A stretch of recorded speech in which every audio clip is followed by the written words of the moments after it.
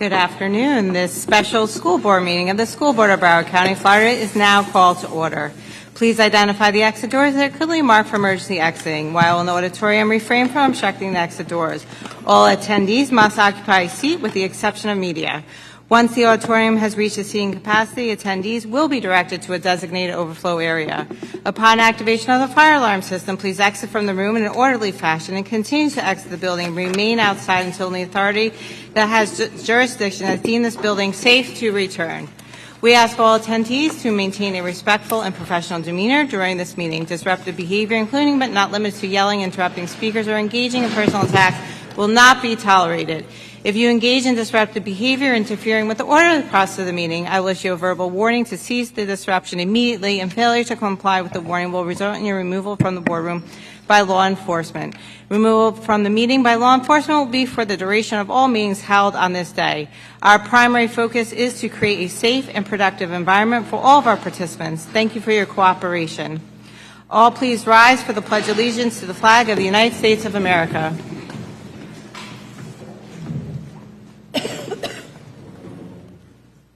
I pledge allegiance to the flag of the United States of America, and to the republic for which it stands, one nation, under God, indivisible, with liberty and justice for all.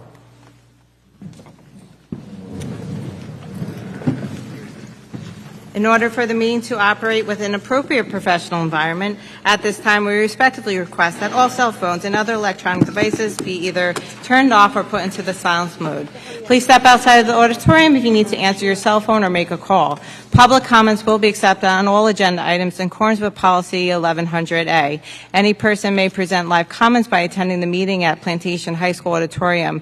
Members of the public who registered online via the Voice of the Stakeholder webpage or submitted a public comment request card located in the lobby outside of the auditorium will be recognized to provide their in-person comments to the board when the respective agenda items is on the floor for consideration. All those individuals that have registered will be called by the chair to speak. All published written agenda comments related to today's agenda has been shared with all school board members and placed on our district website for public view. Anonymous comments or comments that do not pertain to the scheduled agenda items will not be accepted.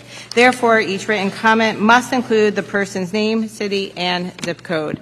As we prepare to begin our special school board meeting, we are reminded that our vision is 100% proficiency for all of our students entering the new school year as an A-related school district.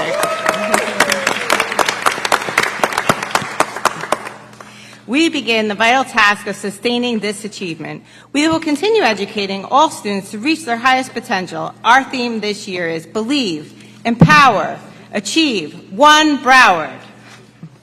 The purpose of today's meeting is for the School Board of Broward County, Florida to conduct official business of the district and any other items to the board deems necessary. The superintendent released the revised agenda with certain changes for this meeting and published it on the school district's website on July 29, 2024. The chair finds pursuant to section 120.525 Florida statutes that good cause exists for such changes and accepts the revised agenda. May I have a motion and second to close the agenda? So moved. Moved by Zeman, second by Hickson. All in favor of closing the agenda, let it be known by saying aye. Aye. Aye. Those opposed say no. The agenda is now closed. As we begin to take public comments for today's special school board meeting, the public will have the opportunity to speak on the items. I remind the public that speakers are advised to refrain from obscene or vulgar conduct, slanderous remarks, or statements that tend to incite violence or breach the peace. In addition, speakers are to moderate proper decorum and model the district's 8 character traits: cooperation, responsibility, citizenship, kindness, respect, honesty, self-control, and tolerance. Speakers are reminded to watch the clocks on both sides of the dais as the yellow light will come on to indicate 15 seconds remaining. Use these 15 seconds to wrap up your comments at 5 seconds. After 3 minutes expire, the microphone will be reset for the next speaker. Okay, so before we begin, I'd just like to confirm with my colleagues which items that they would like to speak to. Madam Chair. Ms. Rupert? Excuse me, Madam Chair. Ms. Pham. Yes. I had an announcement to make. Oh, I'm sorry, Ms. Pham. Thank you so much, Madam Chair. I am so happy to say that I'd like to make an announcement and thank Dr. Hepburn and Principal Araujo and members of the Broward County School Board I'm saying this to congratulate you and your students on their outstanding achievements on the 2024 Incubate Summer Debate Institute, hosted by New College of Florida. James Savin from Western High School debated where Russia's invasion of Ukraine was unprovoked. In the final round, placing sixth, he was judged by Dr. Bruce Abramson, Executive Director of New Students and Graduate Admissions at New College of Florida, and Bill Frezza, Secretary of MIT Free Speech and Alliance. James was honored and recognized for his big win via social media and perhaps will be recognized by this board. Congratulations again as Broward County continues in the spirit of academic excellence, and all my best to Joshua Hobson and the debate team. Thank you. Thank you, Ms. Rupert. Sorry, Ms. Pham. Sorry. Okay, so now we're going to go to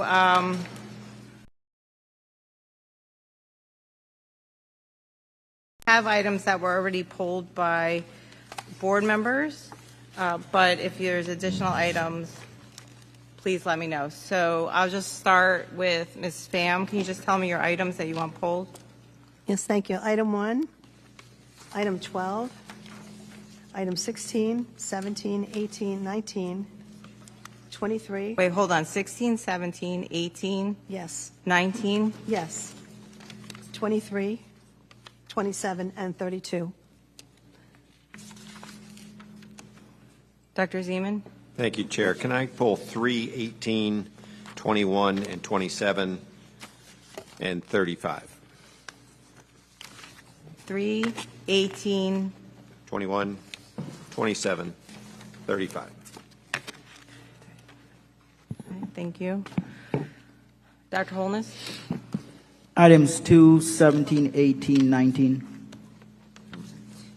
2, sorry, say it slower. 17? 18 and 19. Wait, you had 17, right? Yes. 17. 18, 19. Okay. Ms. Hickson? Thank you. 3,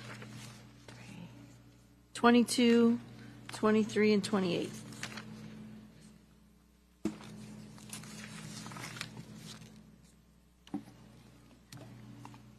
Mr. Olson? Yes, thank you, Madam Chair. Question: if there are no items that are pulled, are they going to?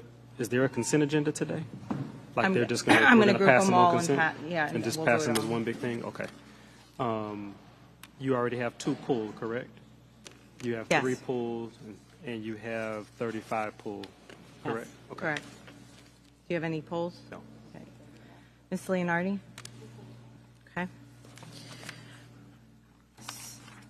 Okay, so I move to pass 6, 7, 8, 9, 10, 11, 13, 14, 15, 33, and 34. So moved. Second. Moved by Zeman, second by Hickson. Public comment? Chair, just a point of order. Did you want to ask the public if they have any issues that they wanted to pull?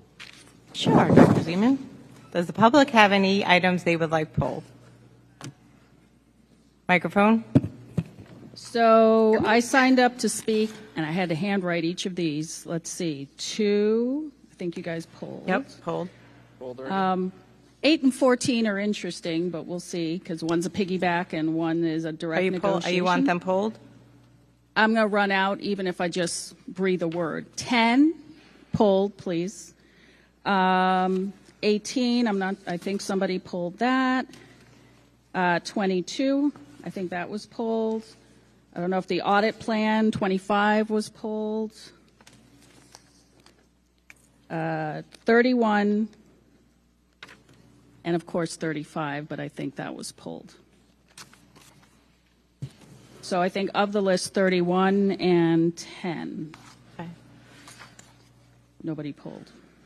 Okay, so public comment on anyone on 6, 7, 8, 9, 11, 13, 14, 15, 33, or 34. Any public comment? Seeing none. No register comments. Madam Chair, Ms. Rupert. Yes, I guess I was missed over. Can you please pull item 29 and 30, please? You would like to speak to them? Got it. Yep. Yes, ma'am. Board of member comment, clarification. Ms. Pham? Please, yeah, change item 1 to item 2, substitute those out. Thank you.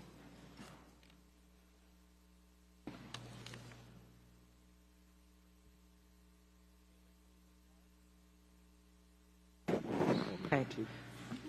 Any other board member comment on items 6, 7, 8, 9, 11, 13, 14, 15, 33, or 34? Seeing none, all in favor say aye. Aye. Aye. Those Aye. opposed say no. Aye. Items passed unanimously. May I have a motion and second on item number 1? So moved. Second. I didn't call it. Moved by Zeeming, second by Hickson. Public comment? Board No member, register. Board member comment. All in favor of item number 1, say aye. Aye. Aye. Those opposed say no. Item 1 passes unanimously. May I have a motion and second on item number 2? So moved. Second. Moved by Zeman, second by Hickson. Public comment. Madam Chair, we have more than 10 registered. Did you want to adjust 3 minutes? 2 minutes. First speaker is Chris Nelson. Next is going to be Vicente Thrower.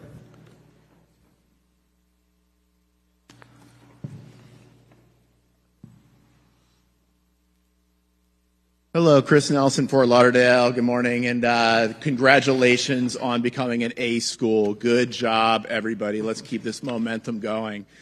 So I'm concerned about Mrs. Norton for one specific reason. We've all seen the plethora of media coverage. This has gotten a lot of media coverage, but did she falsify a record?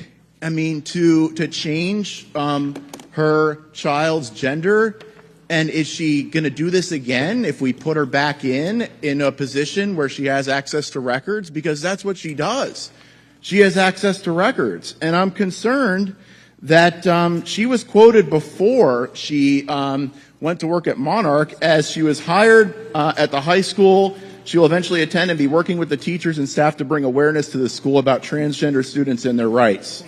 This also talked about that her biological male student was changing in the girls' locker room. So this is happening. This is something that was told it wasn't happening, but it is happening.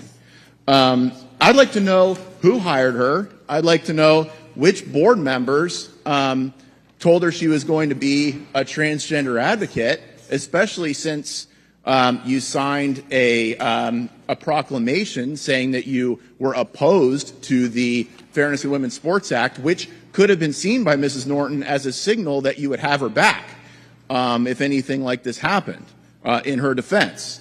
So I don't think this is somebody we should bring back. I mean, you guys fired Mr. Alvarez because he wouldn't wear a mask. I mean, some of these things that in this report of people accused of child abuse or given a 5-day suspension, like, I think you need to look at this process. Don't make this political. And I want to know if she's got a Netflix deal or some kind of TV deal or book deal as well. Thanks. I'm going to call up a couple more before you get started, Mr. Thrower. Dr. Nyla Lynch-Walsh, if you can make your way up to the closest podium. Windsor Ferguson and Kimberly Moorhorn. Good afternoon, board members. Hello? Good afternoon, board members, and to the superintendent. I'm here appealing to you all again on behalf of Ms. Shaw. Once again, my speech has not changed. This is somebody that deserves the same grace and leniency that you all show to other people, and this is her career. And I want to say this once again and put it out there. How do you think this would be fair after the previous superintendent, prior to superintendents, however you want to say that part, demoted her and put her and took her out as an area director? What will you all be saying to the people that are striving to be leaders of the future? The superintendent brought his organization chart up to all of you all. You all approved a whole bunch of positions. Now here we are with a black female in front of you all. And let me say this, but I don't make this political like my friend just said, but I'm going to make this political. You all are a Democratic majority board, and yet you all say you believe in redemption and grace when it comes to politics, but then you demonize the Republicans and say that we don't believe in that stuff. But then now here you are in the decision-making seat to show some grace and to look at somebody and give them an opportunity. But do you all do that? But yet you campaign and tell us that you believe in this. You tell us that you believe in showing grace and people deserve second chances.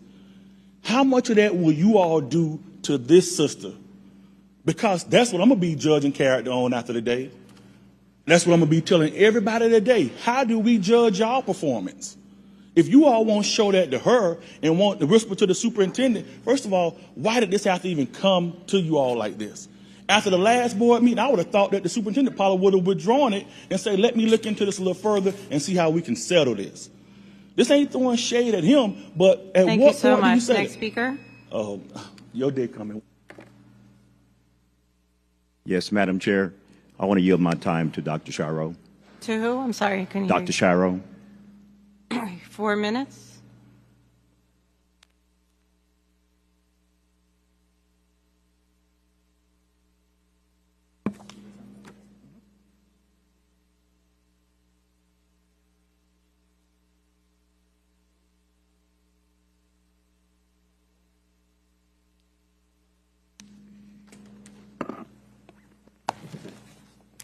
All right, restart the clock, please.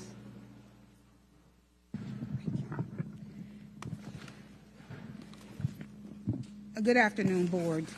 I just want to follow up for my conversation on last week and talk about, for me, this is about process and how I believe that the process into this entire investigation was done poorly and my rights as a school board of Broward County employee were violated. I have for you in your file, on your page 14 and 15 from the bullying policy, which states at the very bottom, I have it highlighted, that employees that are not in a bargaining unit, which would be me as a former principal, that I could appeal, and that is based on School Board Policy 4015. And so I should have had the opportunity to appeal, but I was never given it. Now, I also want to share with you on the second page of this document where it talks about confidentiality. I shared with you last week that every person that brought allegations against me were held confidential. I didn't know who these people were. And some of them were as far back as 15 years. I was not given the details around their allegations, and therefore I couldn't even respond properly. It says here that limited disclosure may be necessary to complete a thorough investigation, but no disclosure was given to me so that I could determine who these people were. I wanted to also share with you in a former board meeting in July 19th of 2022, this board, or the former board members who were at the seat, in the seats at this time, said that a 15-day recommended suspension of the bus driver could be appealed through Policy 4015. Yet I asked for an appeal and I never got one. I've also included Policy 4015 in your documents, and specifically at letter A, it talks about the misinterpretation or misapplications of statutes, policies, rules, and administrative directives. And I believe that when I was not given an appeal after my attorney and I asked for it several times, that it was a misrepresentation and misapplication of policy in the district. I have submitted several other documents just showing you through emails where I did ask for an appeal several times. I asked for that appeal first through Susan Cooper's office because at that time she worked for Employee Relations and that was the process. I also copied Ted Toomer on that email because he was my boss. I continued after I didn't hear from her. I contacted Leo Nesmith, who was my boss at the time, and I copied many people at the district office trying to get an appeal. The next document that you see here is there were two cases running simultaneously, a bullying case and an SIU case. When I finally got the documents after they had found cause, you could have picked me up off the floor when I saw the people who did the complaints. If you look at this document, you'll see the first one is someone from my former school 15 years ago. Someone I recommended for non-renewal, the second and the third person. The third person was investigated by SIU for some of the same things that she did at my school. Other people, another person who 10 days before she filed the case against me forged a payroll document. None of these things were able to be brought forward during the investigation and during my hearings because I didn't even know who these people were. So I'm not going to take up a whole lot of more time. I've just asked that you consider the fact that a 5-day suspension would impact me to the tune of about $2,000 to $2,500. The position that I was placed in takes my pay down about $20,000 to $22,000. And I even had an adjunct position at FAU where someone at the district called them and told them that I was up for suspension, and they rescinded my contract. So if you add all that together, I probably will be out of $30,000 before this is all over. Thank you. Microphone. Dr. Natalie Lynch Walsh, Plantation, Florida. First of all, you guys all turned over your cell phones and they're on airplane. You took off your smart watches because you wanted experience. If it's good enough for the kids, and we all agree it's a distraction, it'll Please be speak to the item. That's your warning. Come on. Okay, I'm against both of these. State statute requires the school board to require that all laws and rules of the State Board of Education or of the district school board are properly enforced. You're also supposed to make sure that your superintendent has rules in place. And this is about process. You cannot get the public to trust you and employee morale up if every time somebody has a vendetta, you fall out of favor, somebody wants to retaliate, they bastardize the system. It has to be consistent for everybody. If the PSC recommends a 10-day suspension, you do not trust an SIU investigation that has more holes than Swiss cheese as your only basis for termination. That is insane, irresponsible, and reckless. And unless each of you are 100% certain that all of your rules were followed, when it comes to Dr. Shaw-Roll, you may want to impress upon your superintendent to stop this process and take it off, because I have no doubt that process was not followed consistently. And we could probably come up with a list of people who have done all kinds of things. I can think of an attorney that had a DUI, nothing happened to him. We could spend all afternoon. The longer you're on the school board, the longer the list would be. There has to be integrity in processes. You don't have that right now. Thank you so much. As we wait for Ms. Kimberly Moorhorn to come up, we also have Max Fenning and Steve Rocha. Good afternoon, staff, board members. Again, congratulations on your A. I'm standing here for Dr. Shaw-Roll. It is very important that we follow the process and make sure that everything was done correctly for her. I have known Dr. Shaw-Roll for 20 plus years. I have worked for her. I know that if you do what you're supposed to do as an educator under her, you will not have any issues. But if you don't do right by our children, then you have issues. Because she wants what's best for our children always. That's the type of leadership you want. But when you have people who have vendettas and they want to come after people because they stand up, you gotta put an end to this type of culture in this school board. Thank you, Mr. Austin, for looking at me. I appreciate it. It is very important, and you hear it time and time again about this culture. We have an issue here that anyone who doesn't goes with the flow gets promoted, and the person that stands up for what's right, they are punished. Where is Shelley Maloney? Does anybody know where she is also? Because she stood up for us. She's no longer here. And we're getting tired of this.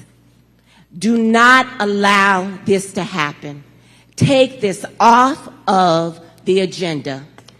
Rectify and put her back in her place where she deserves with the money that she deserves. Thank you so much. you.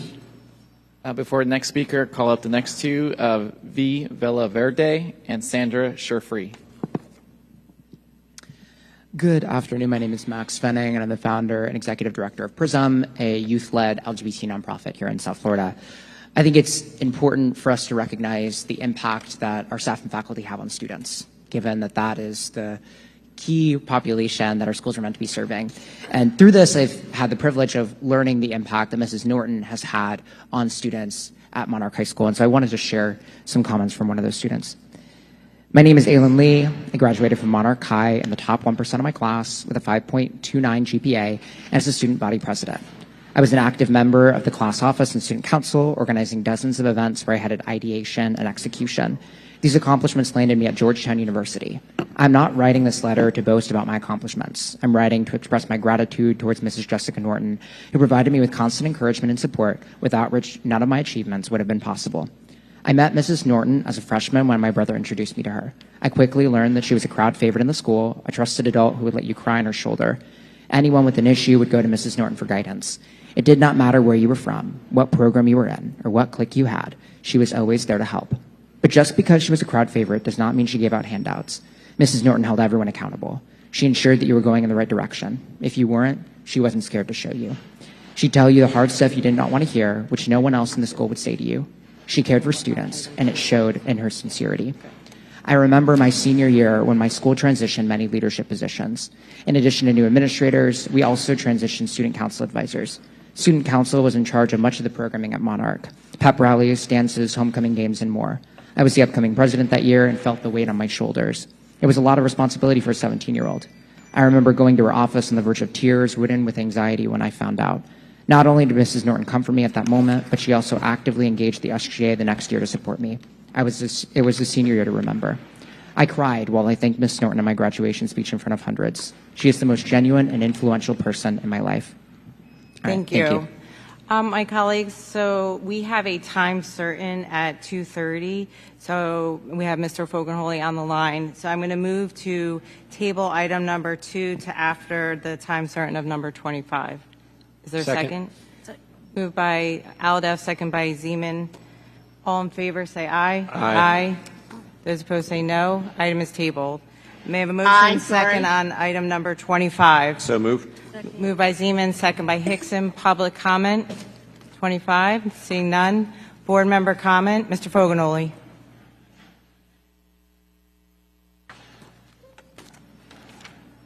Is Mr. Fogelholy on the line? Yes. Yes, Chair. Can you hear me? Yes, now we can. Thank you. No, I just wanted to actually make a motion on this. Okay.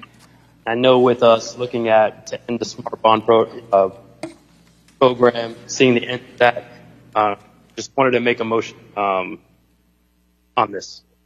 So I move to include subconsultant audit with the following.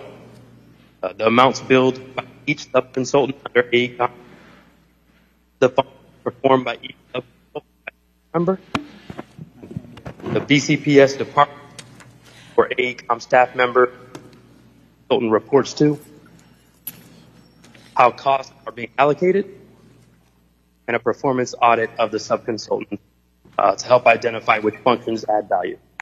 Okay, Mr. Fogelholy, I'm going to repeat your motion.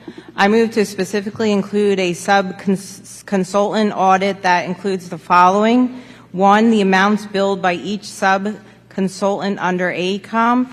2, the functions performed by each sub-consultant by staff member. 3, the BCPS department and manager or AECOM staff member each sub-consultant reports to. 4, how costs are being allocated.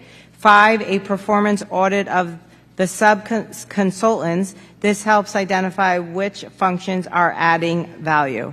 Is there a second? Moved by Fogelholy, second by Pham. Public comment on the motion.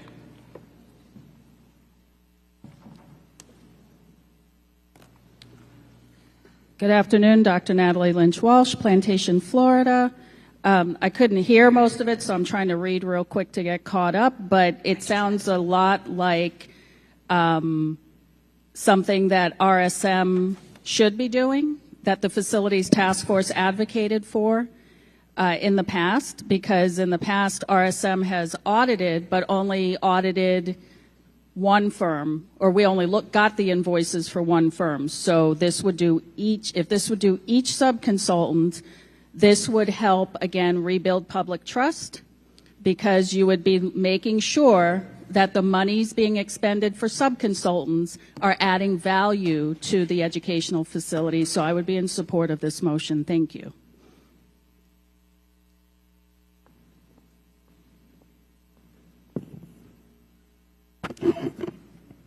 Hello, Chris Nelson, Fort Lauderdale. I'd like to speak in support of this motion. We need to know if there are any conflicts of interest with consultants and board members or anybody. We need to know if there's any kind of conflicts of interest so the public can have trust in this board, especially going into when we're going to be repurposing schools and doing things like that. We need to know if there's any kind of financial incentive. And I'm not pointing any fingers. This should be for everything. We're in the sunshine in the state of Florida, right? This is not accusatory. This is just, we need to know to keep our politicians honest. That's what I like to think that I do when I get up every day. Thanks. Any other speaker? Board member comment on the motion? Ms. Pham? Thank you, Madam Chair. And thank you, Mr. Fulton-Hunley, for bringing this. I think this is not only a wonderful motion, but it's necessary. We need to have our checks and balances in place. We've seen in the past, even in the most recent past, how items and records can get changed and go unnoticed because we don't have a checks and balance system that's effectively monitoring what's happening. So I am, you have my full support. I want to know if there's certain people that appear to get their passes when it comes to the construction, or if there's money flowing in certain directions that seems out of the ordinary. So I think this is a great way to detect any kind of incident that might be suspect that we should look into now as opposed to later. So thank you again. Any other board member? Dr. Holmes.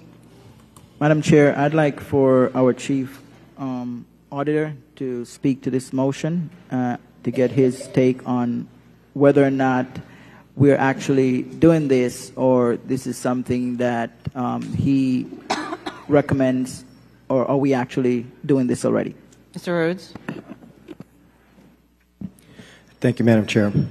Dave Rhodes, task assigned chief auditor. To look into the amounts billed by each of the sub-consultants under AECOM, that is something that is generally a part of the scope of RSM, but we are coming up on a new audit plan where things, I'm going to right now have to stop and say, there's only so much that I can say about this because it's currently under a cone of silence. I hope everyone can respect that. Yes. But I will say that in the normal course of business, these would be the very types of things that we would want to look at in the program and to make sure, as Ms. Pham said, that the money is flowing in the right direction, equitably, fairly, and transparently. So as a general comment to this motion, I would say I believe that these are things that the Office of the Chief Auditor can look into, add to the audit plan. It sounds like it's clearly an overwhelming will of the board for that to be done. And as the contract that we have with our cadre is approved, we can begin to put together how we would do that inside as well as outside.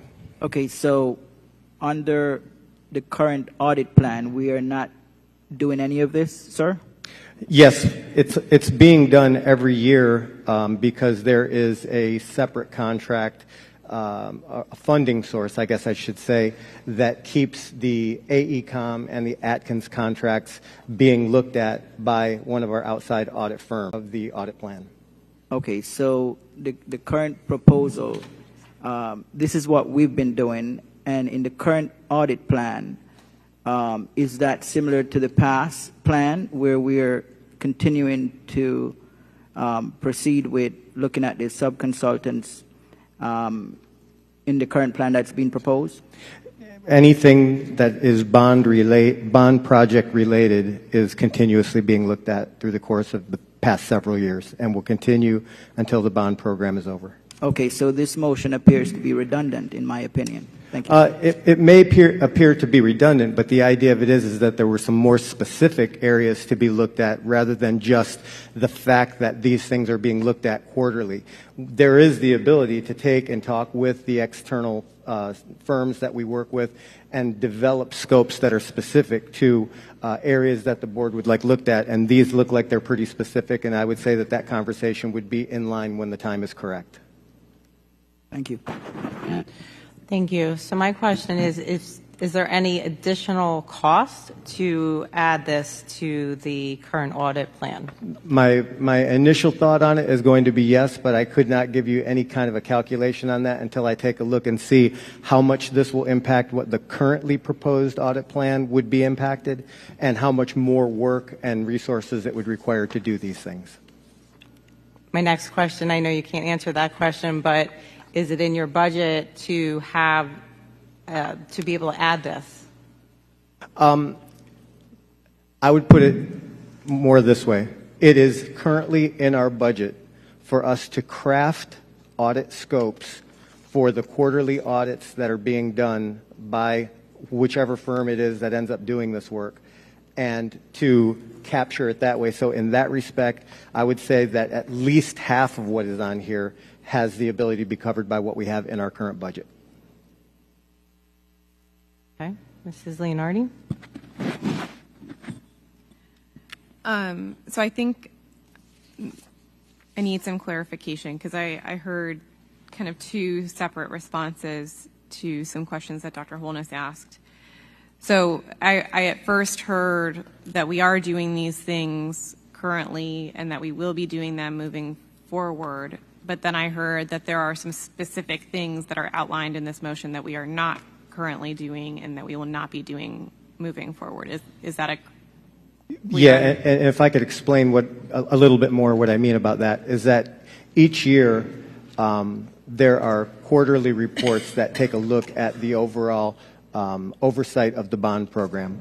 The scopes of those audits historically have not been established by me and whoever would look at those, but I do know going forward, having that ability to do that, some of the things that are in here that are already covered on the first page or the first portion of our audit plan that shows ongoing audits, that includes the oversight of the bond program.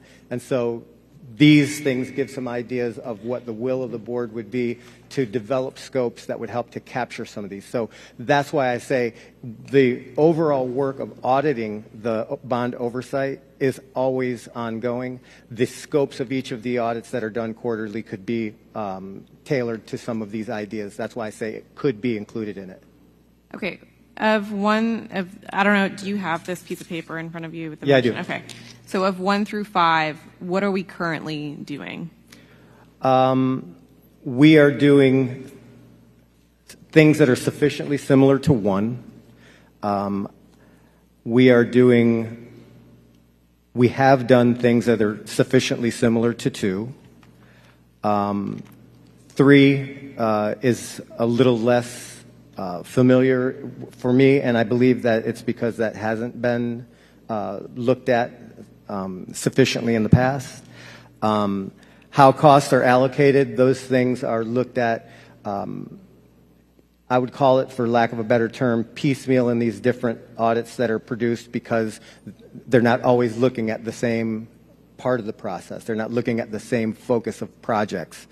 A performance audit of sub-consultants, I would say right now that I've not seen that done yet. I would think that that's one of the ones that would definitely need to be fashioned into an audit scope. Okay.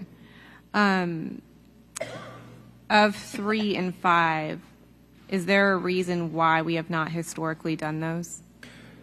Could you repeat the last part? So is there a reason why we have historically not done 3 and 5? I couldn't answer that question because that work was being developed and the scopes being developed before I came back here a year ago, almost to the day. Okay. Is there a reason that 3 and 5 are not included in the audit plan moving forward right now?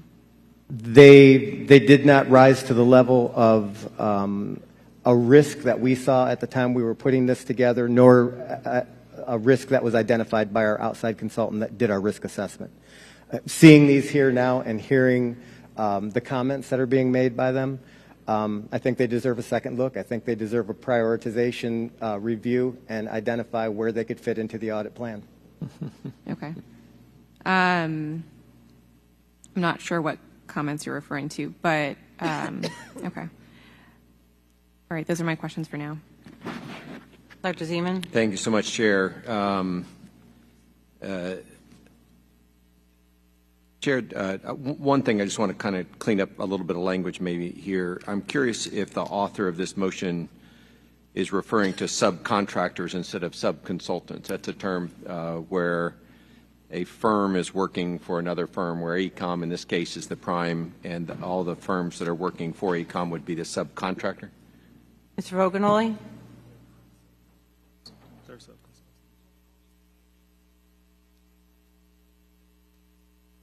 Ms. Batista?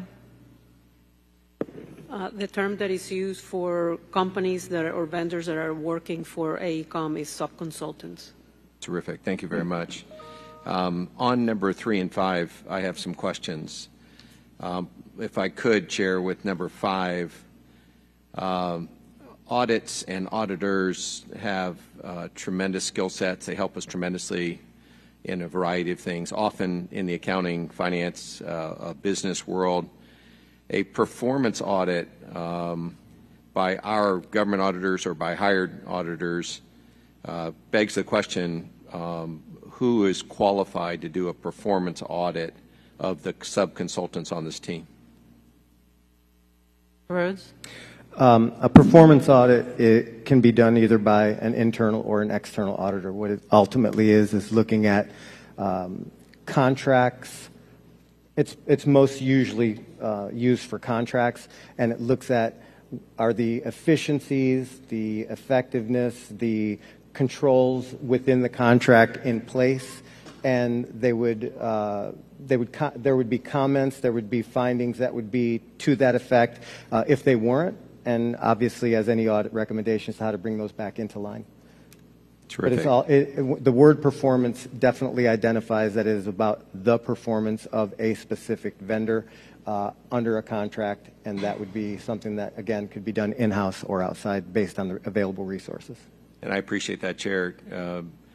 The audit's very likely to work on things then like controls and compliance, meeting timelines, and the like. I would just temper the enthusiasm of this board to think that our auditors are going to do a performance audit in the sense of how good or what quality of work is being contributed. And that's what's kind of insinuated here in the parenthetical that says which functions are adding value. I'm just a little bit confused about that, but anxious to learn more maybe. On number 3, I'm curious, Chair, how would an auditor contribute to creating an org chart? Mr. Rhodes? That's a management function. I do not think that that would be something that an auditor would contribute to, period. Terrific. The background on this, I think, is important to think a little bit about. We have a prime that, to my knowledge, General Counsel has 15% of this work assigned to them and 85% to sub-consultants. Ms. Batista? Are you asking about the AECOM? AECOM is the program manager, owner's rep. The prime for the PMOR contract has 85% of the work farmed out to sub-consultants. And there's some limits on local firms, which I think is 30%, and I think 49% is for women-owned minority firms and small firms as well. And if I'm correct, that leaves 15% for AECOM proper to be using AECOM staff to fulfill the PMOR function. That's approximately correct, yes. Right. And, you know, I'm struggling a little bit kind of with going beyond what we've already done. And I'm struggling with an assumption that the will of the board has been expressed yet. We usually express that at the end with a vote, not with comments that we make along the way. And so we'll see what the will of the board is. But 3 in particular, review of an org chart, I'm not exactly sure how there'd be value in putting that together. A performance audit is important to understand exactly what auditors can do related to performance. Again, a focus on meeting timelines, controls, compliance, financial, doesn't really tell you whether a firm that's a subconsultant in fact is doing their stated purpose. And AECOM's job is to find 85% of the work from these other firms. That's written into their contract, and that's clearly a constraint for them and a serious management issue for AECOM as the PMOR to figure out. I'll reserve some time for later. Thanks, Chair. Mrs. Pham? Thank you. First of all, in reviewing the item, the word org chart isn't referenced or mentioned in item 3. I think that's a mistaken interpretation. What they're looking at is who from Broward County Public Schools Department and managers are being reported to, who AECOM is reporting to. So they're looking for connections that might be suspicious or any type of acts or any type of relationship as far as if there is a conflict of interest. But it doesn't say anything about commenting or participating in org charts at all. Secondly, what I'd like to know, too, is your opinion, facilities chief, whether this would be, to add these items, would be beneficial or detrimental. And then I have one other question and then a follow-up. And if you would be willing to support this. Well, going back to what I said before, some of these items are already a part of the purview of the audits that have been done historically on this this company that provides oversight of the bond program.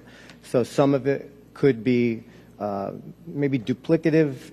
I don't know that I would say redundant, because there are always various areas that could be looked at that didn't get looked at thoroughly at the time a prior audit was done. So I don't see any of it being detrimental, but I do see some of it would be more beneficial than others, and I would use that information as I was looking at it, comparing it to the audit plan, to try to bring forward what I think would be the best, the best way to approach these questions for these additional looks. One thing I want to say in particular is that Dr. Zeman, I'm not sure what you're looking at, but I don't see org chart on the document that I'm looking at. Are you talking about the way that their number 3 is identifying department managers or AECOM staff members in each consultant reports to, who they report to? I'm not sure I'm looking at the same thing you're looking at. With your permission, Chair. Thank you. Item 3 would traditionally be answered by an org chart. You could do it in a table, you could do it in a spreadsheet, you can do it a million ways, but a typical audit would, if you're asked to show to whom each subconsultant reports to, you would draw it up in an org chart, which is was my conclusion of that. The reason I keep highlighting that is that AECOM is the reporting senior to everybody that works for AECOM. And so to ask how a subconsultant reports to a BCPS department or manager is kind of bypasses the legal requirement for subconsultants to work for the prime. And so I think that part is would be the null set. I don't think there's a subconsultant who works for a BCPS department or manager. They all work legally for AECOM as the prime contractor. But a normal way to report to whom do people report would be an org chart. And so that's why I keep referring to, the answer to number 3 as being an org chart. And again, I'm trying to understand why an org chart would help identify something of interest when the org chart is defined legally by subconsultants or subcontractors, legally the right term, reporting directly to a prime contractor. So I'm struggling to understand why we would do 3 and 5, knowing that if that goes beyond what's already in the plan, that would push something else off the plan, or we'd have to go find more money for our audit plan. So that's just my comment on this motion, which I'm seeing for the first time today. Dr. Holness? Thank you, Madam Chair. So from the comments that I've heard and from listening to the Chief Auditor, it appears that 1, 2, and 4 on this motion would be, well, it was referred to by Mr. Rhodes as duplicity. For me, seems redundant. Item 3 on this is in question, and item 5, which is a performance audit, I guess the question that I have, if this is not passed, does this preclude the Chief Auditor from doing any sort of performance audit? Ms. Rhodes?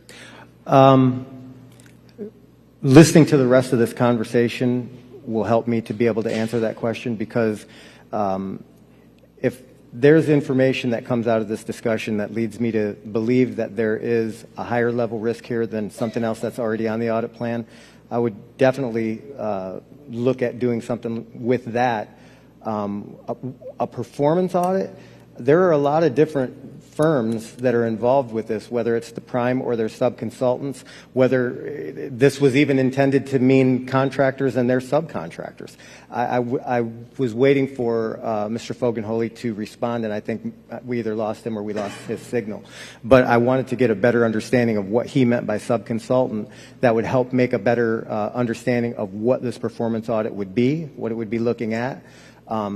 That information would have to be known before I could actually give an answer to that question. Okay, so based on your response, then at the very least, most of these items are duplicates or redundant, and number 5, you don't have a definitive answer on it, and you can't answer the question on number 5 as to whether or not, if this motion is not passed, if that would preclude you from doing a performance audit because you need added information.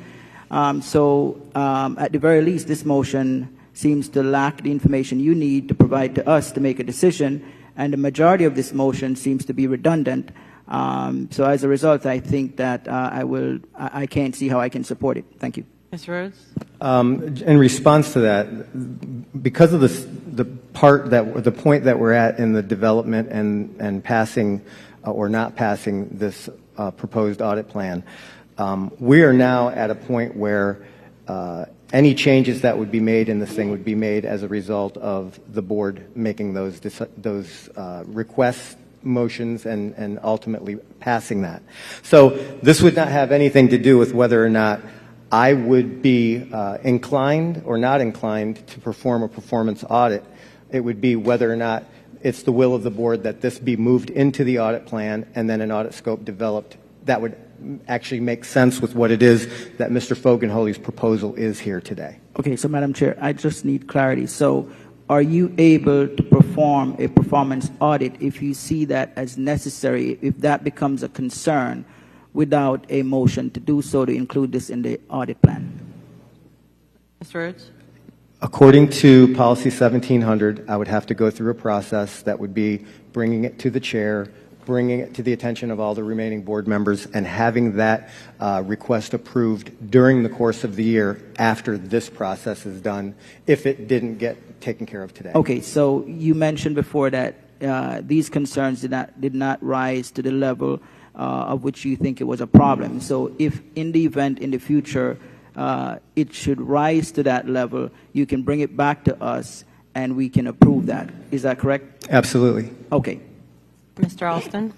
Thank you, Madam Chair. I guess I'm wondering, I guess we're debating, sounds like we're debating adding something else to the audit plan or not, right? Is that kind of what this is, the motion? There was a request by a board member to add these things, and now we're having that discussion. Got it. So having come from a neighboring school district, I think the only one on the dais, I'm used to chief auditors kind of also having something called other, or if they're like board member requests. I don't know what the prior board, I think I recall, because I've been here 2 years now, when there were board member requests. How do you handle those? Because that's essentially what this is. And I know that you've talked to each of us individually, and I think that was the basis of kind of how you crafted this. So just talk to me about when you pass an audit plan in August, if you subsequently find something or a board member subsequently seeks, kind of back to the question, or the board seeks to, focus on some area, how do you do that? So it can happen. If I could add one more, Sure. Let me do a third part. Sure. Typically in your audit plan, similar to legal counsel, there's always the area for other, right? You don't know what's going to happen, the 10% of requests that will come up during the year. So I know I'm jumping around because we're on one motion, but it kind of all ties to this. There should be an area where there is 10%, this is me talking out loud, of unknown, right? Because something will come up in the year that you can just plug in, so there would not be a cost to doing whatever those requests could be, A, and utilizing your current resources in-house or your contracted folks, whoever, I know you said there's a cone. So I think we're debating like three things at once. What really could and should happen, if there is a piece on here that says other or unknown, right, for the period of the next year, then we should be able to put something there where there is no cost to the board, because there are going to be issues that come up, for the next 365 days, right? In the 20 years that I've been in this business, whether it be audit or with the Inspector General's office, we have not left a percentage of our plan open as a contingency. The Office of the Inspector General is a little bit different animal because their work is largely done based on complaints and allegations that happen routinely. So they can't, at the beginning of the year, put together a plan that shows what percentage of their investigations or audits are going to be based on this, this, and this. It's usually what comes through the door. Where we are here at the school district, we have the ability to put together a risk assessment because this is more audit instead of investigation related. And so to go back to your point, I think it would leave a lot of room to have 10 or 15% of the audit plan just left open for other. But based on the way that policy 1700 reads, if I was going to add something, it would have to come through the board so that I would have the board's approval overall to be able to add that in, because that's simply the way 1700 reads. It keeps a check and balance in place between my work and the board's overall approval and will. Right, no, I get that. So because it connects to this, is there a way, so you're saying there is no mechanism to change your proposed audit plan to have, let's just call it board member requests or unknown, like 5-10% of the overall plan?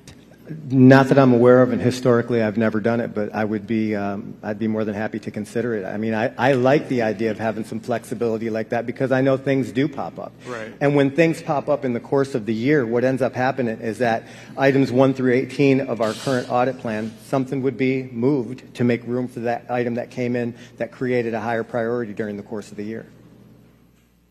That would be both financially and resources to do the work. All right, so Mr. Foganoli, I know that you're across town, I believe, at the MSD Commission. I apologize. I need to make a substitute motion, sir. And the substitute motion, hopefully I don't know his time. Do we know his time, Madam Chair? No. No. The substitute motion I'd like to put on the floor is to amend the current audit plan that's before the board to add a designation that is 10% for unknown and or board member requests. Is there a second? Second. Moved by Alston, second by Hickson. Public comment on the motion.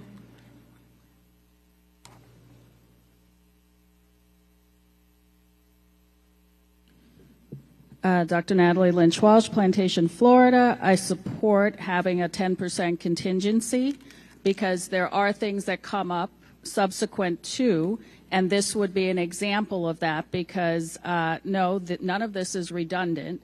And from a cost perspective, even on top of the 10%, there is nothing stopping changing the focus of the scope, and I predate AECOM on the audit committee.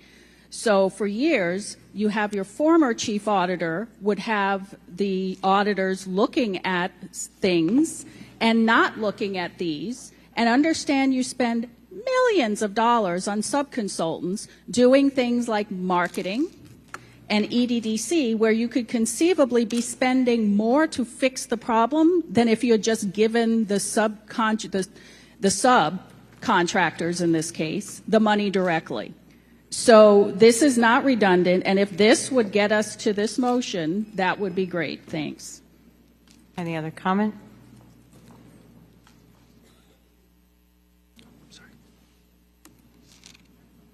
Yes, Chris Nelson, and I have a citizen's concern. I'd like to know how a consulting firm owned by the brother of a school board member was able to land a massive contract with Mr. Nelson, with the school board. No.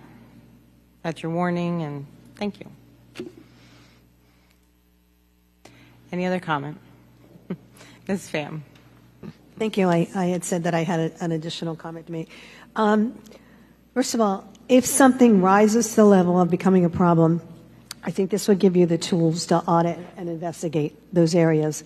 I'm going to put my trust in you as a professional and being an auditor, and also from the Attorney General's office, that you will remove any redundancies and you won't just repeat them out of just happenstance. That if you see something's already being done, you'll target and go in a different area when you're looking through this. In addition, I think if you're not predictable, you have this 10% that therefore you can go after higher risk areas, and you won't have the predictability of always doing the same audits over and over. Break the pattern. You can go and find to see if there's other areas that need to be looked into. You cannot be predictable. And lastly, I like adding the word to the motion, other. I think that's really important because it gives us flexibility. It gives the auditor flexibility, and let him drive the bus. Let him trust his instinct and lead us where he thinks the direction we need to go. I have my complete confidence in you, Mr. Rhodes. Thank you. Thank you, Ms. Pham. So I have a couple questions in regards to this motion. So how, if the board approves this motion, the next steps would be you would come back to the chair with some thoughts and ideas, and then it would go back to the board for approval? In terms of finalizing what is going to be listed in the audit plan, yes. But if it's okay, I would like a point of clarification myself. So if we were to add a 10% contingency to the pie of our 100% of annual audit work, I enforce policy. I would want to enforce my own policy first and foremost. So I want to make sure that it's clear here that while we're asking for this contingency, that the contingency would allow for an audit that might pop up throughout the course of the year, but would still follow the same process to get it approved by the full board. Yes, okay. And then my comment in regards to the original motion, I just want to make sure that we're in our legal right to even just ask for those audits, because we contract directly with AECOM. AECOM's contracting with these subconsultants. So legally, Ms. Batista, are we able to audit their subconsultants? There is a clause in the PMR agreement that allows for an audit to be done of the subconsultants. They're acting as subconsultants, but the PMR calls them subcontractors, just for clarity's sake. So they would have, so the audit department would have access to anything that is a public record pursuant to that PMR agreement, as far as having access to interviews of the subconsultants. Then that would be a different story. That would have to be allowed by the subconsultants. That would have to agree to be interviewed. They don't, our audit department doesn't have subpoena power or anything like that.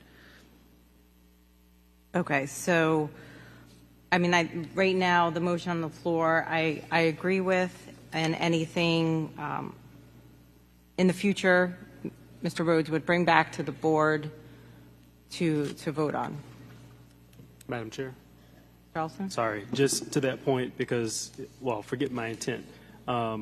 As opposed to making it a substitute motion, because I know that would replace the original motion that's on the floor, which was kind of not my intent. I was trying to go directly to the one issue I heard, which was to address this. Let me pull that motion back, or I'd like to make it it'll be a separate an additional main motion for the body to consider, not a substitute, because I don't want to pull off the item that another board member wanted the board to decide. But I wanted to address the audit plan because I do believe there should be an area for board member and or unforeseen areas, if that makes sense. So It does. I know it's two different things. I don't want to. So My you're intent is adding not number to. 6 to Mr. Fogarty's motion? No. So I think and the clerk will tell me, I think I made a substitute motion, which would replace Yeah. Fogarty's motion. My intent is not to replace his motion. Okay. I will introduce a separate main motion, which does what I think I heard from the auditor. So that's my intent, not to replace his Are you motion. going to do that now? So, well, Go ahead. No. the proper process would be to, without objection from the rest of the board, to just withdraw the motion, and then Mr. Alston will make a separate motion when we have voted on this motion. No Without objection. objection. Anybody object? Seeing none. Mr. Alston? Agreed. But the motion on the table is still Mr. Fogarty. Okay, so we're back to Mr. Fogarty's motion.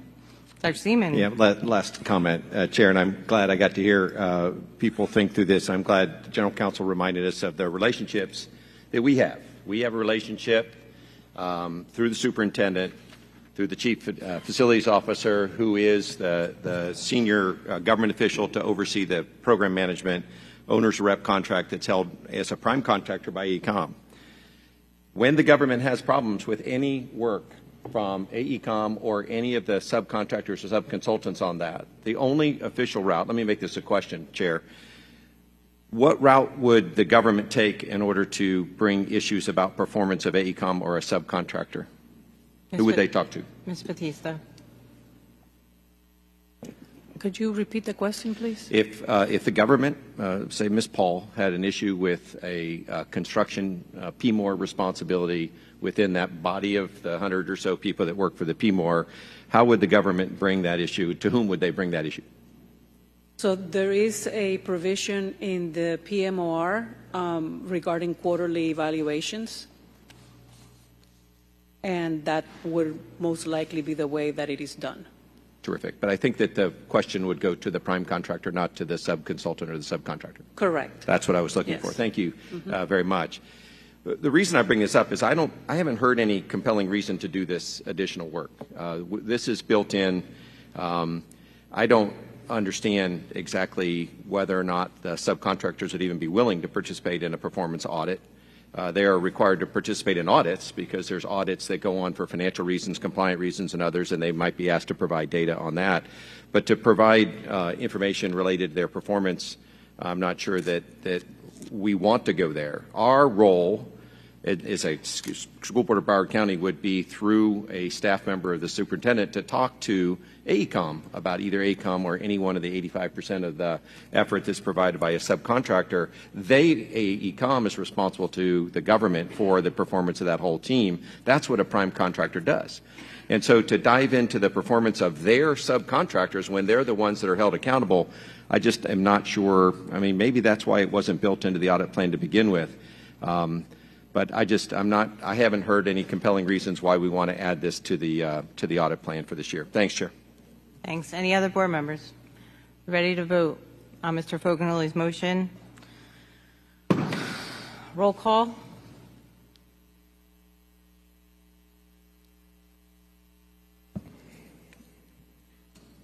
Roll call vote. School board members, Alhadeff, Yes. Alston, Yes. Pham, Yes. Fogarty, Yes. Hickson, No. Honus, No. Lenardi, No. Rupert, No. Zeman. No.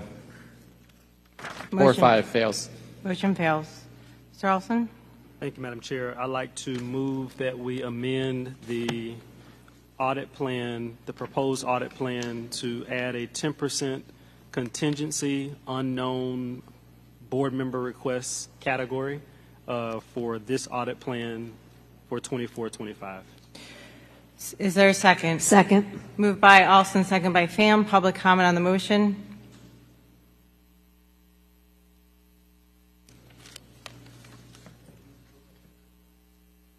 Microphone? Hello. Chris Nelson, please vote for this motion. We should not have school board members using their position up here to make themselves rich. And that's what this is about. Please vote for this motion. Dr. Natalie Lynch Walsh, Plantation, Florida. Yes, I support this motion. And no, the significance of all the comments and who voted how was not lost on me. Thank you.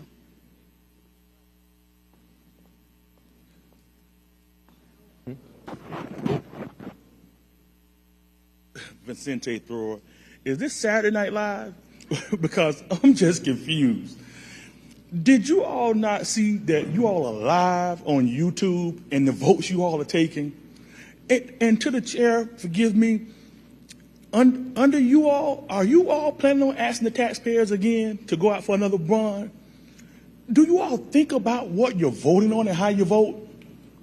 And whether or not we're going to vote yes for it or no against it?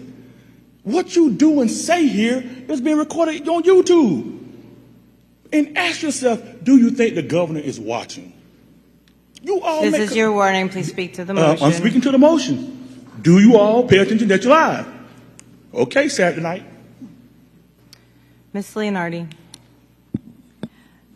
Just for some clarification on how this piece would work, if would those items in the contingency come to the board for a vote? Is that? Ms. Rhodes, can you clarify? Yeah, that was the point I was making earlier, is that I was looking for clarification to determine if this 10% piece of the audit plan pie would require full compliance with policy 1700 as the board sees it, because as I see it, it absolutely should. And I would say that this should be no different than any other audit that's being added to the audit plan. It would have to go through the board for full board approval. Full board vote.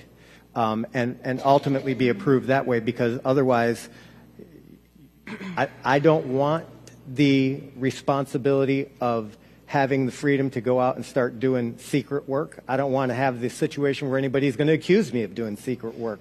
If this board wants some additional work done for something that's not stamped into the audit plan, I would be more than happy to add this 10% in, and when one came up, it would go through the board the same way any other one would on policy 1700. Okay, so that's good to hear, because what I would not want to see when I hear board member request is, I as one board member am angry at a vendor or a staff member, and I want their department or that vendor investigated, and that unilaterally happens. So I'm glad that there is checks and balances, that it would come to the board. Thank you. Dr. Holness? Thank you, Madam Chair. So through the superintendent, for Mr. Rhodes, I believe he mentioned that this has not been done before, where we had a contingency in the audit plan. Is that correct? Not during the time that I've been here. Okay. Are you aware of any audit plan within any school district where there's a contingency allocation for unknowns? I'm not aware. Okay. So in the event that if something comes up and we don't have this 10% contingency or whatever the percentage proposed, and it needs to be audited, you can always bring anything that's not within the plan back to us for approval. Is that correct? Yes, it is. Okay, so in your best judgment, would not having this 10% prevent you from bringing items back to us that you feel is necessary to audit that you did not realize before? I can't see a reason that it would prevent that. I do know that there may be some shuffling of audits in the audit plan or a request for additional funds. Okay, so based on your response, the necessity of adding this 10% contingency, which has never been done before based on your knowledge here, and you have no knowledge of any school district that has done this, and you also mentioned that if there is something that emerged that needs to be audited, you can always bring it to us, then I don't see the necessity of having this 10%. Thank you. Dr. Zeman? Just, Chair, one question, please. This 10% would lead to a growth in the audit budget by 10%, or would this be asking the chief auditor to come back to the board with a plan where he took 10% out of the current audit plan and replaced it with a 10% contingency? Is this the first case where it's 10% more money, or is this the case where he's going to have to lighten up the audit plan and then fill it in with blank spaces until the board votes to fill in other things? Good question. Mr. Rhodes, how do you perceive it?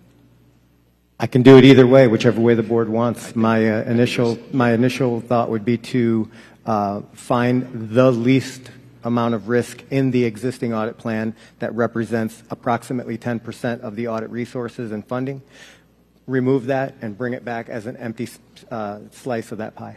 Mr. Olson, the maker of the motion. Thank you. I was waiting since everyone knows my intent. But yes, Madam Chair, the intent and why I made the motion was because I am familiar with other school districts, as I believe you will when you do the research, because I know you and your team are aware of it, Chief. Other districts do have an allocation for contingency or unknown or board member requests, because what you didn't say is when the board approves this audit plan today and something comes up 3 months from now that the board wants to audit, guess what? The board has approved an audit plan with no room for maneuvering. So the intent is not to increase the budget. Actually, I think I've been the only board member just talked about reducing the budget by $100 million, Madam Chair. And I welcome 4 other colleagues to join me on that so we can give employees their raises. The intent of the motion, Chief, is to do what other districts have done successfully, because I've actually been a part of them. And that is to have an allocation for when there are subsequent requests, when a board approves an audit plan,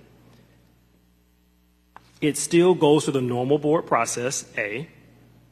It still follows board policy, B. But what it does is, after the board has approved the initial audit plan for the year, something always comes up. So as a matter of not being reactive, or some may call it being reactive, you already have an allocation of staff time or man hours or work hours or women hours, as depending where you are, that's already allocated. So whenever that comes up throughout the entire fiscal year, that time is already allocated. So no, the intent, Madam Chair, is to utilize existing resources, existing budget, and have a fully transparent conversation with the community. When there are items that come up with that the board wants to look into further, the board can do that. That's why you proactively put that a part of your audit plan, which many districts do currently today. Thank you. May I continue, Chair? Thank you. Go ahead, Dr. Thank you very much. A legal question, Chair. Would it be within Florida statutes for an individual school board member to direct funds to be appropriated? Ms. Batista? The answer to that is no. Terrific. And so it would not be legal for any individual school board member to direct anything above and beyond the budget that we pass every year. That is correct. Thank you very much. It is the board body corporate. Yeah, and I think that there's room for contingencies. I think there's room. I think it'll be interesting, though, should this pass, to see the 10% of the audits and the risk that goes into that.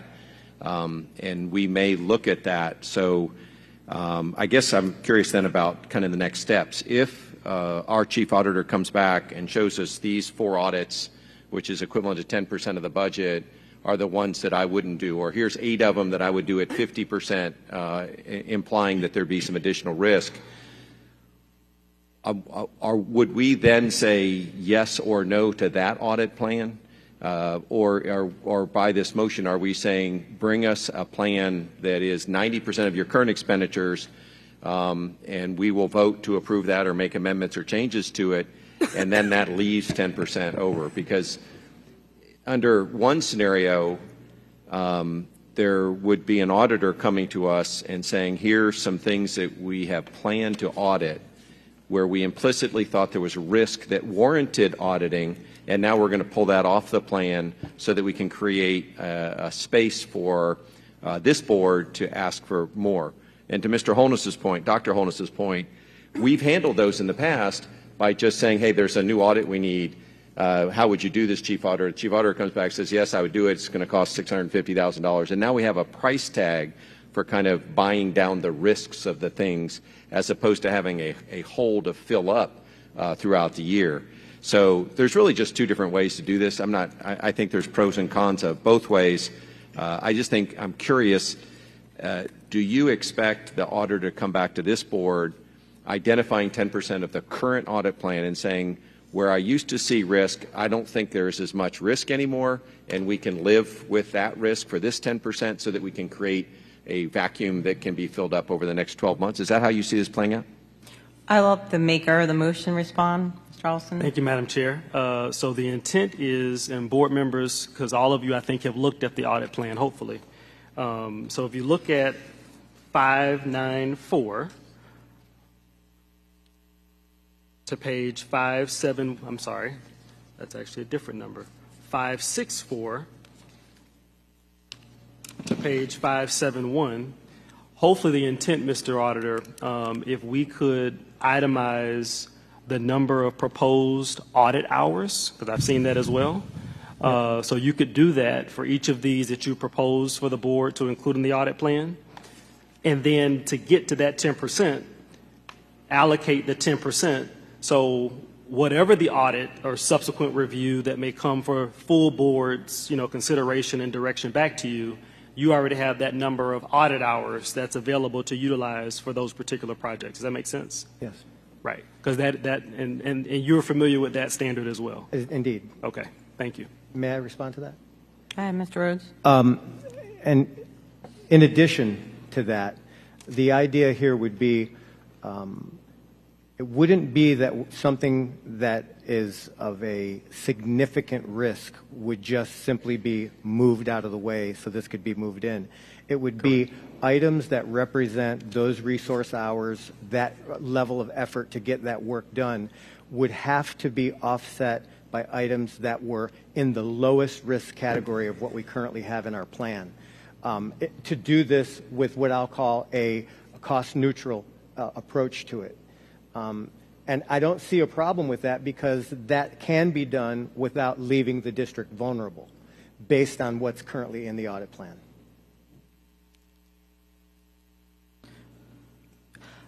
I'd like to call the question.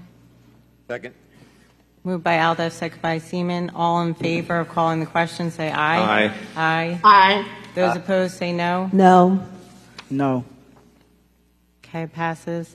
Roll call on the motion. Mr. Alston, can you repeat it? Oh, my goodness. Where's the clerk?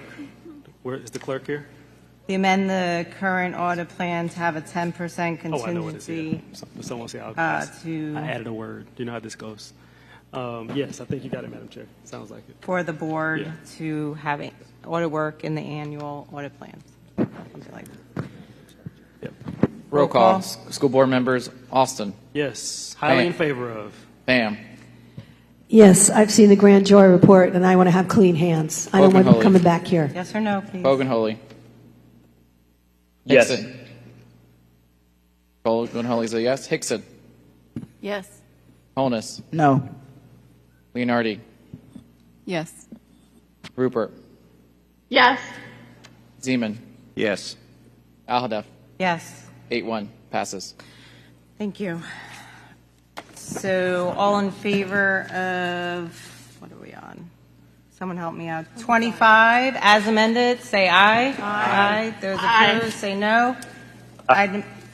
Was there a no? No.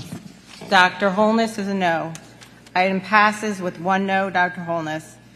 Okay, may I have motion and second to bring back number 2. So moved. Second. Moved by Zeman, second by Hickson. We still have public comment. We had 2. If you were lined up before, if you can please line up again.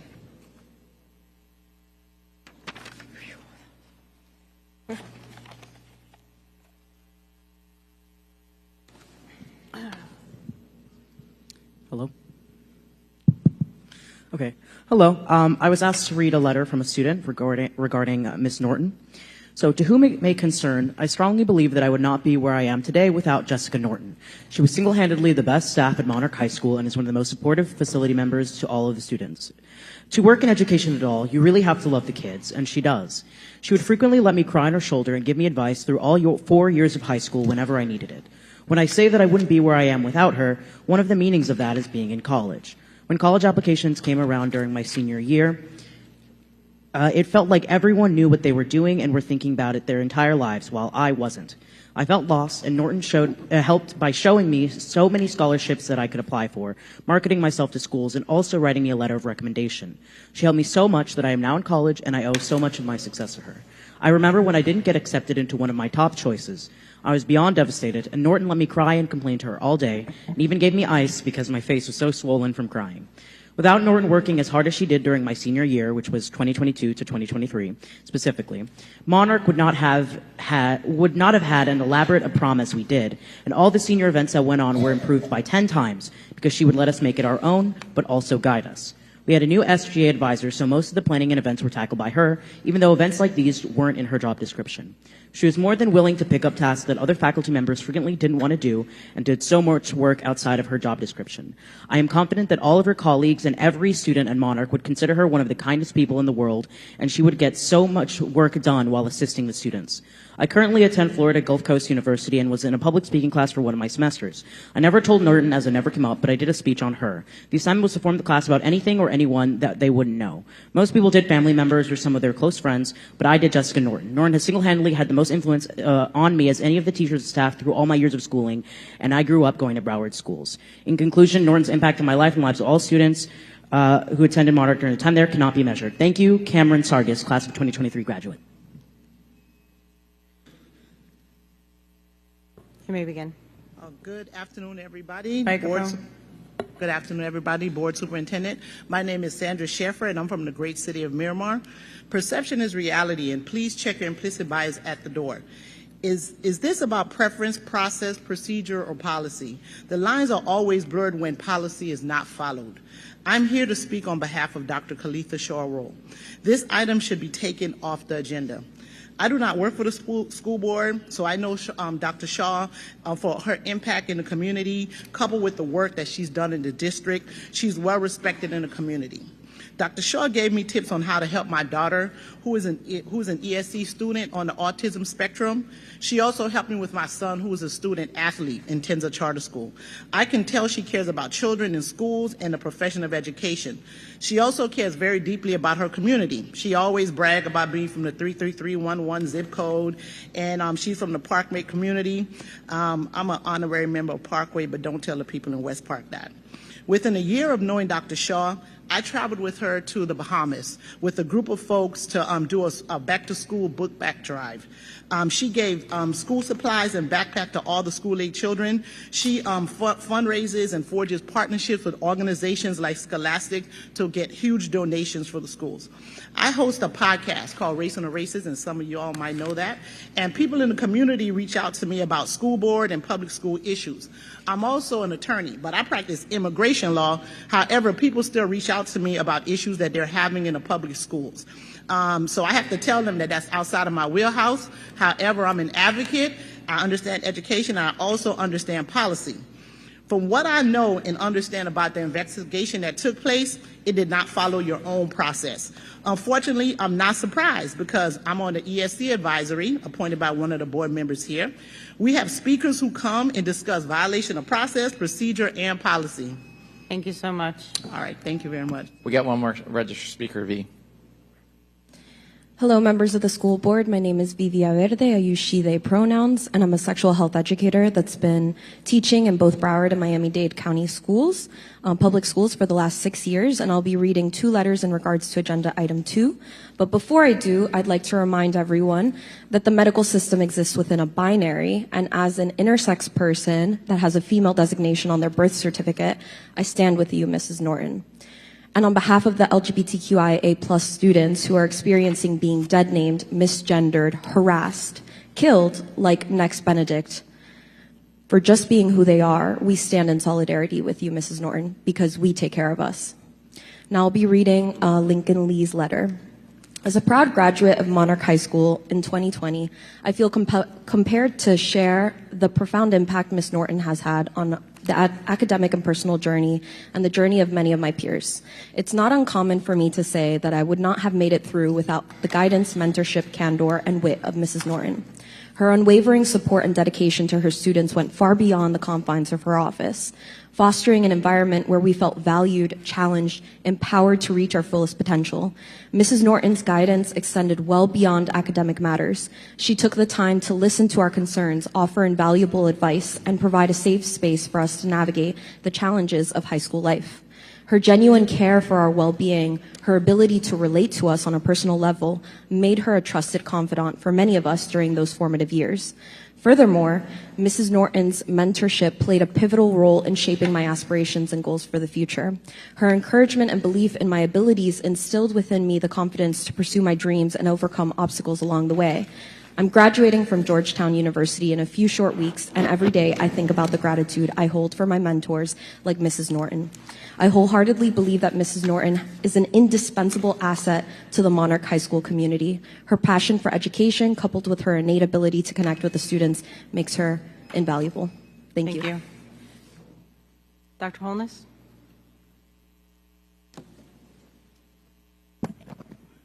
Thank you so much, Madam Chair.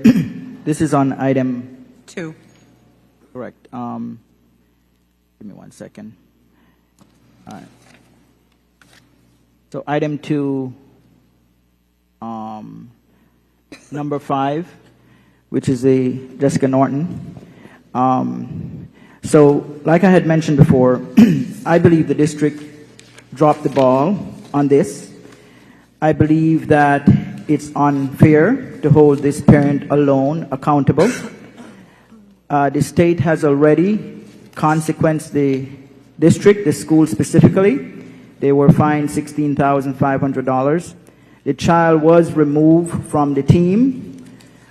Our obligation as a district is to collect data accurately. I understand that the parents have a moral obligation to provide accurate information as well. Both the parents and the district, in my opinion, have an obligation, not just the parent. There should be some consequence, but not termination, as I had said before. And as I had said before, the child has suffered enough. And so has this family. I think we need to move forward. We need to move beyond this. And Madam Chair, I had made a motion before, and I believe the subsequent motion was to table this, so I would like to bring my motion back. And the motion is that we give a 5-day suspension instead of termination for this parent, Jessica Norton. Is there a second? Second. Moved by Holness, second by Zeman. Public comment on the motion. You can come to the microphone.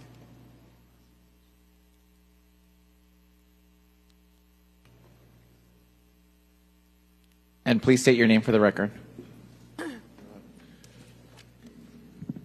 right, Chris Nelson, Fort Lauderdale. And it just seems 5 days when you've fired a teacher because he wouldn't wear a mask during COVID.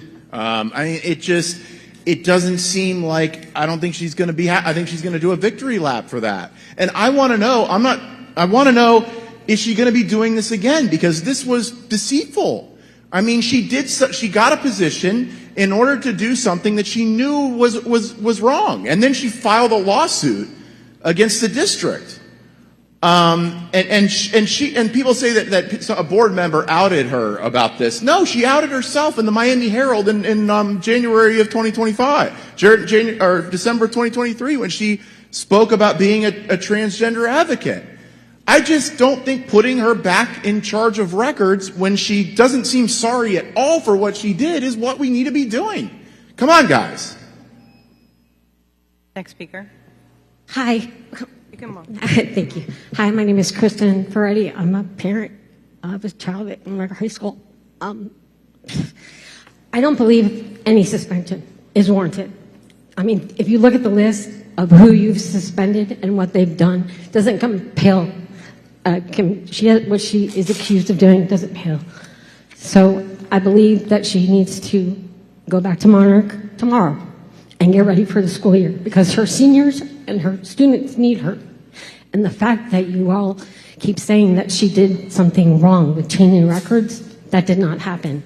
She did not change any records. Thank you. Next speaker. I wholeheartedly support the comments of the member who proffered this motion. This family has experienced enough. They have been through enough, and we need to be able to move past this. We need to be able to support a staff member who has, as we've already stated, helped so many students at Monarch High School, has given a home and a safe space to so many young people at that school. And so I am in support of at least a motion that is short of termination, if not no suspension whatsoever.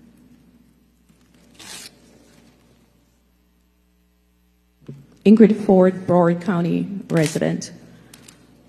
We have to teach our children and the children that there are consequences to our action. Violating a state law is no small thing, and there needs to be consequences for that, because that's what we're teaching children. If they steal, they are punished. If they lie, they're punished. So why should a teacher who knows better and know the state law, who violate the law, not to face the consequences? 5 days is ridiculous. And I'm counting on the superintendent and the school board members to take disciplinary action and terminate this person, because we cannot afford this happening in our school system again. Thank you. If we'd like to talk about consequences, our LGBTQI students in this state, for being themselves, are being harassed and killed. Trans students are dying. This is your warning. Please speak to the motion of the 5-day suspension. So what we do now will set a precedent for the national stage. So I hope I can count on you to make the right decision and not suspend Mrs. Norton because she didn't do anything wrong. Next speaker. Oh, good afternoon, good evening, good afternoon, board. My name is Roseanne Schiltz, and I am here to ask that you not suspend Jessica Norton. I've heard several lies told about her. She's not a teacher. She's an information specialist. I'm a teacher. And her daughter, and the lady earlier who spoke, her daughter, they welcomed my shy daughter, who's still shy. She's just a year younger. We worked together on the PTA, and both of them helped shape my daughter, who's a beautiful 15-year-old at Monarch, and I supported her decision to walk out and her First Amendment right to protest, and the punishment that the family, that the school, that our community in Coconut Creek has undergone has already been enough. Please do not suspend her. She's already been punished. Thank you. Board member comment on the motion. Ms. Pham? Oh, let him go first. Mrs. Hickson? Thank you.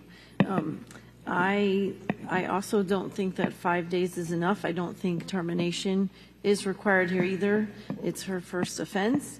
But the punishment and the consequence isn't about the daughter being transgender or what happened. Ms. Norton was a coach. She knew what the law was, and she made a decision not to follow the law, and that needs to have a consequence to it. In the report, as I read it before, she also indicated that she would do it again. So as I mentioned before, along with, I think, 15 days, which was the original thing that came from the committee, if I'm not mistaken, the recommendation. 10. So 10 days from the committee, which meets and looks at all of the pieces, and it's a committee of a lot of different people. I would say that we should continue to go with the recommendation of the committee, but also, as I will mention again, I don't think that she should remain in a position where she can have access to those records and know the information, because she's already indicated that she believes it would be a FERPA law to share that information with someone, and we'll be right back in the same place having to pay fines and looking at other things because someone didn't follow the law, maybe whether they knew it or didn't know it. So I don't agree that 5 days is enough. Any other board member comments on the motion? I have a comment. Yes. No, go ahead. I'm Okay. going after you. Dr. Hepburn, the information management specialist position on page 2 of the job description, the second to last bullet point, what does it say?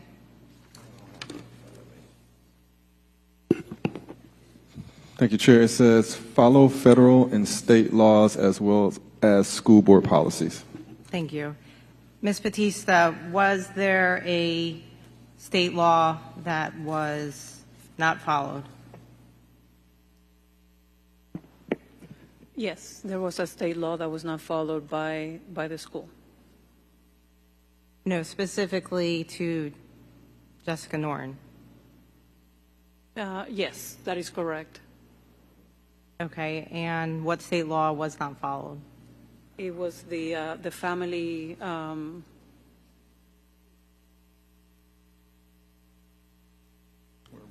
Fairness in Women's. Family and Fairness in Women's Act, yes. Okay, thank you. So, first of all, Ms. Norton is not, she is a parent, but in this case, she is an employee of the school district. And so we have some of my colleagues that are saying that are not referencing it in that light. But as a school board, we are voting on employees. We don't vote on what, as a parent in that capacity. So as an employee, and according to the job description, they are to follow federal and state laws and school board policies. So I think it is extremely important that we as a school board, when an employee breaks the law, that there's consequences to those actions. And our superintendent brought forward to us as termination as that consequence. And if we do not terminate, then others would then be led to believe that they can too break the law. And I have a problem with that. Mr. Alston? Thank you, Madam Chair. I guess I will go in order of the names listed on page 18. So the first name is Ms. Shaw Roll. And my first question to staff is, did staff meet with Ms. Roll? Well, Mr. Alston, we have a motion on the floor to give Ms. Norton a 5-day suspension made by Dr. Holness. Okay, well then I'll make a substitute motion because I don't want to start there. So my substitute motion is for us to split first the decisions on Ms. Shaw Roll and then Ms. Norton. Is there a second? Second. Moved by Alston, second by Pham. Public comment on the motion of splitting the two names. Board member comment on the motion. All in favor of just splitting the two names, say aye. Aye. Those opposed, say no. Motion carries. Mr. Alston? Okay, now that I still have the floor, yes? Yeah. All right, so I'd like to, so I can start now with Ms. Shaw Roll? Okay. So, Madam Chair, Ms. Superintendent, did staff meet with Ms. Shaw Roll? No? You're saying no? Ms. Batista? So the substitute motion was to separate the names. That doesn't go to the essence of the motion that was on the floor before. which was on a different employee. All right, so let's deal with the prior motion. Yeah, Okay. thank you. Let's call it. I'm good. Do you have Let's any call the question. comments on the prior motion? Nope. I have a lot of comments, but I don't think Any it's going to go other- anywhere. Dr. Zeman. Thanks, Chair.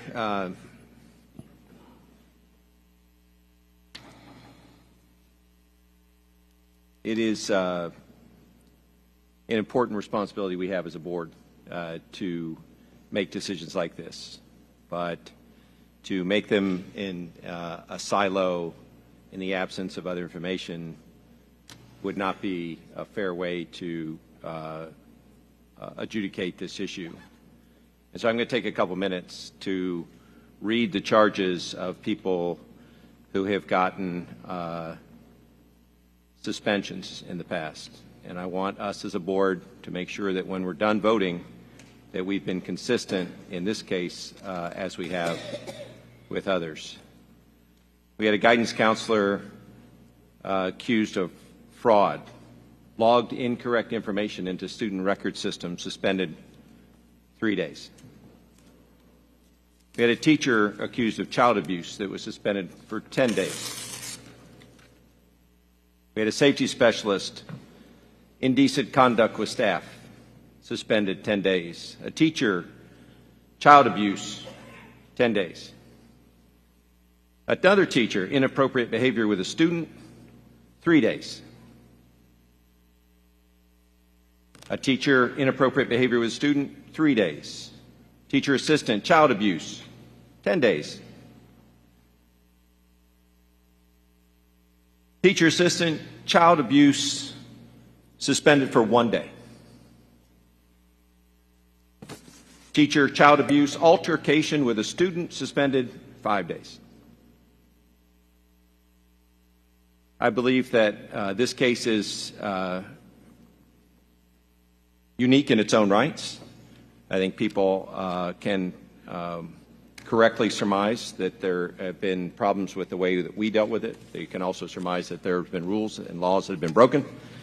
But I think it's important for us to come up with a solution to this that is consistent with the others. And when people who are accused or found guilty of indecent conduct with minors get letters of reprimand, we have to be very, very careful about where we're going. Now, you could think about this two ways. Maybe all these things that I read were wrong. Maybe we didn't punish people enough in the past for what they've done, and something like more than 5 days would be just. But I think 5 days is more than just. When I look at this case, it's not just a violation of rules and laws. And with all due respect, Mr. Superintendent, there's a lot of things that we did on our side that I wish we had done differently. And so I think that this motion is more than enough punishment for what's happened here. I'd be in favor of something even less, but I'd prefer to make sure that we give closure to this employee and closure to this case, but do it in a way that's consistent with the way that we have meted out punishments in the past. 5 days in just reading these would suggest that it's actually more than we've done in the past. But it's something that I can live with, largely because I'd like to get closure and I'd like to move on and give this family that at a minimum. Thank you very much. Ms. Pham. Thank you. Thank you, Madam Chair.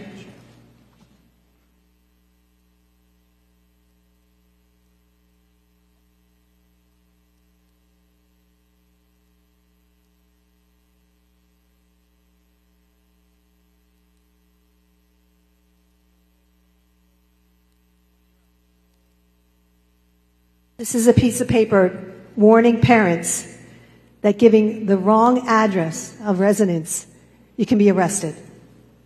For saying that you live in a different district than where you actually live, you can go to jail. Now, what happened here is an analogy to that. I think what happened is criminal, in my opinion. And I'm going to go through chronologically what happened here. We have the commissioner, Manny Diaz, found probable cause. There was a separate investigation by the Department of Education in Tallahassee to sanction Norton's education certificate, which covers the area of athletic coaching. So yes, she does have a teaching certificate because that's what she did when she was coaching. Norton fraudulently completed required forms for enrollment through 2021 to 2022, through 2022, through 2023, repetitively. And participation in school boards in the respondent claimed on the forms that her child's gender as identified at birth was female, which we all know that was not a true statement. The Fairness in the Women's Sports Act prohibits biological males' participation on an athletic team or sports designed for females. I don't know if anyone has looked that up. The reason for that is because women were discriminated and continue to be discriminated. This protects their rights, so they still get scholarships, so they're not beaten out by straight or regular males or transgender males. It applies to everyone. It's not discriminatory because it applies to everyone. Norton's effort to change her child's gender have stemmed back to the second grade, as highlighted in the complaint. The document said while her son was in second grade, so we're talking now elementary, middle, and high school, and it's funny, keep laughing, this is really funny, $16,500 fine. Did you pay for it? Okay, the document said while her son was in second grade at Winston Park Elementary School, Norton inappropriately requested and pressured a staff member to change the child's gender in the school database from male to female. And I saw also in the report, bullied. So we have the teacher, or an educator, if you want to call her, that's bullying others. The statute, okay, this is a violation of the statute of the principles of professional conduct for the education profession. There's two other counts that they found probable cause in which she's being sanctioned. And that's intentionally distorting or misrepresenting facts. This wasn't an accident. She knew what she was doing. In fact, if you look through the records, she said that the person that changed the record for her son's sex from male to female shouldn't have taken her word for it and asked for documentation. So there's no accountability here. She just shifts the blame to someone else. In addition, Norton failed to maintain honesty in her professional dealings.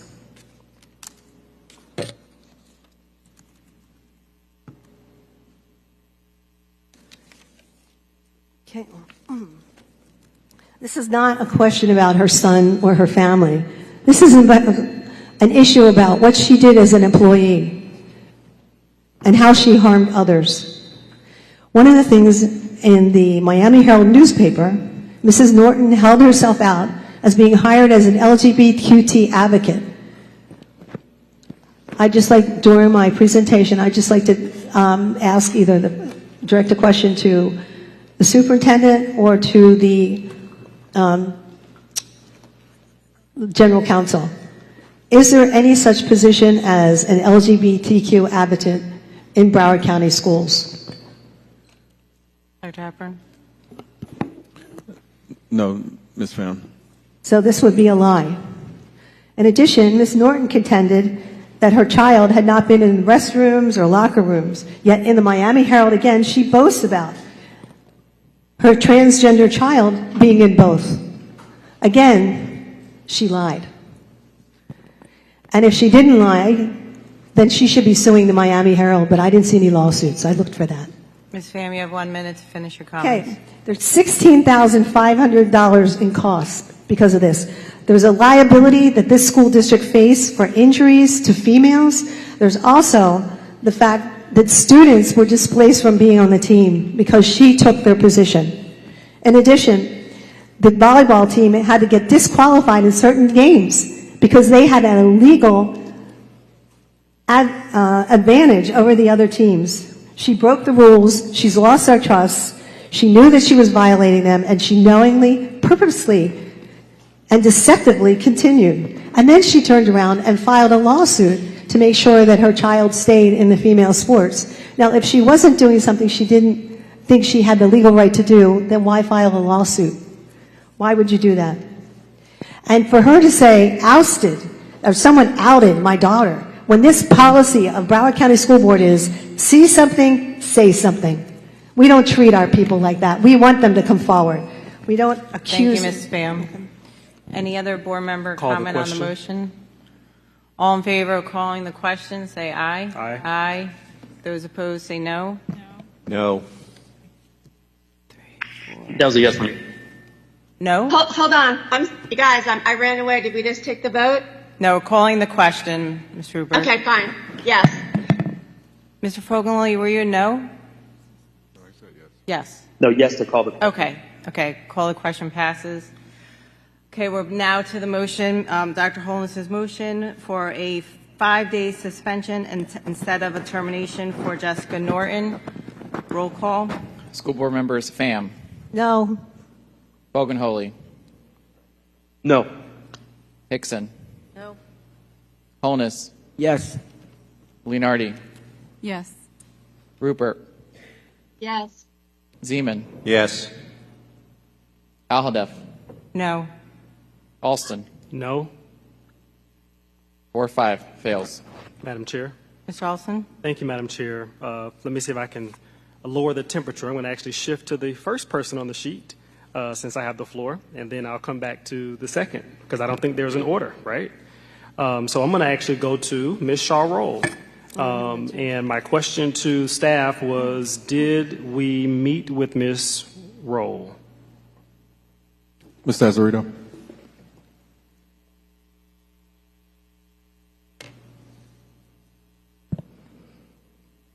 Good afternoon. Through the chair, at what point, Mr. Alston? I'm sorry? During the investigation, there were meetings with Dr. Shaw Roll? Madam Chair? Yes. So if I recall, at the last board meeting, there was a motion made to, I thought, connect between staff and the individual that's on this sheet. Did that not happen between the last board meeting and today? I don't believe that happened between the last meeting. Okay. Do I recall that being a part of the direction or at least takeaway so we could have some additional conversation? That was the motion that was on the floor. That passed. Dr. Hepburn?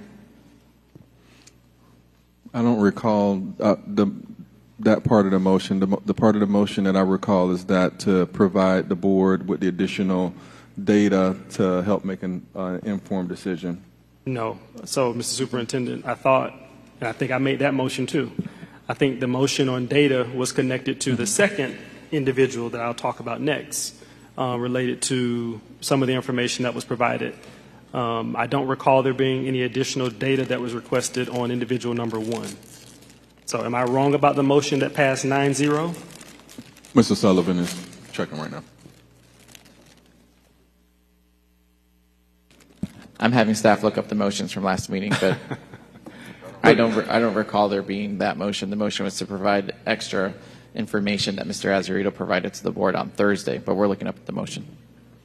I'm sorry, Chief, come back. You said that you recall what information regarded to individual number 1 or individual number 2? There was a motion to provide more information on both individuals that the board received on Thursday. Okay. That's the motion we were tracking.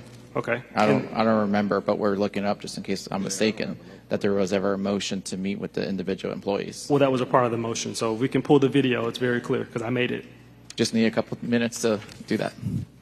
So I guess I now have to go to number 2, which I'll do that while we wait because I thought we were going in order of what's before us, but I think we jumped ahead.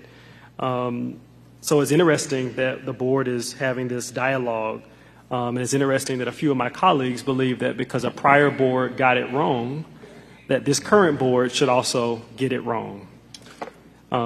What's also interesting to me is 9 of us actually took an oath. Hopefully, we understood every part of that oath.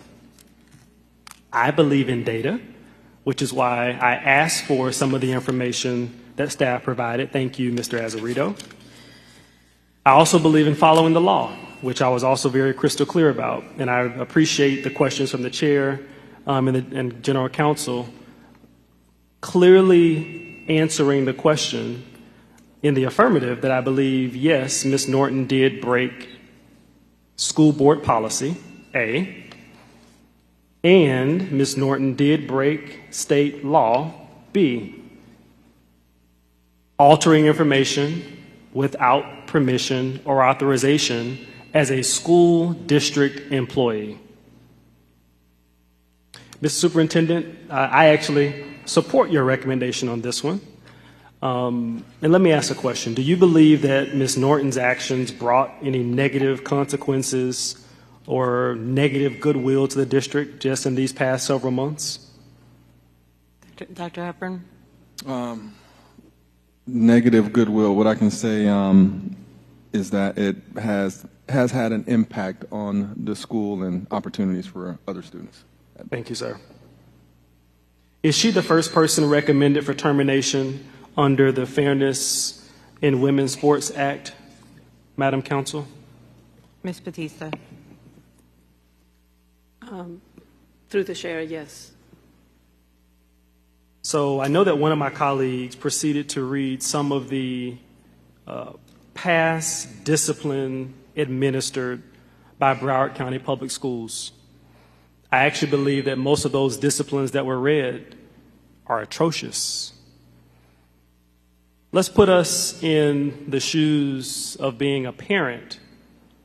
If your child was abused and the discipline was 1-day suspension, 5-day suspension, 10-day suspension, or a letter of reprimand, an altercation with the student, 5-day suspension, sexual misconduct, letter of reprimand, inappropriate behavior with a student, 3-day suspension, fraud, I think as one board member pointed out, 3-day suspension.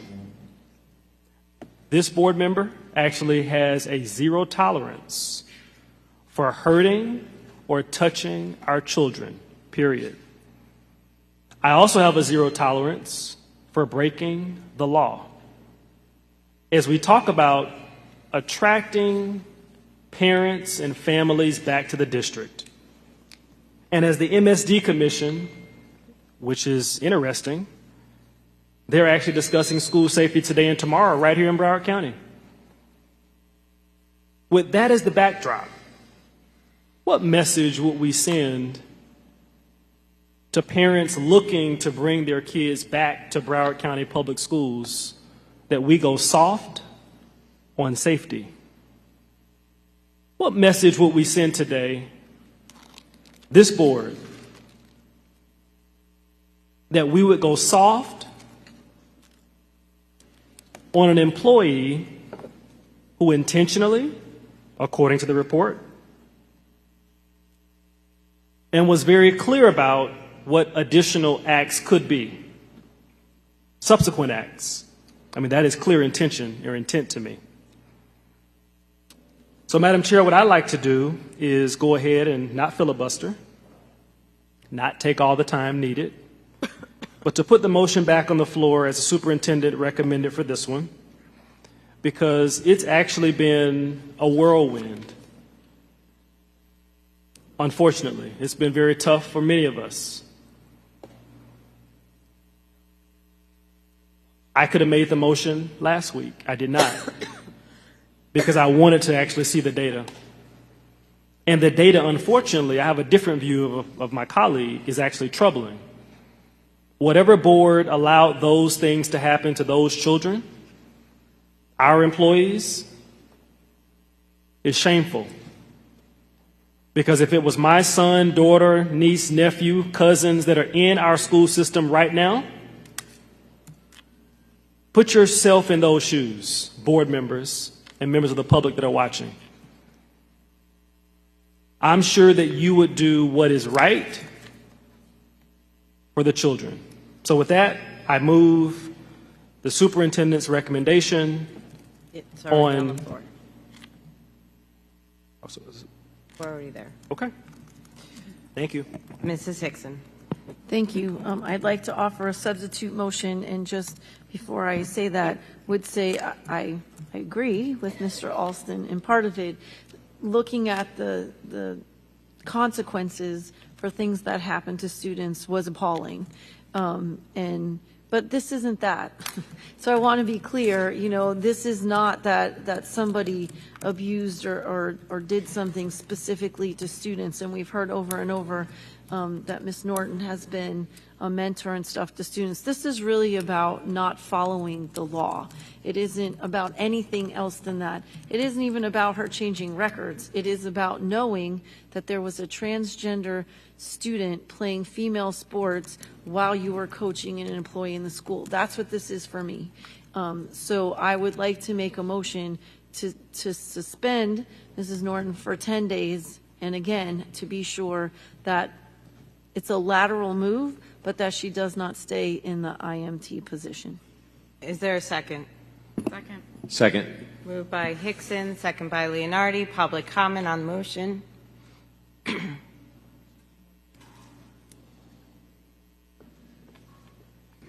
Natalie Lynch Walsh, Plantation, Florida. I support the motion. I think it offers the best compromise when you consider that the district's hands are also never clean in these things. And at the last meeting, the superintendent said he relied on the SIU investigation in recommending termination. And relying on an SIU investigation should never be the only thing that dictates a course of action. Thank you. Nelson, Fort Lauderdale, it's still not enough. And as you know, the community is watching on this one, and I'm glad that it finally has been brought up, as I've brought it up every time. I've seen teachers that have hurt students or inappropriately touched students, and I've seen the teachers union boss, which some of you answer to. It's your warning. Speak to the motion. Come and defend these people. All right? How many times? What's the voting record on those people that were that did those things, that were suspended for only a couple days? I'm glad we're having this conversation because it's ridiculous. But two wrongs don't make a right. Just because those things happen does not mean we take somebody who has been willfully deceptive. And you saw her storm out. She's with her media entourage. She's not one bit repentant. I would say, give her a second chance, but she does not seem like she's repentant about it at all, and that she would do the same thing over again. Thank you. Hello, Kristen Ferretti, speaking again about this motion. I don't think she should be suspended at all. I think she should remain in her position. She did not change her daughter's records. She did not. She did not. The state issued a birth certificate with a female designation. The state of Florida did that. And she's a girl. She is her daughter. Misgendering her is the exact reason why these issues need to be eliminated from the school. We don't need people misgendering these children because they are in danger when people like you speak about This is your young word. children. You need to speak to the motion. The motion is bull and needs to be voted that she is not suspended. There's no reason for her to be suspended. She did not break the law. She did not play sports. She's not transgender. She didn't do anything as a district employee to Thank change you so much. records. Next speaker. Period. Okay, hello, my name is Stephen Rocha. I'm the Policy Director for PRISM Florida. I just wanted to speak in support of the motion to suspend for 10 days. I don't believe that it's a moral question. I think it really is just a legal question with, fortunately, there are consequences to changing things in a capacity as a school administrator. However, I don't think that termination is the appropriate punishment. I think it goes too far. And additionally, do not misgender trans students. It's unacceptable. Thank you.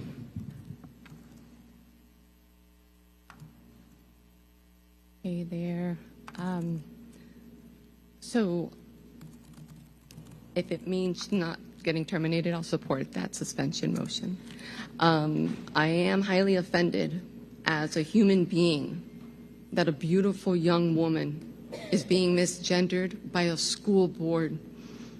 That is... Point of clarification. Excuse I me, was Ms. reading Pham, from Ms. newspaper Pham, articles. Ms. Pham, no. So I Stop. don't want to be accused Ms. of Pham, you're out of anything when I was order. reading from quotes Silent, Mrs. from Pham's the microphone. newspaper. You're out of order. Thank you. I just want to make that clarification. This is Pham. Thank you. Thank you. And I would like to stare, like, this isn't a conversation. Wait, hold on. bet- Please give her 10 more seconds back.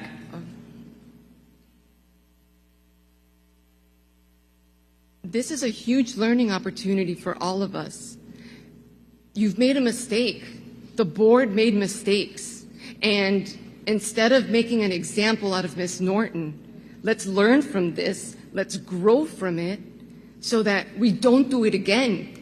Because I was there celebrating her trans daughter in the school board when she was in elementary school. We celebrated her transhood, her transgender, her girl. Like, it was a celebration. You need at to the speak school to the board. motion. This is your warning. This is, okay, so 10-day suspension. if it means not getting terminated, yes. Otherwise, I shouldn't be terminated at all. Okay. Thank you. So I don't support the 10-day suspension, but I think it's the best we're going to get now that we're here. And I want to mention that Governor Ron DeSantis signed the Fairness in Women's Sports Act in 2021. So bringing up what Mrs. Norton did any time before that is not really relevant. And I want, before you interrupt, I want to create the space for our intersex students. Please speak to the motion. This is your warning. Right. 10-day suspension. I don't believe in a 10-day suspension, but I will take it because it's better than a termination. Because for those of us that have been designated on our birth certificate something other than what our actual biological sex is, we don't have space to exist. So Mrs. Norton shouldn't be punished for actually advocating for their daughter. Thank you. Thank you. Next speaker. I also wholeheartly agree that I feel that 10 days is a bit excessive. We can talk about, maybe not long enough suspension for other employees, but, sexual misconduct with a student is very different from the what we're talking about right now with Ms. Norton. It is surely better than termination. Termination is just massively disproportionate, in my opinion. Also, just to reiterate, it is her daughter, and it is unbecoming of a school board member to disrespect a student in BCPS like that. And I would anticipate and expect more decorum from this board. Thank you.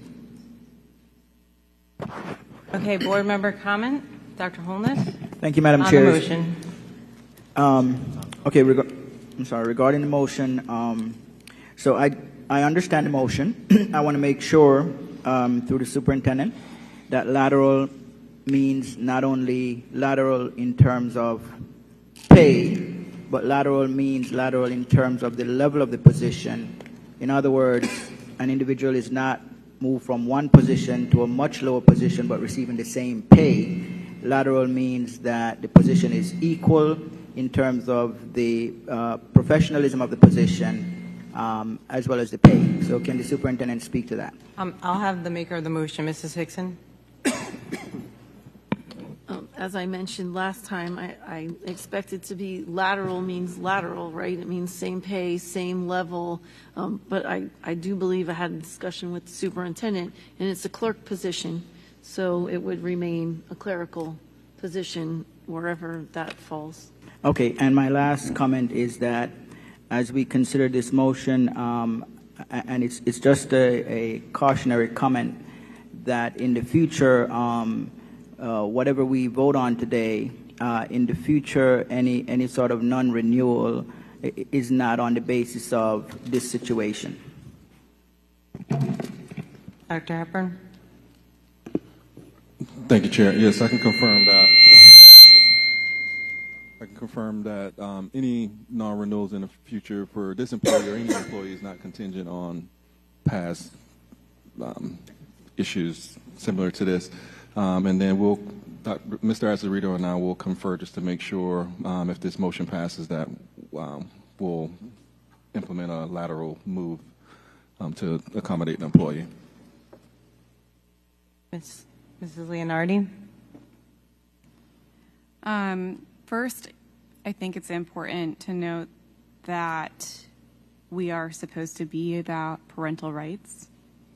And we are in a situation where a parent made a series of decisions that she felt were in the best interest of her daughter. And now those decisions are being litigated on the internet, in these public meetings, in the newspapers, and that is horrific. And at the same time, we have a school, we have employees, students who were all impacted by those decisions. And at the same time, we have a law that we have to follow in spite of how harmful it can be to some of our most vulnerable students. And all of that is heartbreaking.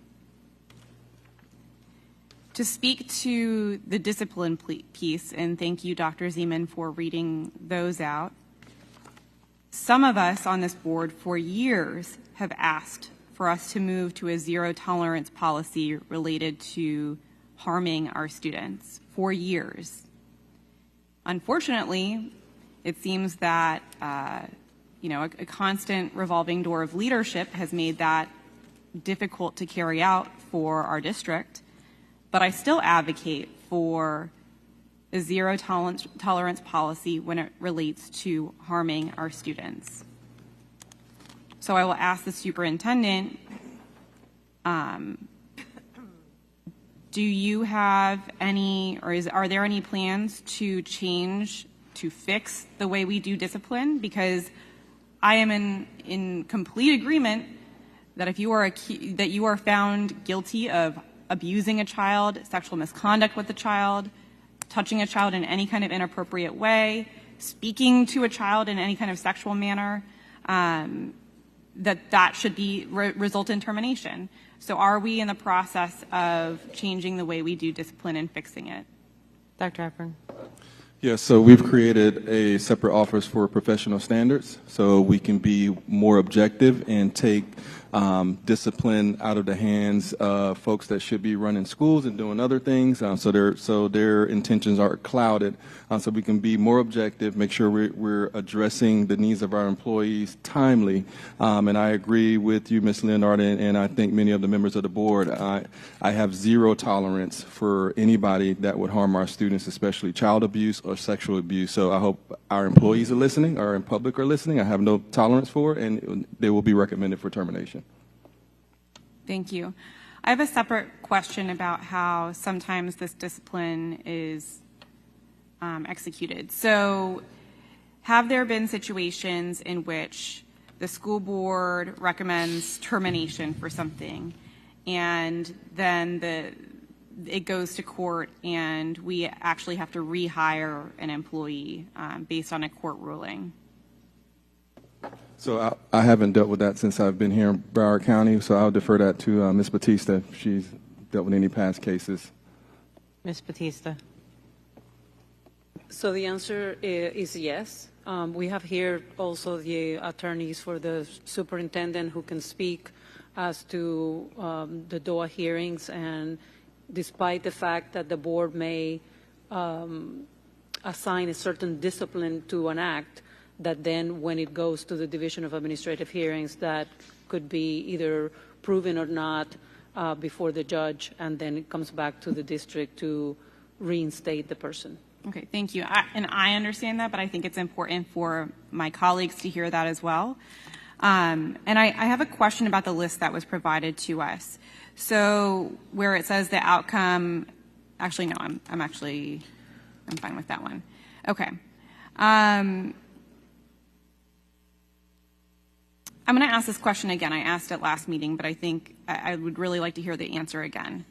If you fill out a form incorrectly in your role as a parent and it enables your child to play sports when ineligible, does that normally subject you to discipline as an employee? If you are an employee and parent? Correct. Yes, you're falsifying records. And also it had have an impact on that school sport team, potentially having to waive all the games that they participated in. Thank you. Is there any evidence to suggest that Ms. Norton used her access to student records as an employee to falsify student records?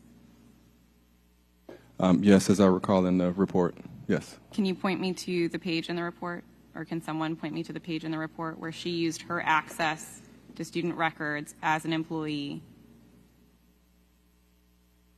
I don't have it up. I'm pulling up if I can get Mr. Azarito and Mr. Alberti, if you guys can pull it up also.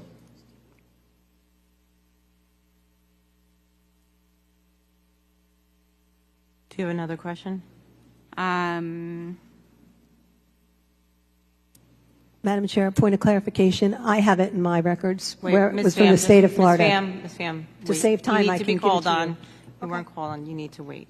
It's offering to help. You do not have the floor.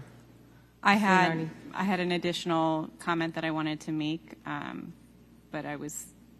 Okay, do your additional comment, and then my staff's looking up the answer. So I do, well, okay. I will support the 10-day suspension, not because I don't think it is extreme. I think if we're looking at, I think we are being forced to compare this situation with other situations, and that is, it's comparing apples to oranges, right? Ms. Norton did not abuse a child. She did not harm a child. She is doing what she did what she thought was best in the best interest of her daughter. And there are larger conversations that we can have about, who is in the right. So I will support a 10-day suspension. There is clearly a history. We didn't even go through the list of people who violated state statute who were not terminated. I don't think anyone who was terminated violated state statute. I think it's a very simple line to draw for me, and I do not think she should be terminated. I do think a 10-day suspension is harsh, but I will support it. Thank you. Mrs. Hickson. Thank you. I just wanted to point out a couple of things. So again, I want to remind everyone, the discipline here is not for changing records. It is for being a coach and not following the law when you signed a paper that said you would follow the law. The law said a transgender student could not participate in female sports. And knowing that was the law, our employee made a choice not to follow it. That's what I'm basing this on. And it was the first offense. So we would not terminate someone on their first offense. So that's why I don't believe in the termination. We have progressive discipline. This would be the beginning. If it was to continue, then you would have, hopefully that wouldn't happen, continue. My concern isn't that she's going to change records, asking for her not to be an IMT. It is that she can see in those records if they have been changed, and it puts her in a place to again know that someone was transgender, not share that information because she has indicated she feels it's a FERPA law, and that puts us as a school district in a bad place. So the reason I made the motion that I made was clearly based on the fact that as an employee, because I believe as a mom, she did what she thought was right, and I'm not judging her on that. This has nothing to do with that piece of it. It is only as an employee. And I don't want to put us in a situation, or even her in a situation, where she would have to make that choice to not share the information again. So I just want to give a clarification on why this was the motion I made. So thank you. Ms. Leonardi, do you need the answer to your question to vote, or any other school board member? I mean, I don't need it to vote, but I would like to have the answer. Dr. Hepburn? And it's concerning to me that no one can give me the answer right now. Madam Chair, point of clarification, I offered Mrs. to pull it up. Pham, you may speak. Oh, thank you. Yeah. It's in the report from Manny Diaz, and I handed that actually out to you, so you have a copy of it at your desk over there. You can look right there at the quotes from Mr. Diaz's office. He sets out 3 different violations. Which page are you speaking to, Ms. Pham?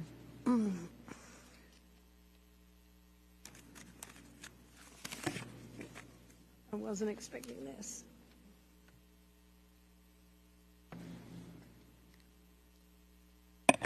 Mine is printed as page 1. It sets out, and I'm quoting, The document said while her son was in second grade, so this was a transcript from the Department of Education.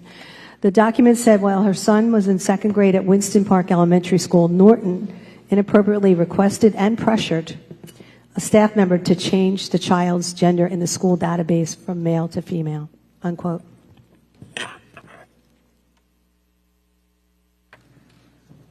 Was she a parent or an employee at that time, Ms. Batista? My understanding is that she was a parent and she was not employed in the district at the time.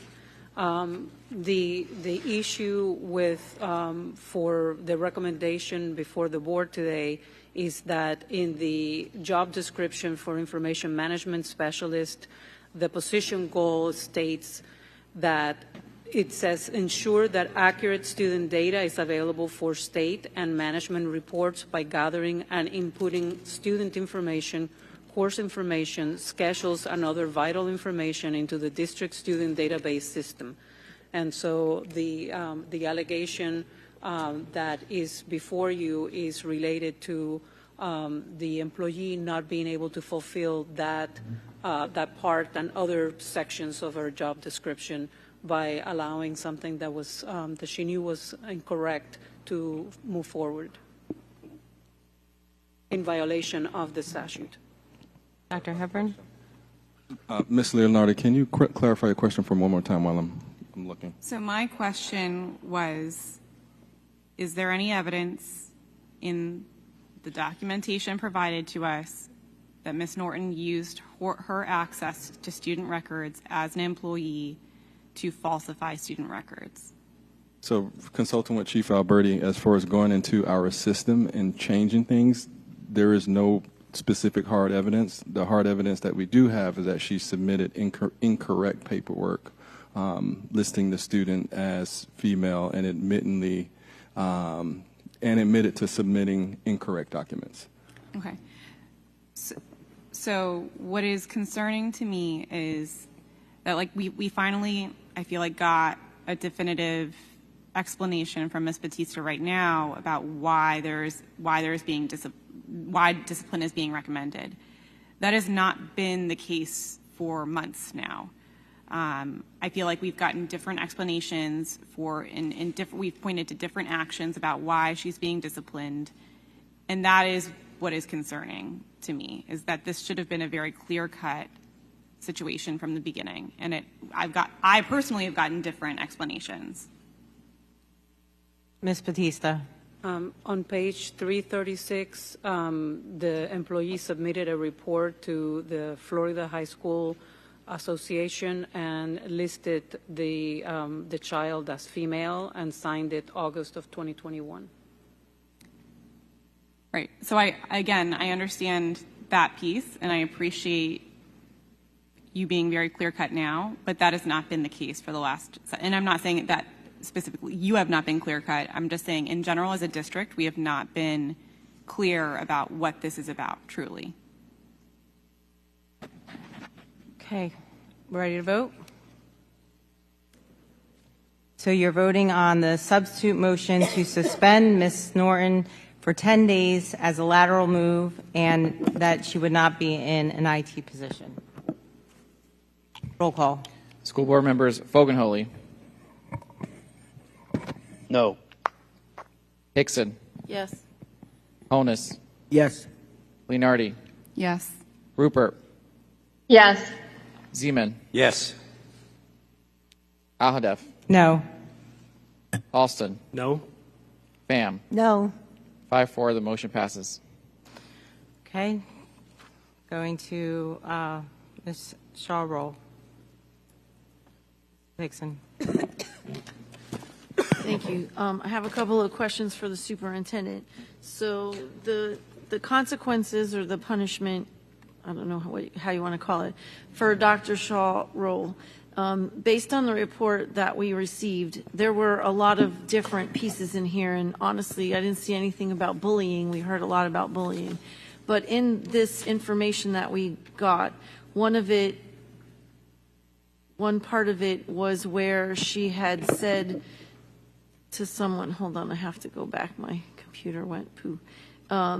She said to a student, there was an issue. Dr. Shawroll requested a student security specialist come into her office. As they were arguing, she stated when Mr. Jenkins entered the room, the student was cursing, and Dr. Shawroll stood up, started to come around her desk and said, "Boy, I will beat your ass. I'm from Parkway. You don't know me." And then there's another part where she said something similar to another student. So all of those pieces are part of this discipline. Is that correct? Correct. Okay, thank you. So I think it's important for us to understand these are all public documents that were out. There's a number of issues in here. So one was that in particular. There's also a piece where someone suggests that she points her fingers as if it's a gun and says that she would blow someone's brains out. These are all concerning statements that were made that are in the statement that we have, that's public record. There's some other things that are in here that also were concerning. So I don't think that 5 days of a suspension based on what is in the report that we received is excessive in this particular instance. And again, I don't know what we do progressive discipline. There are things that were corroborated, some that were but not 100%. I mean, I read through the whole thing. I understand that, I've been to the school, and I've seen Dr. Shawroll do a great job with the students, but it seems there are pieces in here where maybe she loses her cool occasionally, and we just said we're not going to tolerate when someone does something that affects students. So to not do anything in this instance, I don't think, based on what we just said, would be consistent with what we believe when it involves students. So I just wanted to point that out because we've heard a lot of stuff about just bullying, which I didn't even see in this report as the things that were happening here. So could you clarify for us what the punishment that is before us is addressing? Is it addressing bullying instances or just the instances that were specific to the report that we received? Dr. Hubbard. And Mr. Azzarito, if you can help me out with this, but the punishments are addressing the totality of that report.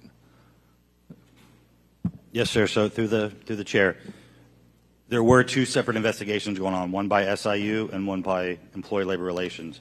So it was the total of incidents that were brought to both sides that were investigated, where the recommendation from SIU from PSC, the Professional Standards Committee, that recommendation came back with a 10-day, where the Employee Labor Relation corrective action report came back with 3 days. So it was a 13-day in total, two separate investigations. Okay, thank you. But the consequence or the recommendation to us is 5 days. Is that correct? Correct. And Ms. Batista, you can dwell on negotiation between her representation and Ms. Rowe. So the negotiation was not through my office. It was through the Human Relations Department. But the item that is before the board is an agreement between the employee and the school board for a lesser process or lesser discipline of 5 days in total. And it was signed by the employee, and that's why there is a difference between what was initially given to the employee and what is before you today. Thank you for the clarification. Ms. Pham? Yes. In reference to Dr. Shaw, she brought forth some paperwork that showed that some of the allegations that were made, they weren't identified who's making them. She also showed us some allegations that were more than 10 years plus old. She said that she made a request numerous times for an appeal, which went unanswered. So therefore, I would like to make a motion where it appears her due process rights have been violated to table this item until she has the opportunity to get her appeal heard. So that would be my motion. Is there a second? I'll second, and I'll have some additional comments. Moved by Pham, second by Alston. Public comment on the motion. Madam Chair, can you repeat the motion? Ms. Pham? My motion is to table this item in an abundance of caution to make certain that Dr. Scholl's due process rights have not been violated and to allow for her to appeal her ruling. Public comment. Probably about to reach my limit, Chris Nelson, but hopefully you will all vote in favor of this motion. And I'm wondering where the teachers union is defending her, because we've seen where teachers like Joseph Carter, when they've fallen out of favor with the teachers union boss, they don't get the same defense that other teachers do. So, and then I see Speak that to the motion, Mr. Nelson.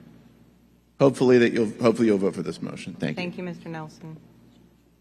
Sandra Sheffer from the city of Miramar. I do also agree that you should table this item. The policy wasn't followed in this particular case, therefore the findings can't be trusted.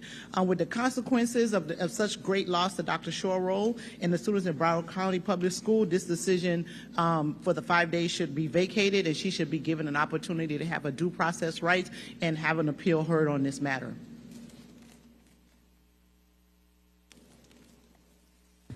Good afternoon, Board. This is Dr. Shorroll.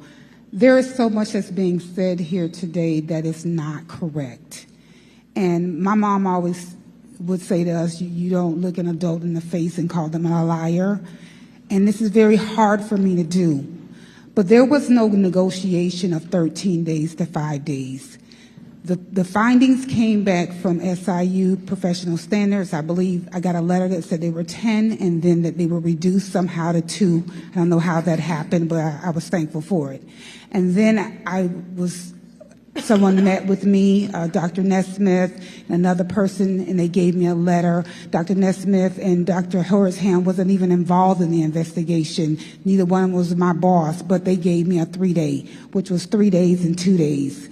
There was never a negotiation of 13 to 5 days with me. And I just think that there's just so much that's going on where people are not being truthful. I don't agree with it going back to litigation or negotiation unless you also deal with the issue of the demotion. There was a demotion in there also. So that part of it, you haven't talked about that. You talked about what she said or what they thought she said or whatever, but you didn't talk about the fact that she was demoted. The 5 day and plus this 5 day suspension. So I think you guys need to talk about everything before you send it anywhere else. Thank you.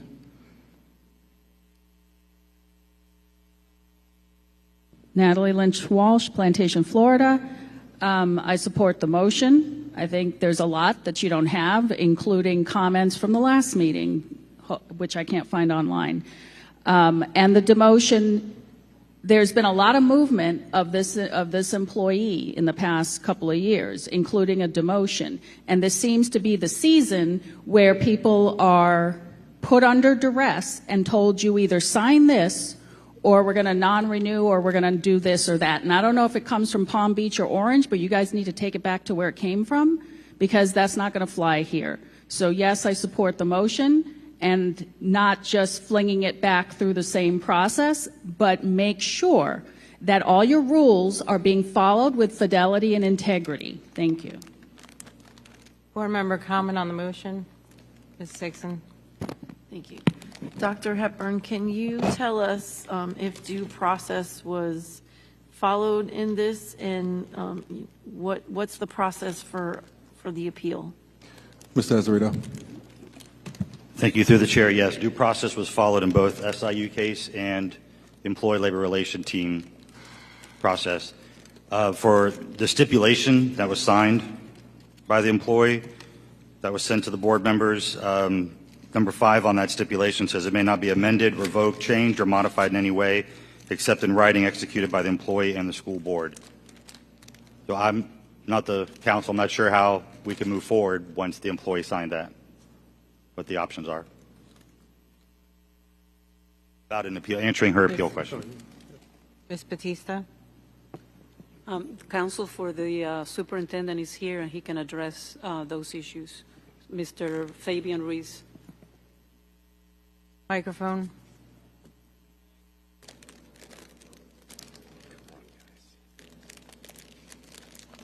Microphone. Microphone.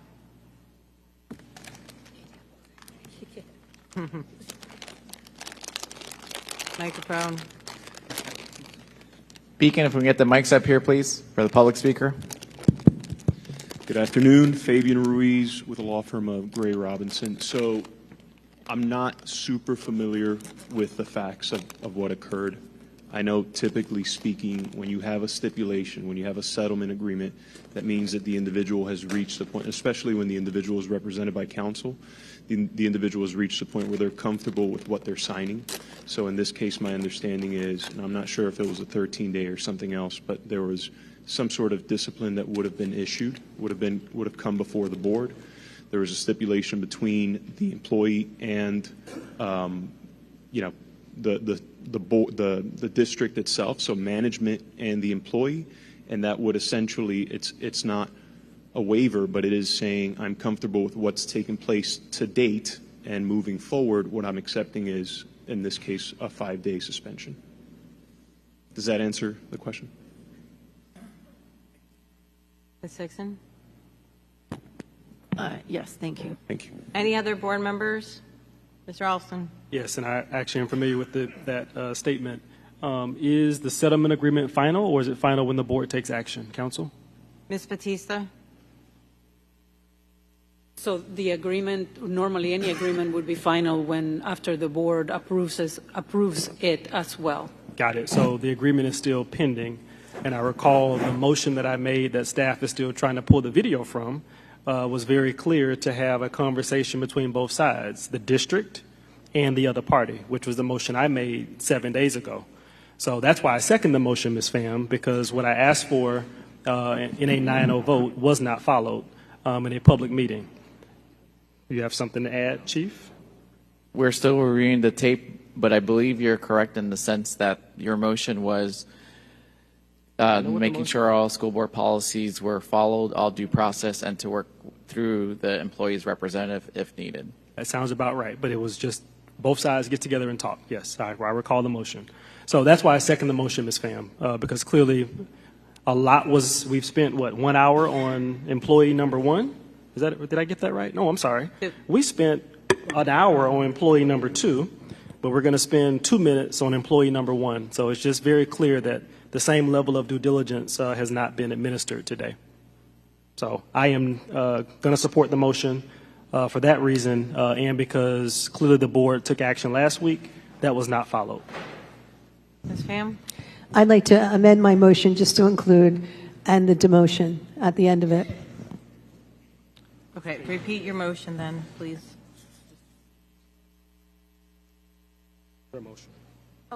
I'm sorry. What was my motion?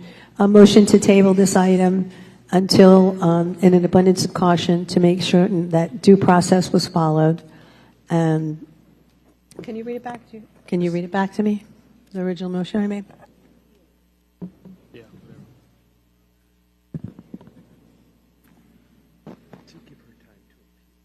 I would just leave it at that, yeah. Ms. Pham. Mr. Olson? No. You think, I and can talk openly. I would leave the motion at that. I mean, I think clearly let's see what happens with the motion.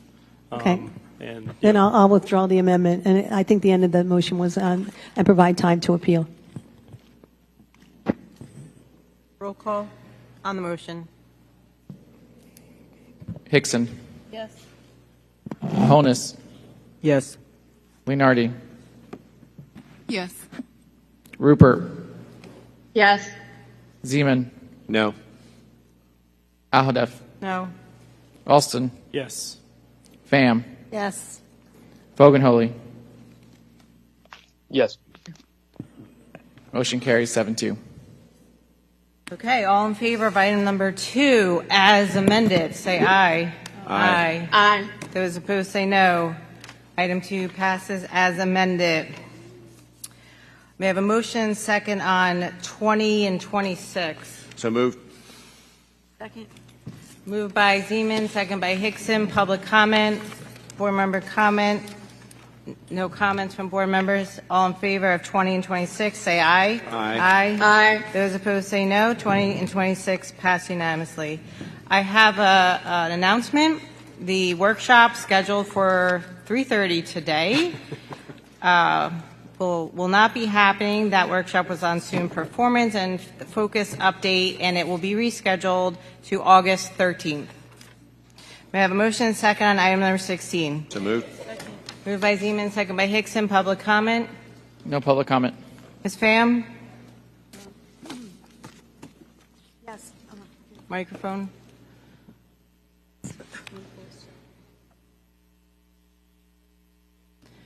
Proposed revised job description for safety specialist 2 position. Yeah, this is a motion to, well, it's actually an agenda item to approve the proposed revised job description. And no, I disagree, because this is for a safety specialist. And they say a safety degree is optional. I think safety is our number one priority. I don't want it optional. I think it should be mandatory. And it says a safety specialist should be required to have a safety degree. So that means they don't have to. They can have a degree in anything. And I don't think that cuts the grid. So I'm not in favor of passing this as is. I want someone that has qualifications and someone that can step up and protect our children. Thank you. Dr. Hepburn, can you speak to the qualifications for this position? Chief Alberti. Yes, good afternoon. Chief Alberti, Safety and Security Chief Officer. The reason for the change is what we're trying to do is separate. The job description was changed last time in 2006. So we're trying to separate fire chief official safety inspector specialist from a traditional environmental health and safety specialist job. Any other board member comment? Seeing none, all in favor of item 16, say aye. Aye. Those opposed say no. No. Item 16 passes with 1 dissenting vote. Mrs. Pham. May I have a motion and second on item number 3? So moved. Moved by Zeman, second by Hickson. Public comment. We have 2 registered speakers, Lisa Maxwell and Dr. Mark Kaplan.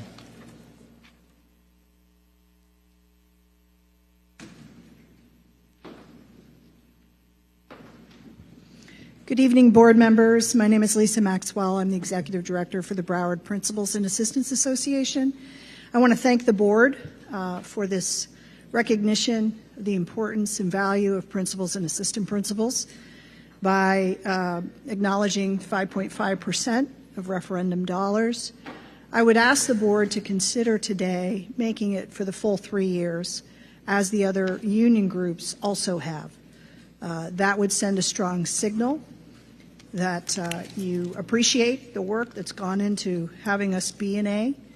All of the studies and information that comes from educational groups talks about the importance of the link between student achievement and leadership of the school. And that's a very powerful link. So we appreciate your consideration of that, and thank you for today. Thank you. I was going to say good afternoon, but it's good evening, board. Dr. Hepburn. As Ms. Maxwell said, on behalf of all principals and assistant principals, we do appreciate the consideration of the 5.5% referendum for this school year. However, we would like to be on an equal playing field with other groups that have received the 3-year commitment, and so we're asking for that today if possible. In addition, in my 20 years being a principal, I think that we have come here twice to talk about salary. Once, this is the 3rd time. Last year, to talk about referendum, and then not until 15 years ago, we talked about being furloughed. So you don't see principals or assistant principals come here very often. So what we're asking for is to consider the trend of treating different employee groups differently than others. And can we please get principals back on track with not being at meetings to discuss salary so that we can continue to do the job that we've been doing here in Broward County for a very long time. Thank you. Any other public speakers? Seeing none, Dr. Zeman? Thanks so much, Chair. I have a question for the board, Chair, about this provision of doing this for 1 year only. Could you tell me whether or not the referendum dollars have been committed for 3 years for all other employee groups? Dr. Hepburn? Mr. Azarito.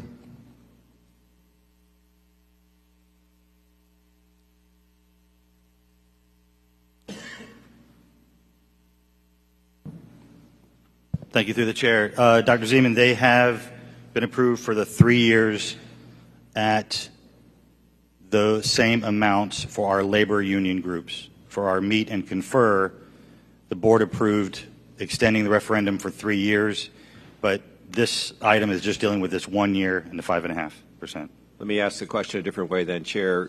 For our meet and confer groups, have they secured a 3-year commitment for the 5.5% of salary from the referendum dollars? Dr. Hepburn? Mr. Azarito. No, they have not. Thank you very much, Chair. Mrs. Hickson? Thank you. First, I'd like to say thank you to the principals and assistant principals for helping us to get to the A, and for what you do every day. It's very, very important. So thank you. Dr. Hepburn, what would be, is it possible, I'm pretty sure I know the intent of the board is to try to keep everyone at 5.5% at least for the whole time of the referendum. So what would be, what's holding us back from making that commitment to every group as we did for the ones that we negotiate with? Mr. Azarito. I'd say part of the discussion we've had around where some of the referendum dollars may be going, it allow not committing to the 5.5 would give us some flexibility in future years if a change had to be made. That's not the only. But can you speak to the difference in being able to do that with other union groups versus our meet and confer? What's the Well, the labor groups have a signed 4-year MOU that we will give them the same referendum for the duration of this referendum, 22 through 26. The meet and confers are not labor unions, so they're not bound by a contract. Thank you. So, Ms. Montewal, or through the superintendent to our chief financial officer, each year do we see that the referendum produces more than what was expected based on property taxes? Ms. Montewala? I'm trying to give you some time. Through the chair, yes, that's correct. Thank you. Superintendent, I don't know if it would be appropriate if we were to we couldn't make it an agreement on paper, a verbal agreement to say that the intent of the board is to definitely keep everyone at least at that 5.5%, if not higher, based on what the rollout is, or, what would it look like? I guess I'd like to hear what my board members have to say if we should, since we don't do a negotiation and an MOU and all of that with the meet and confers, I don't know where it would fall in other than us just saying verbally that we're committing to doing that as we move forward. So can you kind of address that? Yes, as the superintendent, I will work at the behest of the board. If the board corporate makes a commitment over 3 years for 5.5% increase based on referendum, we will follow through on that. Okay. So based on that, I'd like to make a motion. I'd like to move that we direct the superintendent to make sure that all employee groups have at least the 5.5% through the referendum as he brings forward a budget each year. Second. Moved by Hickson, second by Leonardi. Public comment on the motion. Board member comment on the motion. Mr. Alston? Yes, I thought I knew where the vice chair was going, but I'm actually going to do something a little different because the direction is actually not. We didn't provide direction to another group, which we've just clearly heard. We actually took a vote, a binding vote. That's the direction that a board takes. So the direction that we should take, if we are serious about 5.5%, is to approve this over a 3-year period. And then we do the same for all the other subsequent groups. And then when we get to the budget, then we figure out how we want to deal with it. So my substitute motion is to approve number 3 before us over a 3-year period, starting with 24-25 at the 5.5% rate. That's my motion. Second. Moved by Olson, second by Aldef. Public comment? Board member comment? Ms. Hickson? Can we make that motion for 3, 4, and 5 all together? I want to do it one. I got you. I want to do one at a time. Okay. That's the way I prefer to deal Okay. with it. Yeah. Because they're all different. Board member comment? Now, well, anyway, I'll be quiet. Nope, I'm done. No board member comment. All in favor of approving number 3 over a 3-year period of time, say aye. Aye. Those opposed, say no. Motion passes unanimously.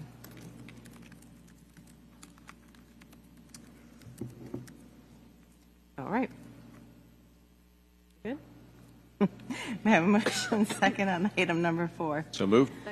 Moved by Zeman, second by Hickson. Public comment? Yes, we have one registered speaker, Pete Tingham.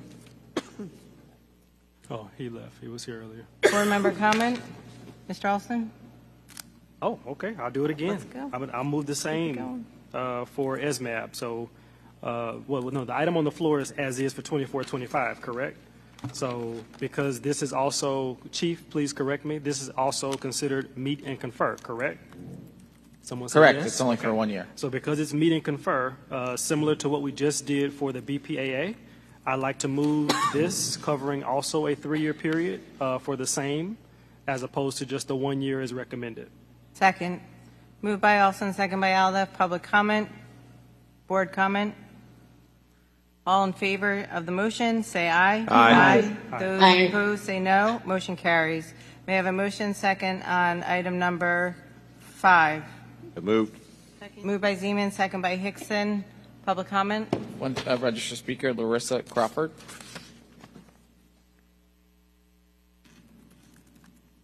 Good evening. I am Larissa Crawford. I'm a confidential office manager at Plantation Park Elementary School, and I'm the proud president of the Confidential Office Personnel Association, which is also known as COPA. COPA petitions on behalf of its 196 members, as well as the 158 additional confidential members that represented in your district, or in our district. In today's society, with rising costs, you are showing that you agree that every cent counts. It is important for these, your loyal employees, to have comparable salaries, quality benefits, as well as being remembered and included in supplemental pay increases. I stand before you today to thank you on behalf of COPA Executive Board, the Executive Director, and all of your 354 confidential employees for the 5.5% referendum supplement and your consideration of the 3 years. Thank you. Thank you. Mr. Olson? Yes, thank you, Madam Chair. I'd like to also move the same. Actually, let me confirm, Chief, is this a meet and confer group that has not received what other groups have received? Yes, sir. This All is right, also so as in I front of tried you to for do 1 months year. ago, I'd like to move this item to cover 3 years, not just the 24-25 year. Second. Moved by Olson, second by Aldef. Public comment? Board member comment? All in favor of the motion, say aye. Aye. Those opposed, say no. Motion carries unanimously. Can I ask one question, Madam Chair? Mr. Olson? So now that we've approved numbers 3, 4, and 5, and this is maybe a question, Mr. Superintendent, maybe more for the Chief, wasn't the intent of the referendum to do exactly what we just did? Dr. Hepburn? Mr. Azarito. To the chair, to provide salary assistance to our employees, all of our employee groups, yes. Thank you, sir. May I have a motion second item number 10? So moved. Moved by Zeman, second by Hickson. Public comment? One registered speaker, Dr. Natalie Lynch Walsh.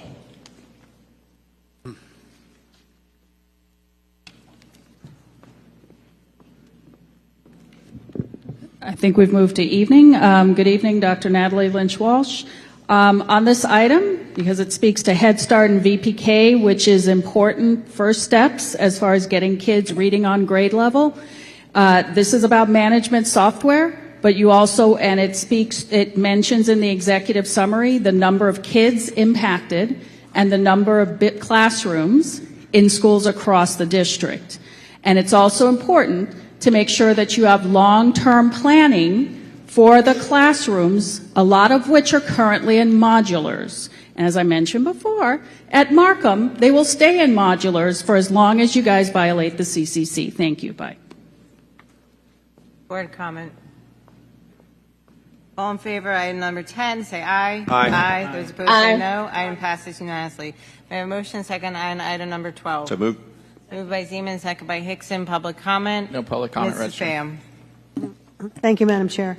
I'm looking at this. If you look at the contract amount that was taken out in October 2023 and then 24, it comes out to approximately, for those 22 months, a little over 100,000, and now we're paying for double, 108. Oh, it's close enough for me. I'll take it. Withdraw. Any other comments? Seeing none. All in favor of item number 12, say aye. Aye. Aye. Those opposed say no. 12 passes unanimously. May I have a motion second on item number 35? So moved. I'd like to move my item, Madam Chair. Oh, sorry. Yeah, go ahead. Moved by Alston, second by Zeman. Public comment, board member comment. There's one registered speaker for item number 35, Dr. Natalie Lynch Walsh. Yes.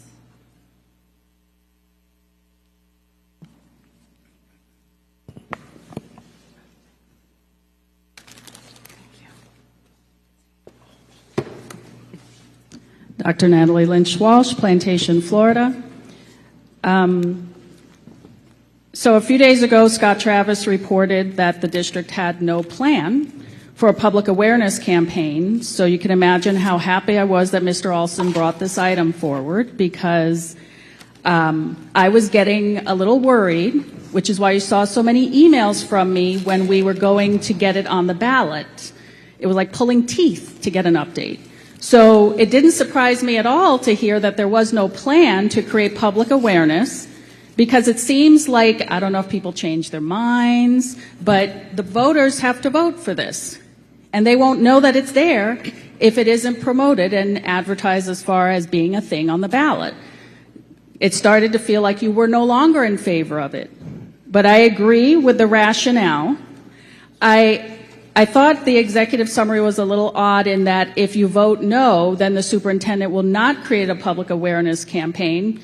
I'm shocked that a board member needed to bring this in the first place, because there was no shortage of public awareness campaigns in 2014 for the bond. You wouldn't believe the lengths they went to for that one. Certainly no shortage of public awareness for the referendum. So my expectation for a district that has had 4 grand jury reports and public trust literally in the toilet on any given day is that you would be promoting this as the best first step in regaining public trust. So I fully support this motion, but I'm shocked that a board member had to bring it and it wouldn't have been staff with a plan. But I can't say I'm surprised, because it's been something nobody's talking about at all. And trust me, you want to at least have your message out there, because I offered, if you weren't going to do one, that you don't necessarily want me making everybody aware, because then I put my own spin on it. I'm still going to do that, but at least now you have something to counter it. So thank you. I hope you guys vote unanimously. That would be my expectation. Mr. Alston? Thank you, Madam Chair. And yes, I was absolutely thrilled to bring this item, not because I needed and thought that clarity was needed, because I don't think the superintendent needed that direction. I think he's heard the will of the board and has seen the direction of the last several years, which this has been kind of going through the process. I remember board members, Madam Chair, Board Member Foganoli, I think with the initial conversation before, all the way to the subsequent steps with council, over to the county commission. So I think this is the right thing to do. And Many know that there are strong benefits of having an inspector general. And I think to many of the comments that we've heard, just over time, this is one of the things that will begin to bring back heightened the public trust, which is critically important. As we are now in a school district, we want to make sure that we remain in a district and remove anything that hinders us from maintaining that A district status. So happy to bring the item, and I'm ready for a vote. Dr. Holness? Thank you, Madam Chair. So, Dr. Hepburn, based on this item, do you have any information on the budget for this item? And if you don't, what time period would you need to provide us with a budget for this item? Dr. Hepburn? Mr. Sullivan. Sure. Thank you for the question. So state statute is pretty specific in its restrictions of our use of any public funds for any kind of communications to the electors on a ballot question. We are allowed to educate, not advocate. So we can utilize our free channels, as I like to call them. So we can have a website, we can do social media posts, as long as we're not expending any funds in those regards. And as long as we're not telling people how to vote, we are allowed to tell them what their vote would mean and educate them. And this is a far more complicated communications plan than the referendum. The referendum is pretty simple. You vote yes, no, and there's funds. I think a lot of people probably aren't even aware we have an inspector general in the county in terms of the folks who vote. So you almost have to educate them on what an inspector general is and what the ballot measure would be to include us in their jurisdiction. But state statute is pretty restrictive on how you can use funds. So for the referendum, for example, we really didn't have a budget. We just utilized our free resources and the channels I described before. So in summary, John, it will not cost because we're utilizing free mediums to do it? Correct. We would not expend any public funds on the ballot measure to let folks know what's happening. And I know Ms. Batista knows the statute too, so if I'm going off course, I'm sure she will jump in. But yes, state statute does not allow us to have any public expenditures as it relates to a ballot measure. Okay, and Ms. Batista, is that information accurate from your legal perspective? Yes, through the chair, it is correct. Thank you. Ms. Leonardi? Yeah, and I appreciate that this is going to be on the ballot. Am I allowed to say that I supported the board item? I voted for the board item. I supported that for years. So I'm excited about this. I just want to be very clear, make sure that we will be following the law. So we won't be, can you just reiterate, or can staff please reiterate what it is we're allowed to do and if we're allowed to spend money? I just want to be very clear about not violating the law. So again, we can inform the public. We cannot persuade the public. So we can provide factual information of what the measure would do or not do if it passes. But beyond that, we can't, for example, send, everyone's familiar with mailers. We couldn't send mailers. We couldn't do commercials or advertisements or any kind of targeted social media campaigns because that would involve a financial impact to the district. So we're allowed to educate as long as that education doesn't cost us funds. Okay, so in the case of like newspaper advertisements, as long as those newspaper advertisements are free, we could do something. So what we have done historically is done op-eds, which is a free resource, as long as there's no guarantee they'll publish it, but historically speaking, the local papers have published our op-eds as it relates to ballot measures. And again, in those op-eds, we'll tell them what their vote means and perhaps why we need it, but we're educating and not advocating. Mm-hmm.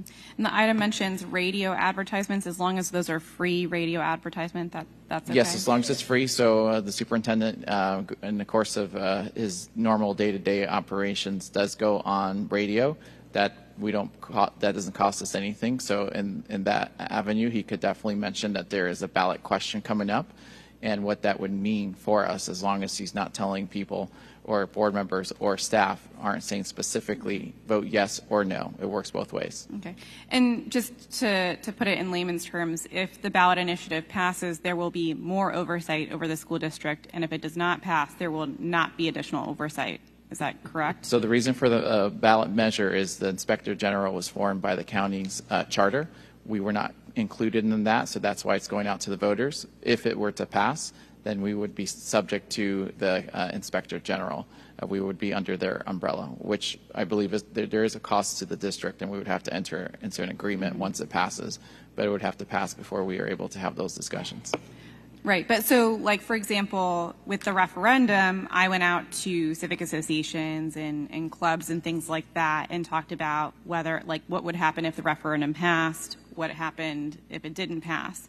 So if I'm going to go out to the community and talk to voters, I can educate, I can't advocate and tell them how to vote, but if I want to, educate them, I can say, is it factual information for me to say that if this passes, there will be more oversight, and if it does not pass, there will not be more oversight? I don't want to complicate the question, but if your staff are representing the school district in their official capacity, you're not allowed to advocate.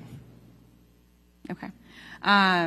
So I hope that my colleagues will join me in going out to the community to speak and educate, as we did for the referendum as well. I invite all of my colleagues to participate in that. Thank you. Any other board member? Dr. Zeman? Just a quick one. Chair, we spent a lot of time talking about this over the past year and a half. We did a lot of work with the County Commission to move this forward. We have good estimates of how much it's going to cost. What's not always clear is kind of what impact this will have on our county and on Broward County schools. But having an independent group like an Inspector General who can look at anything that is reported to them and report back to the appropriate authorities adds just a tremendous measure of safety and security from us doing our jobs well, in particular using $6 billion, employing over 30,000 people, being the largest landowner in Broward County. The impact of this, should it pass, is going to be substantial, and I look forward to participating in the education campaign. Thanks, Chair. Thank you. Not a doctor yet. May I, Madam Chair? Yes. And I know there was a recent report in the Sun Sentinel, so let me just clarify or make it very factual. So while it is the county's measure that they had the authority to approve or not approve it, and they championed that, that was on the behest of the school board. So we do thank them for placing this ballot question to the voters. Thank you, Madam Chair. Thank you. So thank you, Mr. Alston, for bringing this forward. I was going to bring this up to the school board today to speak to it, and I agree with you as far as promoting this, the Broward County Inspector General. This was a recommendation of a past grand jury report, and I definitely think that it is important to make sure this happens. And the one thing I would ask is that, Dr. Hepburn, that you provide a talking point sheet for the board. This way we stay in the boundaries, the rules. And then also, my question is, in our budget, is there allocation and a line item for the cost that this is going to cost us? Again, so we're not, Superintendent? Mr. Sullivan. Again, we're not allowed to expend public resources, dollars on it, so that it wouldn't. No, not on this item. I mean specifically for the Broward County Inspector General. Just trying to think forward if it does pass. 1.2 million. No, I'm saying, do we have it already allocated in the budget? That's what I'm asking. No, not yet, Madam Chair. Okay, so when do we, well, should we? Yes. Absolutely. I mean, trying to forward think. And maybe this is a better discussion for the 5:30. Okay, fine. Any other questions? All in favor of item number 35, say aye. Aye. Those opposed, say no. Aye. Item 35 passes unanimously. We have a motion and second on item number 17. The move. Moved by Zeman, second by Hickson. Public comment. No registered public comment. Board member comment. Dr. Holness. Thank you, Madam Chair. Let me just go ahead and get to that item. Give me just 1 second. We're on 17, correct? Correct. Okay, so I just have a comment on this. I have heard of situation where, and I've spoken to Chief Alberti, but I want to have this on record, of situation where we have a disconnect with the security manager and the principal, and I know that we're seeking here for the security specialist to report to the area security manager. So I just want to caution, and I have this conversation before, that the principal is not out of the loop, and that the principal is equally respected, and there's collaboration with the area security manager and the school principals. Because I've heard of situation where it's been said that this is not the principal's responsibility, and so I'm just concerned about how this impacts safety if we are completely removing the principal.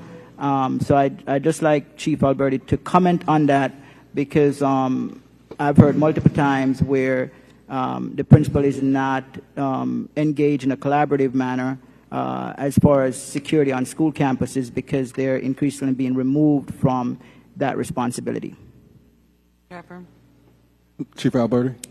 Good afternoon. Jamie Alberti, Chief Safety and Security Officer. Dr. Holness, thank you for that. And after speaking with you last week, I spoke with the Director of Safety and Security, and he assured me that staff should never say some of the things that you repeated to me as far as how they report to, who they report to. We need to know directly if anything happens to that effect, because our whole purpose and goal is to support our principals and support our schools. The alignment of who they report to is just so that we can keep safety and security under safety and security, but the support needs to exist there to provide our principals an avenue to have that collaboration with our safety and security folks in the field. The job description is changing so we can actually give an opportunity for other applicants to apply that are beyond the 8 years. So that is the whole purpose why this job description is being presented today. But we hear you loud and clear, sir, and it's duly noted. And we got training coming up next week, which will be one point that we'll be adding to our training book. Okay, so I would strongly encourage Mr. Alberti that not only do we have isolated trainings, but I'm sure you probably do, but that we have ongoing training where the area security manager understands the importance of significant collaboration with the principal and not to be dismissive of the principal. And if the principal has suggestions that could improve security on the campus, that those suggestions are taken seriously. Because I've heard multiple times where there is disconnect and the area security manager and the security specialist is working in isolation and not regarding the input of the principal. Absolutely. We'll take that into consideration, and we'll definitely circle back to the Director of Safety and Security to make sure that that happens. Thank you. Ms. Pham? Yes, thank you. In going through this, I noted that for this security specialist position, the only thing you have to have is an associate degree. You don't even have to have it in security. So I'm sorry, but I will not vote for something in which we don't have a stronger person in there to defend our children. Okay, any other comments? All in favor of item number 17, say aye. Aye. Aye. Those Aye. opposed, say no. No. Item passes with one dissenting vote, Mrs. Pham. Now going to recess the meeting until after our budget meeting. All right, 5 minutes.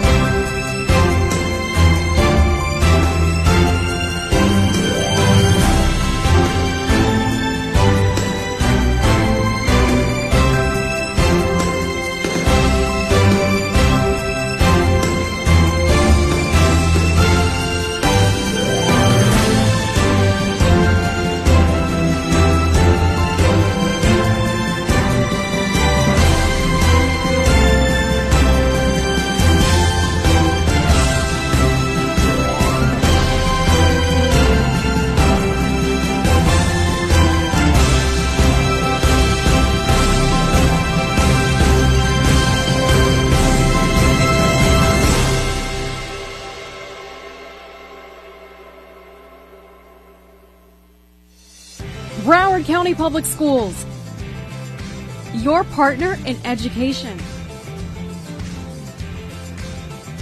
Choose the best. Choose BCPS.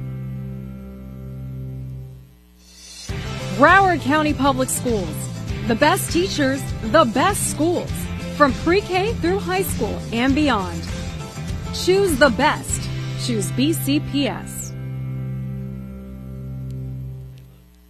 Broward County Public Schools, the best programs, from academics to trades, athletics to STEM.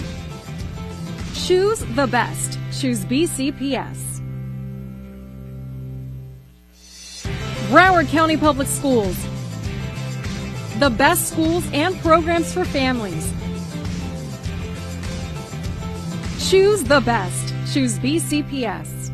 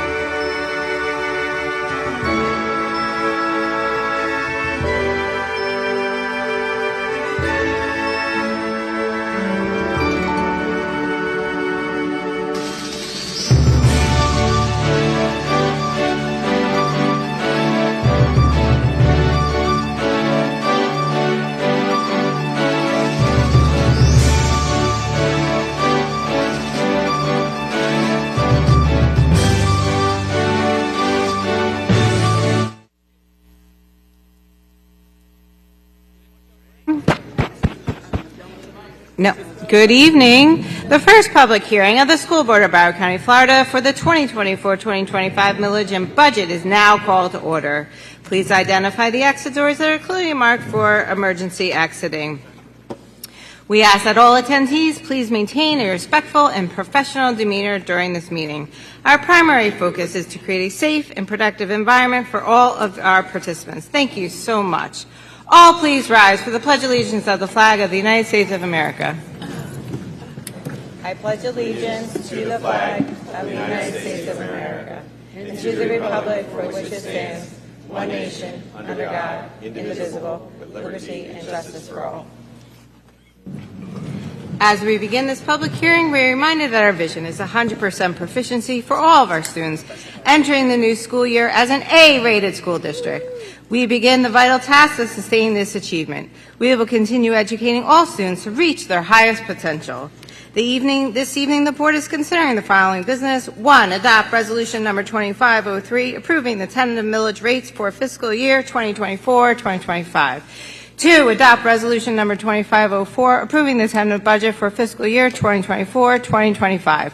Dr. Hepburn, are there any changes to the agenda? No, ma'am. The proposed changes to the agenda by the superintendent are accepted by the chair after being determined that good cause has been established for said changes.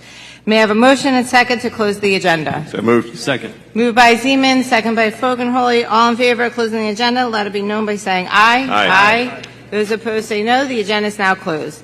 I will now entertain a motion to move item number 1 and item number 2 together for public input and board discussion. At the conclusion of this discussion, the items will need to be separated before voting. I don't like that. All right. I'm going to move item number 1 to the floor. Second. Moved by Zeman, second by Hickson. Public comment on item number 1. Board member comment on item number 1. I have a Madam Chair. Mr. Alston? All right, let me put my baked potato to the side. So we are not doing a presentation, is that correct? We're just jumping straight to questions, yes? Just want to make sure. That's okay, I can do that. That is... Chair, are we going to do the presentation so the public can see what we're presenting to them? Yeah, I'm sorry. This script's a little... We will do a presentation on item number 1. I'll wait, thank you. Dr. Hepburn. Thank you, Madam Chair. I'm pleased to submit the 24-25 tentative millage and tentative budget for the school board's consideration and adoption. I want to start off by thanking the board for their input to staff at all the workshops this year when the district's budget was discussed. The budget workshops were held on the following dates: January 30th, February 27th, April 23rd, May 29th, and recently on June 25th. The district's administrative and school leadership teams remain committed to providing our students with a world-class education in a safe and secure learning environment. We are incredibly proud to have earned an A grade from the state, a goal we have been working hard to achieve. This accomplishment highlights the outstanding progress we have made and assures parents that we are providing a high-quality education for their children. I commend our teachers, administrators, and staff for their commitment to students' learning, our students and families for their drive and determination to succeed, and our school board for its continued support and guidance. My objectives are clear: maintaining BCPS as an A school district, 100% proficiency for all students, financial stability for our district, and ensure equity so every student benefits from high-quality instruction and exceptional educational experiences. During the upcoming school year, we will leverage our resources and opportunities to build capacity for our principals and teachers, upgrade our facilities so we can bring them up to par and have conducive learning environments, and improve the fund balance to target 5% of net operating revenues, as well as increase employee compensation by enhancing efficiencies in our processes, boosting cost effectiveness, and eliminating redundancies. I have challenged my leadership team to take a deep dive in their respective budgets and find opportunities to improve cost efficiencies to realize a $100 million in savings. This budget includes $19.6 million for the recurring teacher salary increase that was approved from the non-recurring American Rescue Plan funding last year.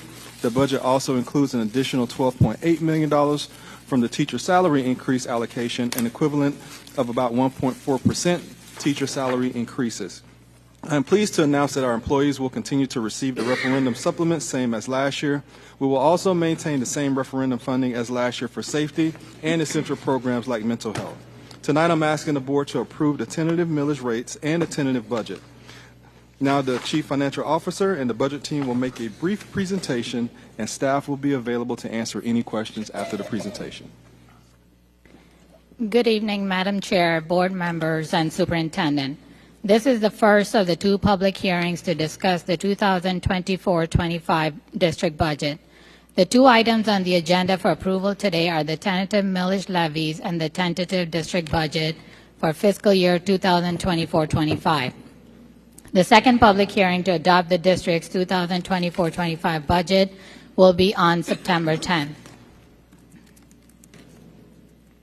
The next slide provides an overview of today's agenda. On today's agenda, item number 2, resolution adopting tentative budget, the sixth document labeled 2024-25 tentative district budget and district summary budget provides an extensive detail and insight into the district budget. So I urge everyone to look at that.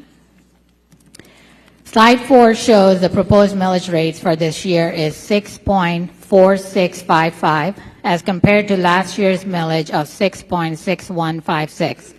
There's an overall decrease in total millage of 0.1501, that is 2.3% lower than the previous year.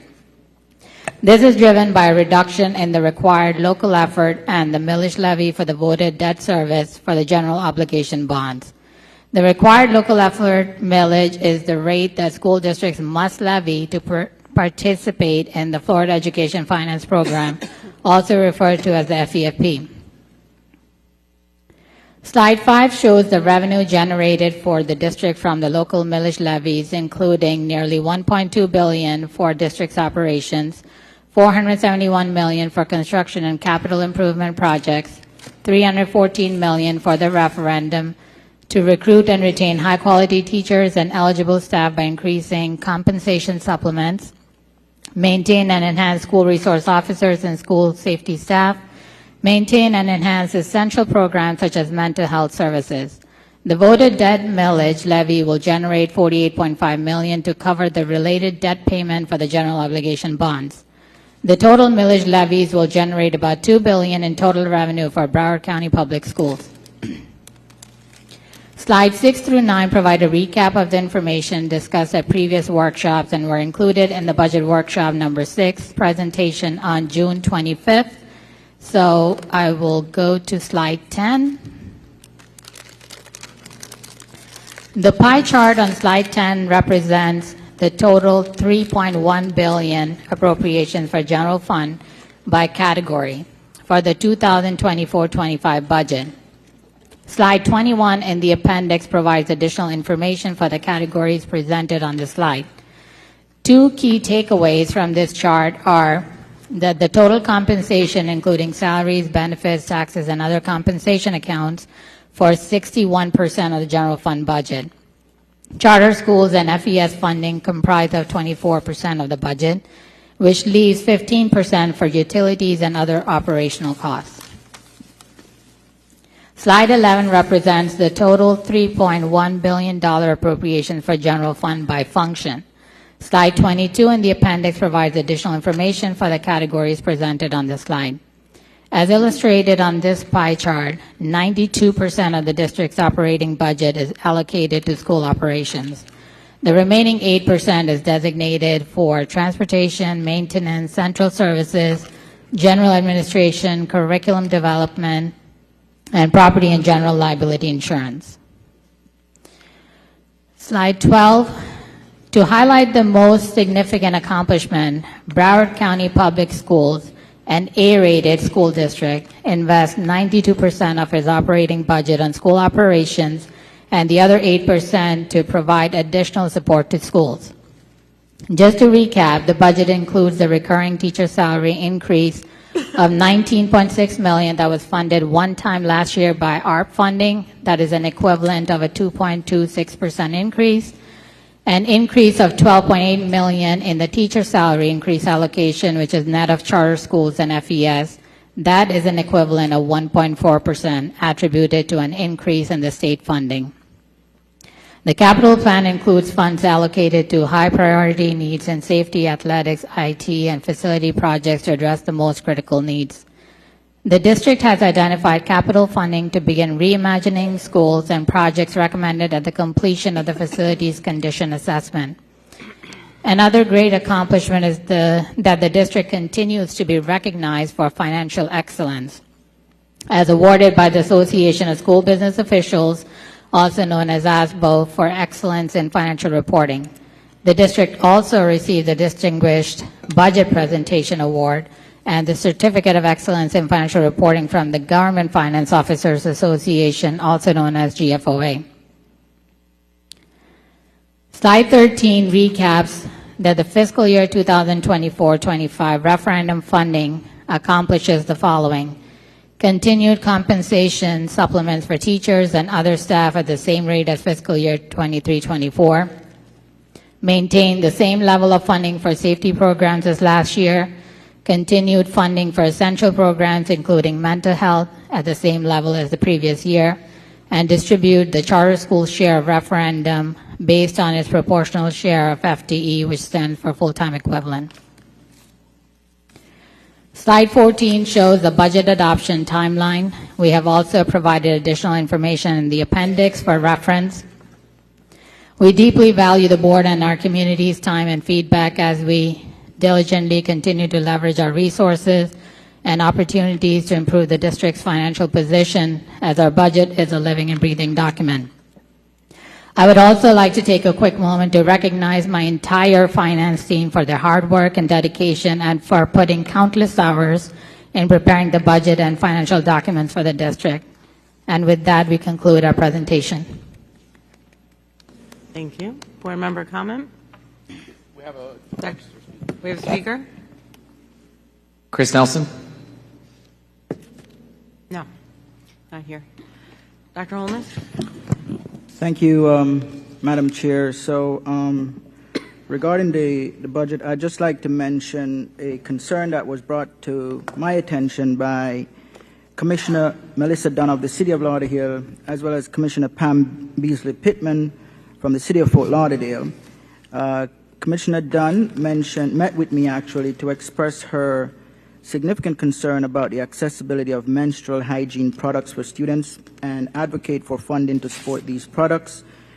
Commissioner Pam Beasley Pittman from the City of Fort Lauderdale wrote a letter to my office requesting that the School Board of Broward County include menstrual products as a specific line item in its budget.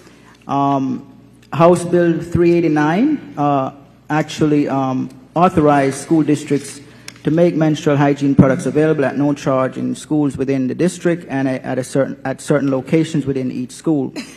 I'd like to thank Beauty Initiatives Incorporation and Women Impacting Neighborhood for donating menstrual hygiene products for our students at Broward County schools. However, the concern that has been brought to my attention is that students are missing classes and school due to a lack of access to menstrual hygiene products. And if partners discontinue their donations to the district and donated products become unavailable for schools, how will schools proceed with ordering necessary items? Who will be responsible for covering the cost of these products? So I'd like to make a motion to add a line item of $100 to the budget of each Broward County public school for the purchase of menstrual hygiene products for the 24-25 school year, with the option to review and adjust this amount based on the needs of each school. This is based upon the concerns brought forth by the leaders of different cities regarding this issue. Is there a second? Second. Moved by Holness, second by Leonardi. Public comment on the motion. Board member comment on the motion. I have a question. Charleston? So item number 1 is on millage rates, correct? What item are we on? Dr. Because you're Hepburn? going to deal with them separate. No, we're doing item number 1. Oh, this would be applicable to item number 2. I thought we were doing it together. No, we're doing item number Okay, 1. so I'm going to hold the same motion, but it will be applicable to number 2 when we get there. Okay. Comments on item number 1, adopt the resolution 2503 approving the tentative millage rates for fiscal year 24-25 district-wide. Ms. Charleston? Yes, and this is on the millage rates, correct? Yep. Which will tie back to the budget, and even I think once we add or subtract from the budget, it's going to impact this number. So let me just ask maybe big picture questions, similar to what I asked, I think, the superintendent previously.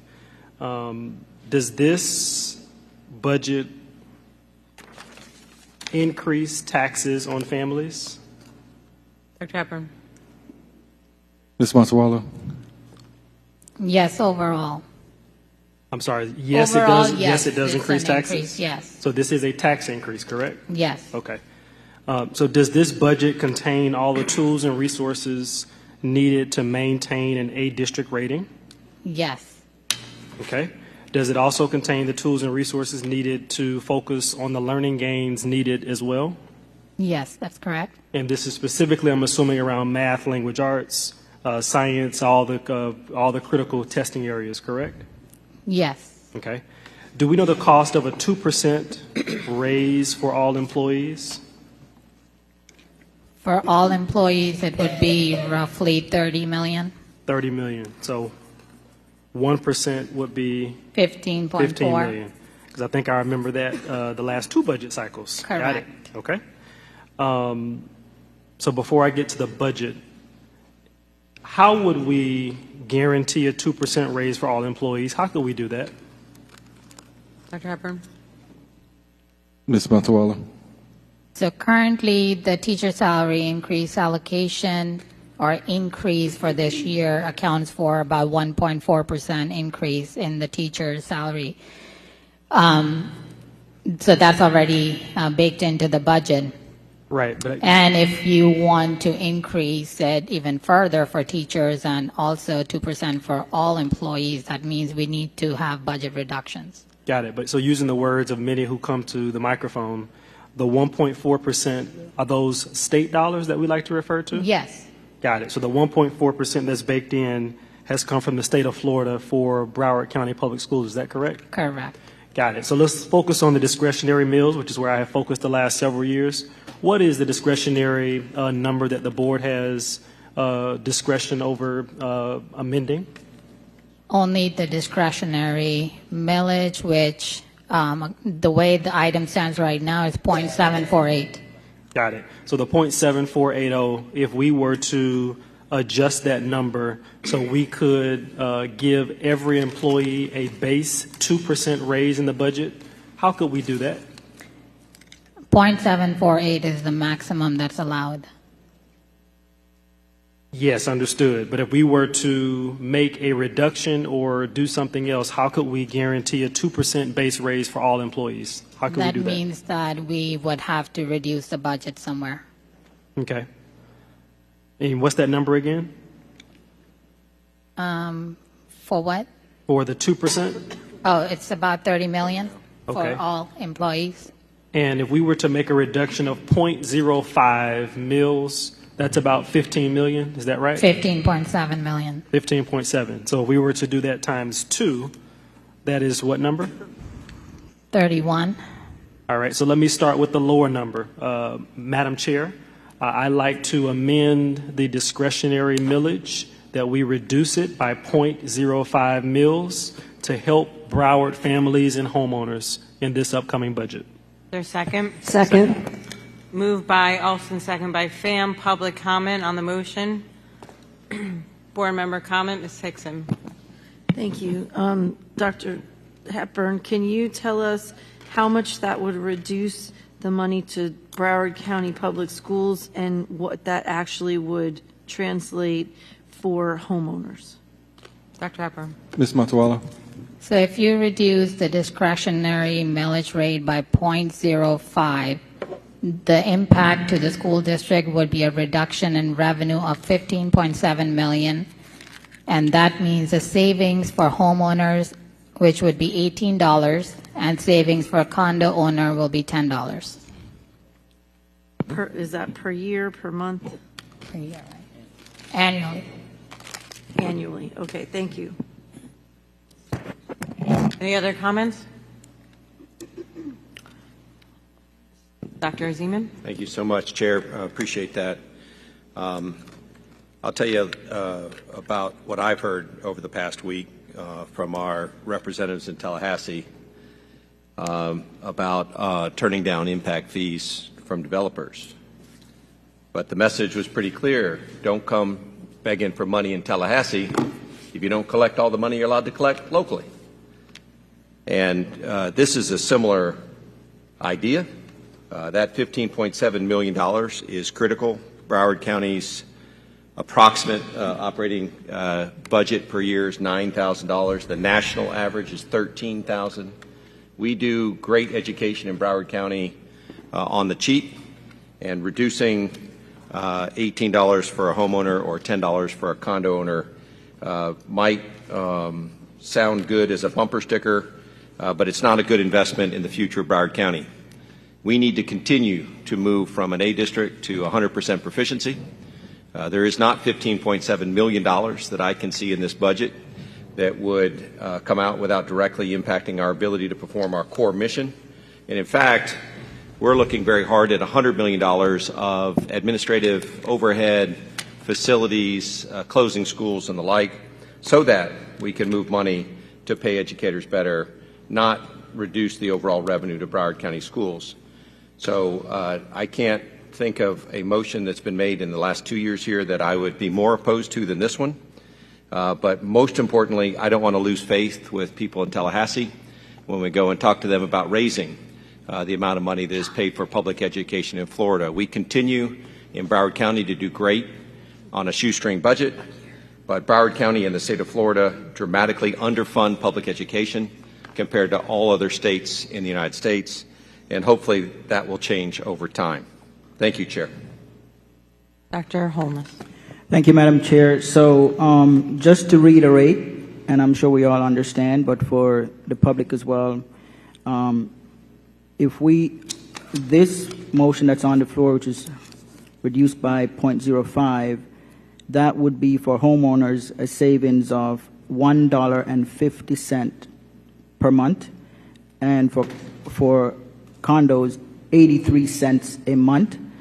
That would result in $15.7 million being removed from the budget. What I can say is that all of our residents are very happy with the results that we're getting in Broward County Schools being an A district. A lot of this is attributed to the kind of resources that we put in our schools, to the efforts of our staff, and so it is paramount that we all join in the efforts to ensure that our schools continue to succeed. I think the district asking for 83 cents a month or $1.50 for homeowners, I think is a reasonable ask, and I think the residents are also collectively would be on board to continue to support our schools, that we can continue to be an A district and we can continue to have adequate funding to be able to do that. So I cannot support this motion. I don't think it would be beneficial to the district, considering the minimal ask, the minimal increase that we're looking at each month. Ms. Pham? Yeah, just to compare apples to apples, what are we asking for an increase for referendums and in the impact fees? Are we going to be asking our voters or taxpayers to contribute 2024-25? Dr. Hepburn? I'm sorry, Ms. Pham, can you repeat the question? Just Sure. for clarification. Okay, right now we're talking about taxes. Okay, my question is, are we also going to be asking for money in a referendum in the future? And also, didn't we just already vote on impact fees to increase them? So I just want to know what we're looking at for the whole picture, what the voter people can expect. I don't think we passed that, the impact fees item last week. But as far as the future with a referendum, once we complete the task of this previous referendum and build back public trust as we move forward, yes, we'll be going back to the voters. What year are you looking at? Was that 26, 28, I think? Thank you. Any other comments on this motion? Before we vote, Mr. Olson, can you repeat the motion? Sure. I believe the motion was to reduce the discretionary meals by 0.05 to help all of our Broward families, homeowners, et cetera. Okay, roll call. Hickson? No. Honus? No. Leonardi? No. Rupert? No. Zeman? Nope. Alhadeff? Yes. Alston? Highly in favor of. Bam? No. Fogelholy? Yes. 3-5, the motion fails. Okay, back to the main motion, item number 1. Any other? I'm sorry, 3-6. 6-3, Chair. 3-6. And, yeah, motion fails. Any other motions, comments?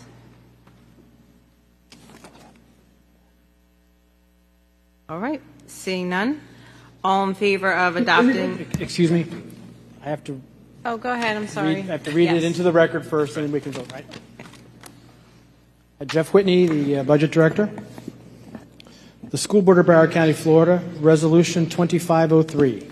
Resolution by the School Board of Broward County, Florida, adopting tentative millage rates. Whereas the School Board of Broward County, Florida did, pursuant to Chapters 200 and 1011, Florida statutes, approve the tentative millage rates for the fiscal year July 1, 2024 to June 30, 2025, and whereas the public hearing and in full compliance with Chapter 200 Florida statutes, the School Board of Broward County, Florida adopted the tentative millage rate for the fiscal year 2024-25 in the amounts of required local effort, 3.0630, raising $962,121,334. Basic discretionary, 0.7480, raising $234,954,867. Capital improvement, 1.5000 mils, raising $471,166,177. Voted referendum, 1.0000, raising $314,110,785. Voted debt, 0.1545, raising $48,530,117 for a total millage levy of 6.4655, raising $2,030,883,280. The total millage rate to be levied exceeds the rolled back rate by 5.87%. Now, therefore, be it resolved that the School Board of Broward County, Florida adopted each tentative millage rate for the fiscal year July 1, 2024 to June 30, 2025 by separate vote prior to adopting the tentative budget. All those in favor of item number 1, say aye. Aye. Aye. Those opposed, say no. No. Nay. No. Alston. Alladef, Fogelholy, Alston, dissenting. Pham, dissenting. So item passes 5-4. May I have a motion second on item number 2? So moved. Mr. Fogelholy? I wasn't sure if Rupert came through. I didn't hear. Rupert, were you a yes? I was a yes, thank you. Thank you. 5-4. It was Pham, Alladef, Alston, and Fogelholy dissenting. 5-4. We have a motion second on item number 2. So moved. Moved by Fogelholy, second by Seaman. Public comment? Board comment? Mr. Alston. Yes, thank you, Madam Chair. So I know that last budget cycle, I asked a question around FTEs. So as I go to page 6-17, all the way to 6-24, this graphic or this had I'm under the financial tab, sorry. General fund school appropriations. So last year, this had a tab for FTEs by department and by division. This year, I see that we chose not to do that. Where are the FTEs by area? Because what I do see is the reduction in one of the categories that you do highlight for special revenue. You do highlight the FTEs there. Do we highlight the number of FTEs that's in this overall budget compared to last year? Dr. Hepburn. Ms. Matawala. So I can explain that. That's a good question. Well, first of all, I would like for everyone to refer to 7-32, which shows the 2024-25 general fund detailed personnel resource allocation. So we have it summarized on that page.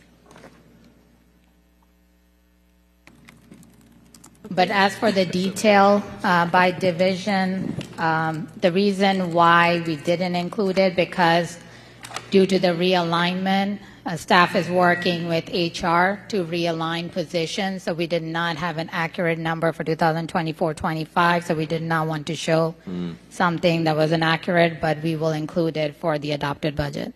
Right, but you acknowledge that what we saw last year is a little different than the Yes, depiction but- this year. Okay, Correct, right? yes. Got it. But so the increase. So now let me ask a different question. Now that we've set that as the baseline. So is there an increase in positions in this budget? Overall, no. So there is no increase in positions in this budget, correct? Overall, there's a decrease in district positions, both schools and divisions. Okay. And in the other category as well, correct? Special revenue?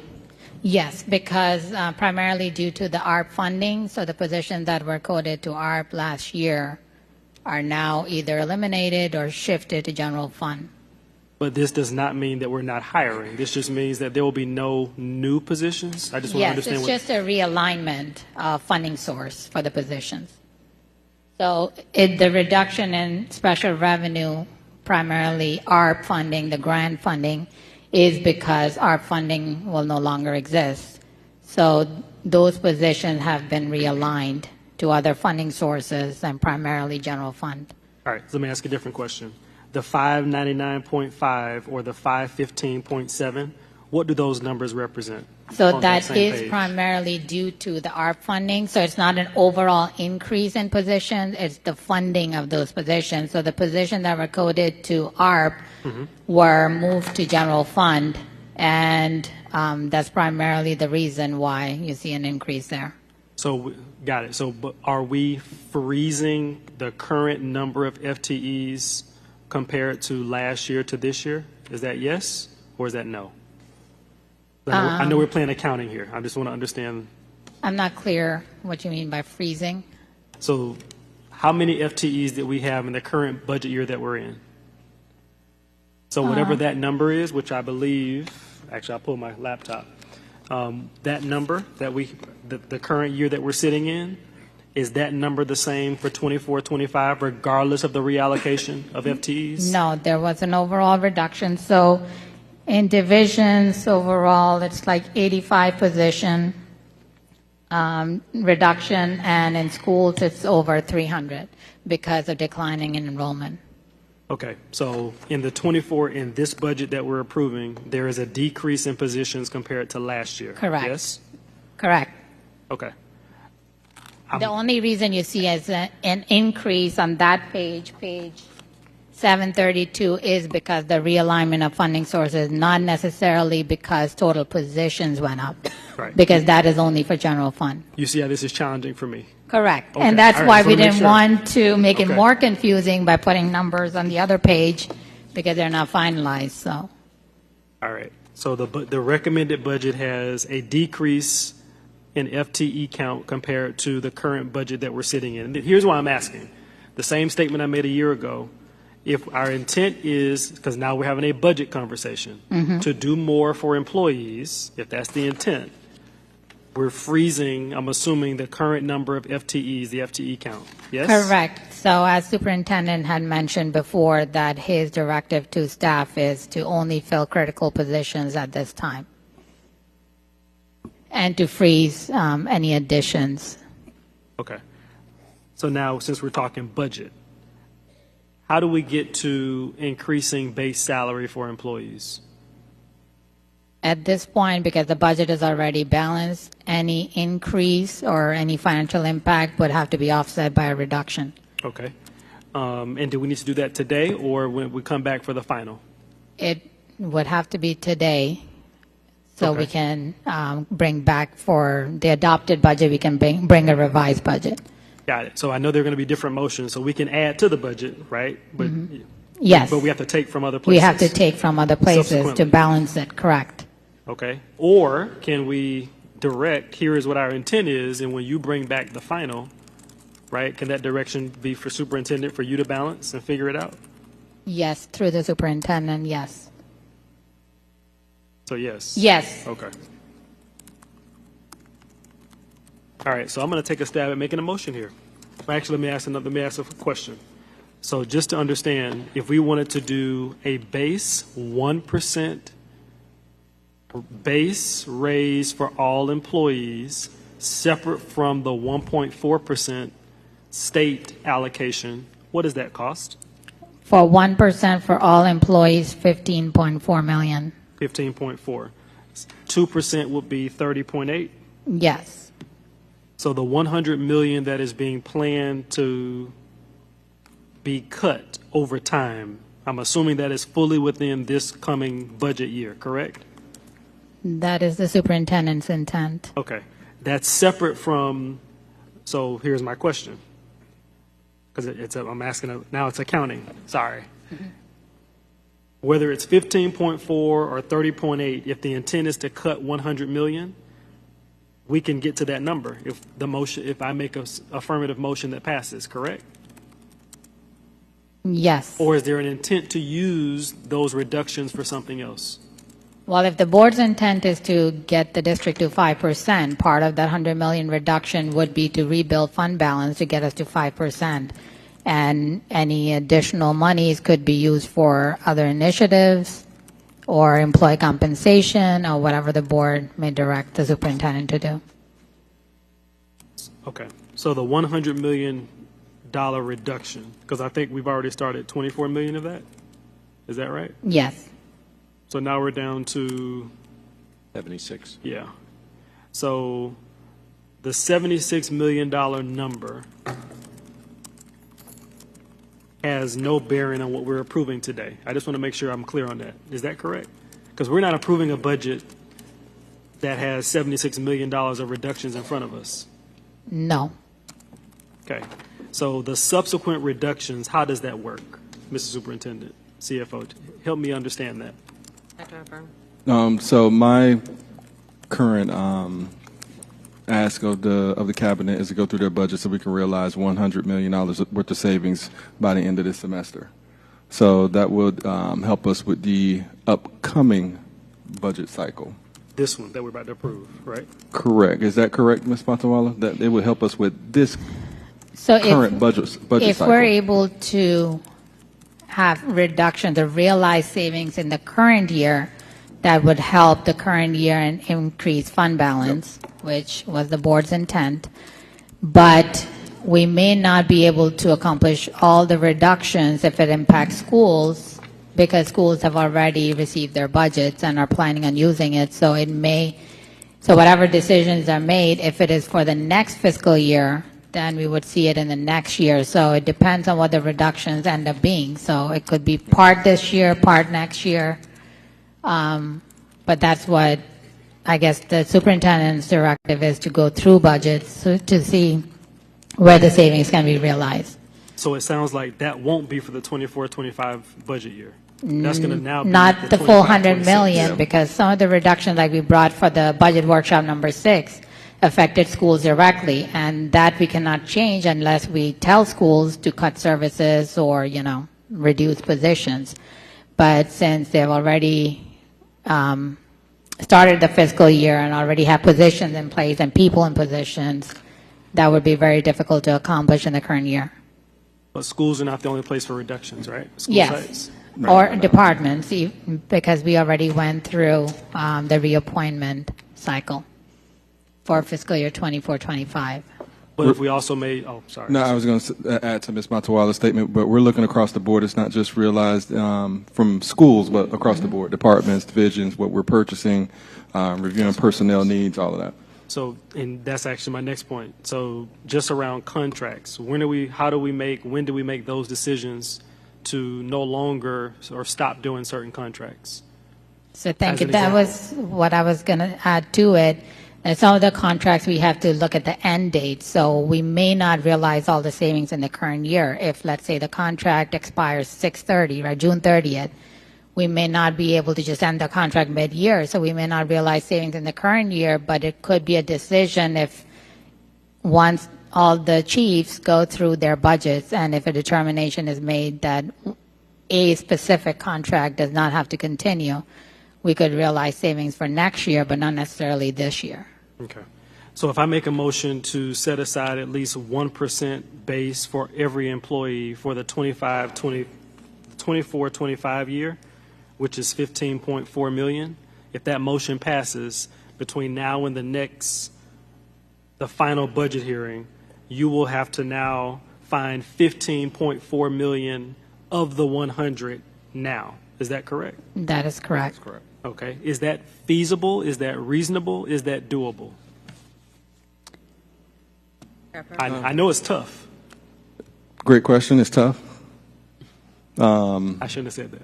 Yeah, I know it's tough. What I can say, what I'm committed to and this is what I told the staff, is by the end of the first semester. So we're looking at those things now. So we can aggressively look to see what type of savings that we can realize before the next budget hearing in September.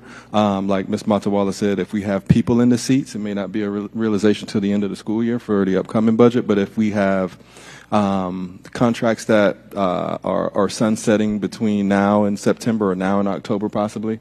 Those are things that we can look at. If we have certain positions that are out there that are not needed and are not critical, and they're vacant, those are some areas we can realize. So it's tough, but we can take a look. We can take a very firm look to see if we can realize $15 million. Because if we do nothing, only the 1.4% from the state is recurring, correct? Correct.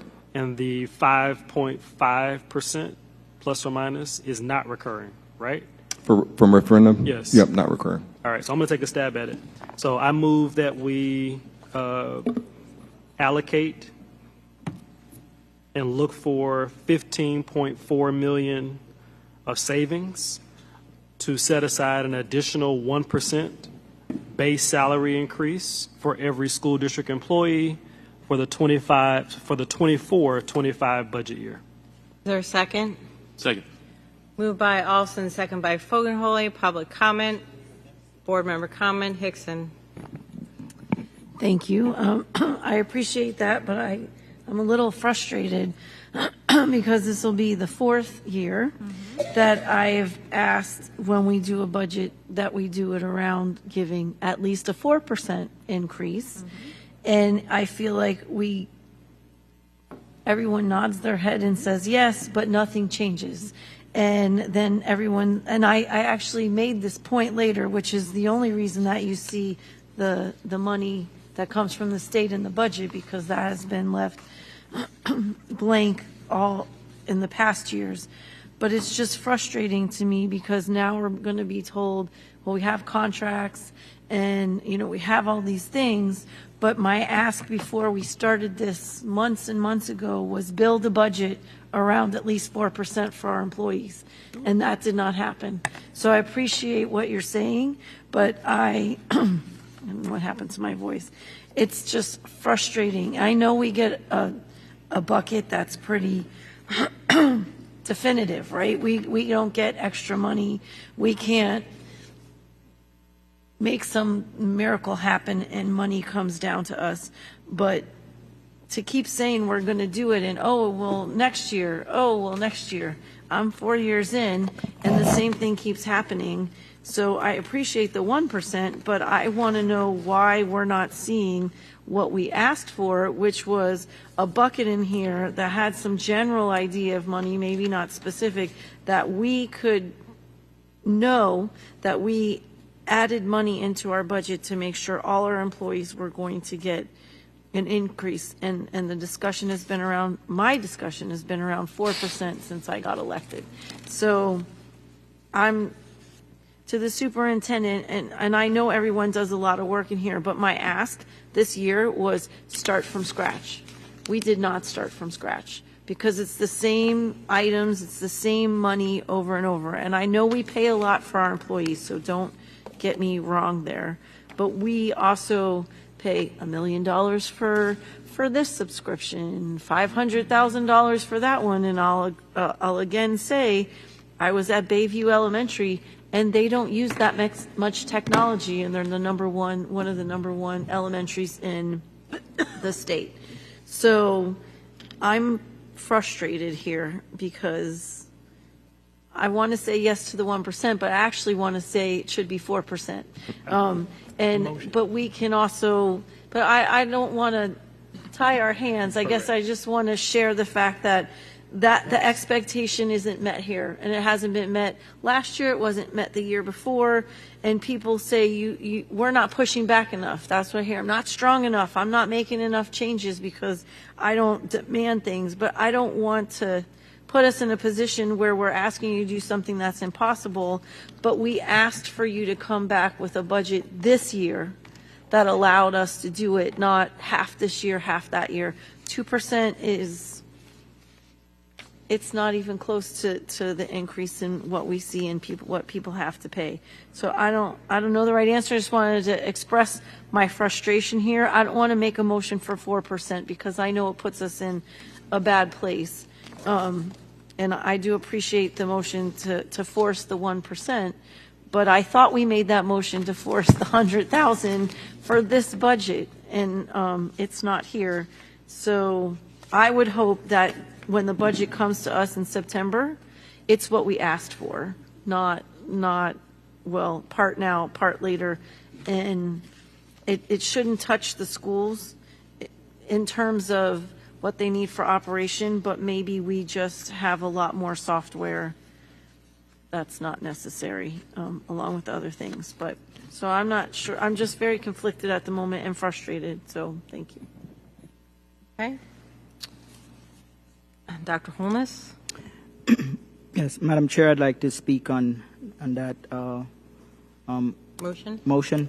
So I would like Dr. Hepburn to respond to the prior concern by Board Member Hickson, as I have similar concerns that, we thought we were going to prioritize teachers and staff and then work around that. But based on my understanding, what's before us is a 1.4%, and Board Member Alston proposed an additional 1%. So if you could comment on the concerns of Board Member Hickson, because I share similar concerns, and then I'd like to keep the floor for a couple more comments.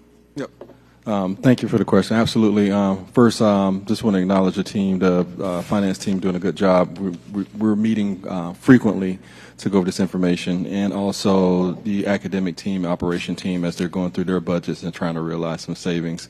Over the spring, some things have new obligations have approached that we have to take care of. That's oblige us to set aside, $10 to $20+ million to address some district obligations that we were hopeful that we could possibly use for some of the initiatives that Ms. Hickson is talking about.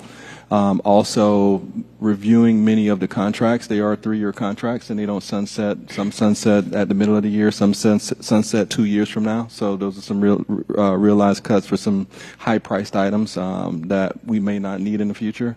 Also, there's people sitting in the seats that we just can't abruptly just remove them. We did some calculations with some of our school levels, and we ended up having to provide additional money back to them after we realized some savings, just to make sure we can make it work in our schools, just to make sure the classroom ratios were appropriate, and principals could build a master schedule around providing the best learning opportunities to our students. So a lot of different things happen in a short amount of time in the spring that kind of created some obstacles. They're not barriers, but they're definitely obstacles which we're trying to work through during this first semester, hence why I've tasked my team to really go through everything with a fine-tooth comb to see if we can identify $100 million in savings.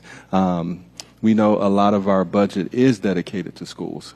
So although we can say we can reduce in central office and regional offices, but schools are going to feel a little bit of that pain too, because a large lion's share of our budget is dedicated to schools, and a small share is actually dedicated to central office and regional office. So we're going through with a fine-tooth comb just to make sure we can maintain the standards of services we're providing to our students, our schools, and our community. So I'm hopeful sometime during this first semester I can come to you with a detailed overview of how we're realizing $100 million in savings. Okay, so I have a follow-up question.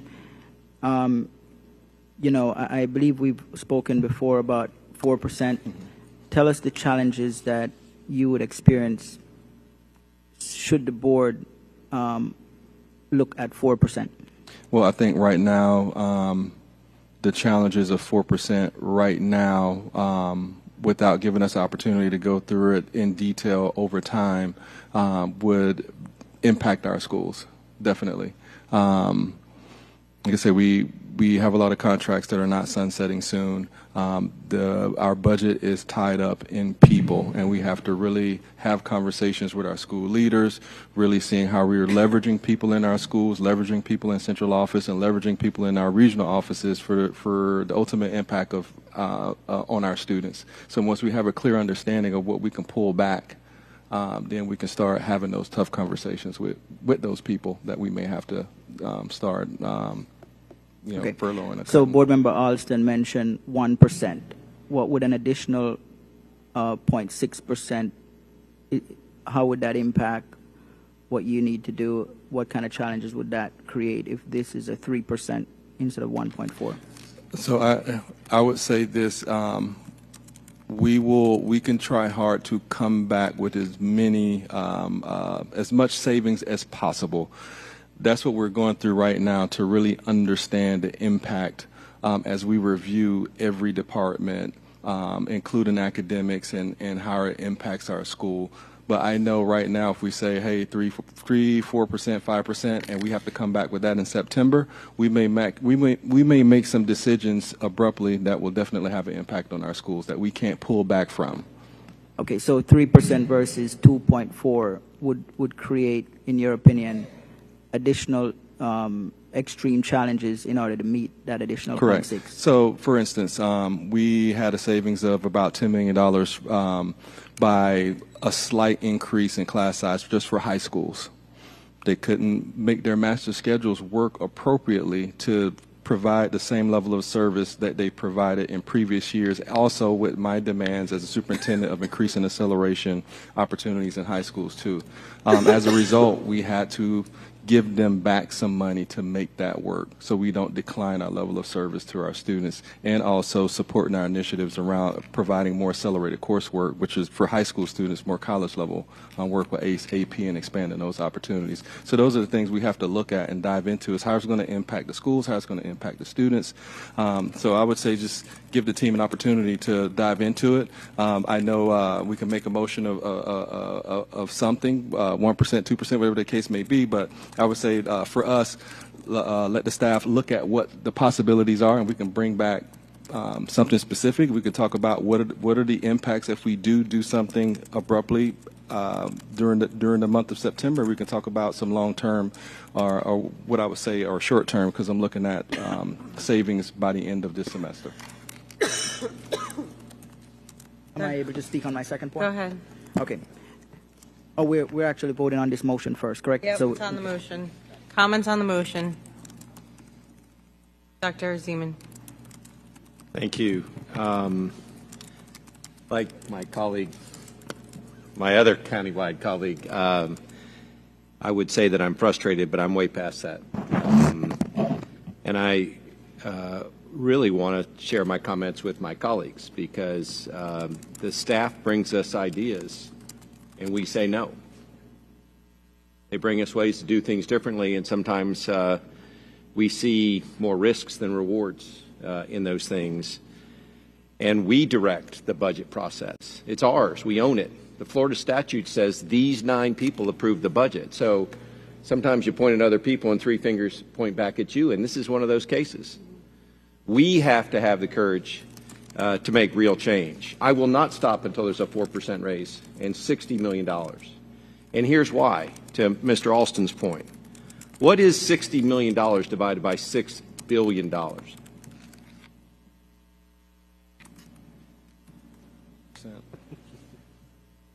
So that's 6,000 million, and we need to find 60, right? It's nothing. It's a tiny piece of things, but we have to start thinking about doing things differently. We have a huge backlog of money that we've appropriated but never got spent. Why don't we look at that? We have ways of doing things differently, so even though most of our money goes out for people, what people do every day in their job can be changed. And we can negotiate that. And interestingly, the people that need to say yes to that are the same people that want the 4%. So that's a perfect kind of conversation to have as we go forward. But it is maddening to come here every year at the beginning and have talk about $100 million, have talk about redefining schools. But, you know, the idea that we spend a lot of money on people doesn't mean we can't find $60 million out of a $6 billion budget. We just have to figure out how to find that 1%, and we need to do it every year. Businesses constantly challenge themselves to reduce costs by 8 and 10% per year. We can do 1%. And if we did 1%, we're on a perpetual cycle of paying people better. They get to keep up with inflation. They feel respected and cared for, and we get all the attendant benefits that come with paying people an appropriate amount. I'm tickled that 2 years ago we found a 14% raise, largely because of the referendum. Last year we found a total raise of 9% from a variety of things, including additional benefits to health care and retirement. We cannot go below the 4% plus 1.4 for teachers, and we can't go below the 4% for all educators that work in Broward County. What does that mean? That means when the votes come here, we have to say yes to reduction sometimes. We have to help the staff think about things. We have to use the Council on Great City Schools. You know, there's 12,800 school districts in the United States. But we don't hear enough about what other people have done to save money. We just keep looking at our own belly button, and that gets kind of old. And so I am not afraid of finding $60 million. I will not stop until we have that. And this board has voted to implement $60 million because, to me, everyone keeps talking about an A-rated district. But the foundation of an A-rated district is the people. And we're not going to keep the people if we go out with a 1.4% raise for teachers and some bonus for all other educators. So I share frustrations with this, but I also will take responsibility for it. But this year, we're going to find $60 million so that we can at least vote on that. I hope we continue to vote until we find that money so we can pay people well. And then I hope that we fix the budget process because it is dynamic. It would be interesting today to just say, let's set aside $60 million. But there's no interesting vote to take on that because no one knows where the savings is going to come. But we could say we're going to find the $60 million, and we're going to make sure that we pay people what it'll take to retain them and to keep them inspired in doing this critical work. To me, that's the work that's left over about the A-rated district. It's not just the 34,000 people or 32,000 people that work here that made an A district. It's the 750,000 people in Broward County that did homework with kids and got them dressed and made sure that they participated in academics before they did sports. And when you add all that up, that's a lot of people working on a noble thing. But we're going to lose our key resource if we can't continue to find 4% per year. And because this is dynamic, we'll find it. It's only 1%. If we can't reduce our costs by 1% a year, we should probably pack it in and let somebody else run this place. Thank you. Any other board member comments? Mr. Alston, repeat the Ms. Pham. Thank you, Madam Chair. I think that each of the board members should come back with an idea of where we can save costs. Independently work, which we usually do. Yeah, I support that. But anyway, because I think if we work as a team, I think we all think differently and we'll have ideas outside of the box. There won't really be a lot of duplication. And at least that's a starting point.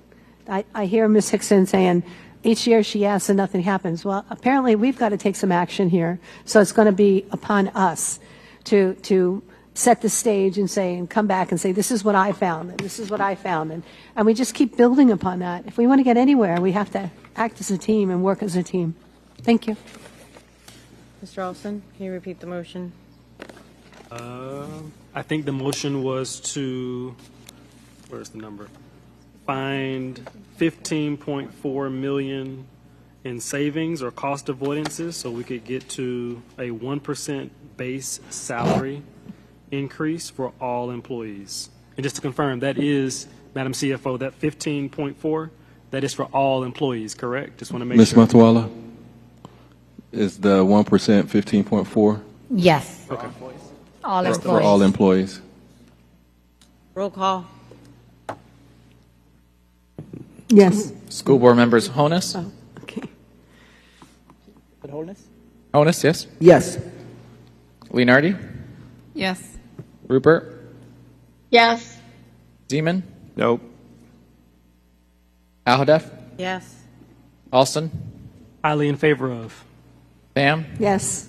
Fogelholy? Yes. Hickson? Yes. Motion passes 8-1. Mr. Olson, do you have anything else? No, I think Holdness had the floor. Oh, I'm sorry. Dr. Olson. Thank you, Madam Chair. This is revisiting my motion from before, and just to quickly provide a review of what I've asked without going through all of it. House Bill 389 requires school districts to make menstrual hygiene products available at no charge in schools within the district. We have a couple of sources donating these products to Broward County Schools, which is Beauty Initiatives Incorporation and Women Impacting Neighborhood.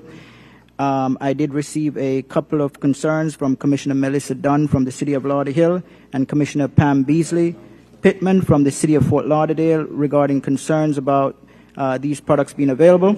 It has come to my attention that students are missing classes and schools due to lack of access to menstrual hygiene products. And if these partners that we have should discontinue their donation to the district and donated products become unavailable for schools, then this will be concerning in having these items ready for our students.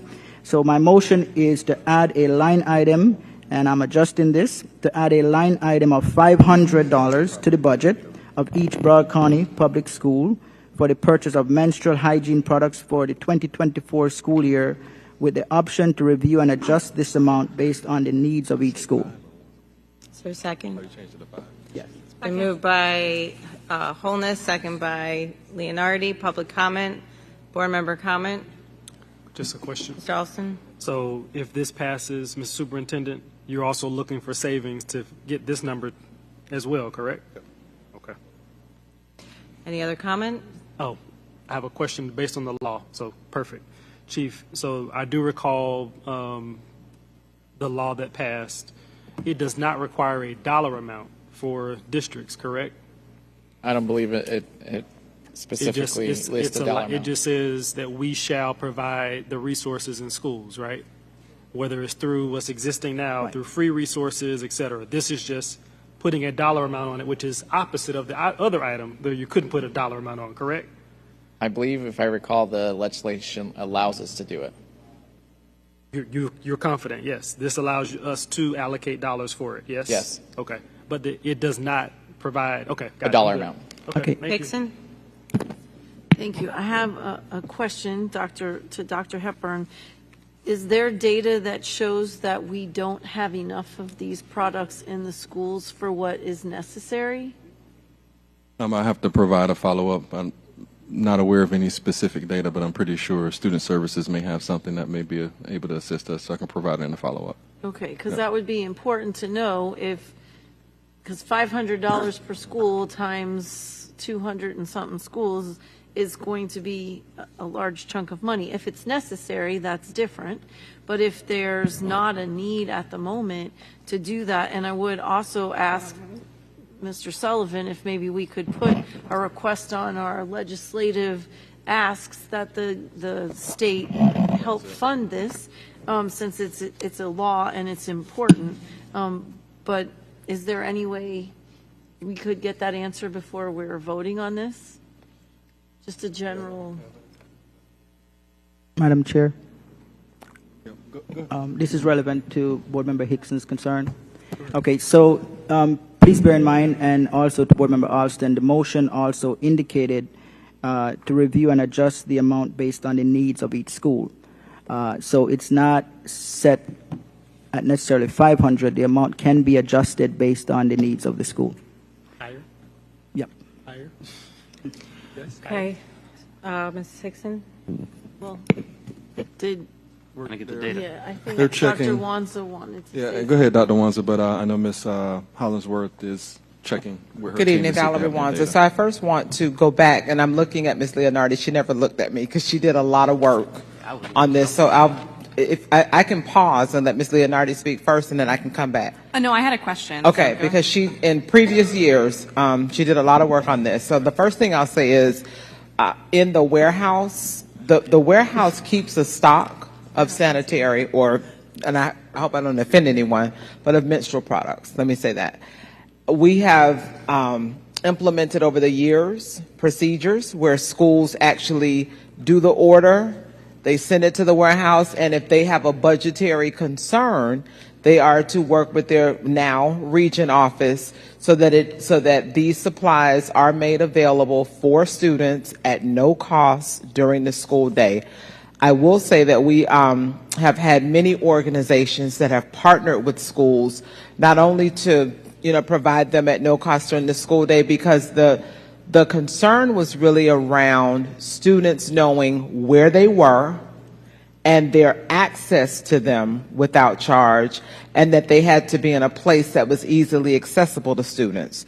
Many organizations partnered so that students would have supplies to take home with them outside of the school day on weekends. So there is a process, there is a procedure, and schools can order the supplies that they would need through the warehouse. Ms. Paul can speak, any more if there's anything she would like to add, and I certainly would defer to Ms. Leonardi because she championed this for about 2 or 3 years. Ms. Frogenholly? No, Chair, thank you very much. I think I was going to repeat what Dr. Wanza said. Because I remember having this conversation. Board Member Leonardi had brought this up multiple times for the last couple of years. So I just want to get that data that Ms. Hickson requested. Thank you. Ms. Pham? Thank you, Madam Chair. If I could just have clarification, are you talking about menstrual products for when students are at school or throughout the week, 10 days, whatever you want to say? Hepburn? And if we are talking about throughout the week, to take products home, is there any way we can have the city or the county also help pitch in? And I don't know if they've been approached at this point, but I think that might be the consideration. Thank you. Thank you, Ms. Pham. I think Dr. Wanza was talking specific to the supplies in our warehouse availability during the school day, and then our partners who partner with us are providing those supplies for at-home use. And are we paying for those supplies, or is that something we can approach the county or the city about to chip in? Dr. Wanza is coming up.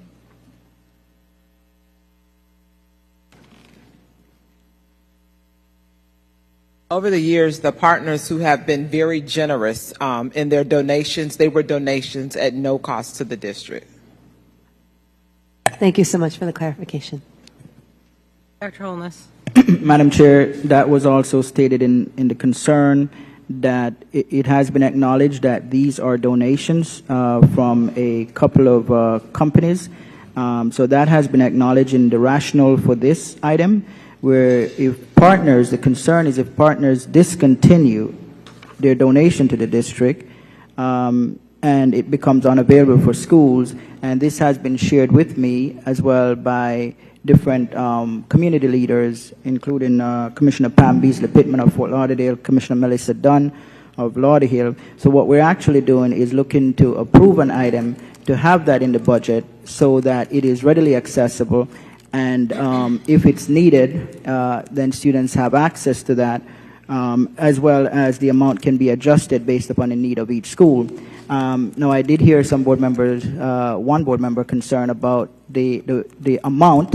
I think, I can, if we need to adjust the amount, that's fine, to provide less challenge to the superintendent to allocate those funds. So I am willing to adjust it if that will move this item forward.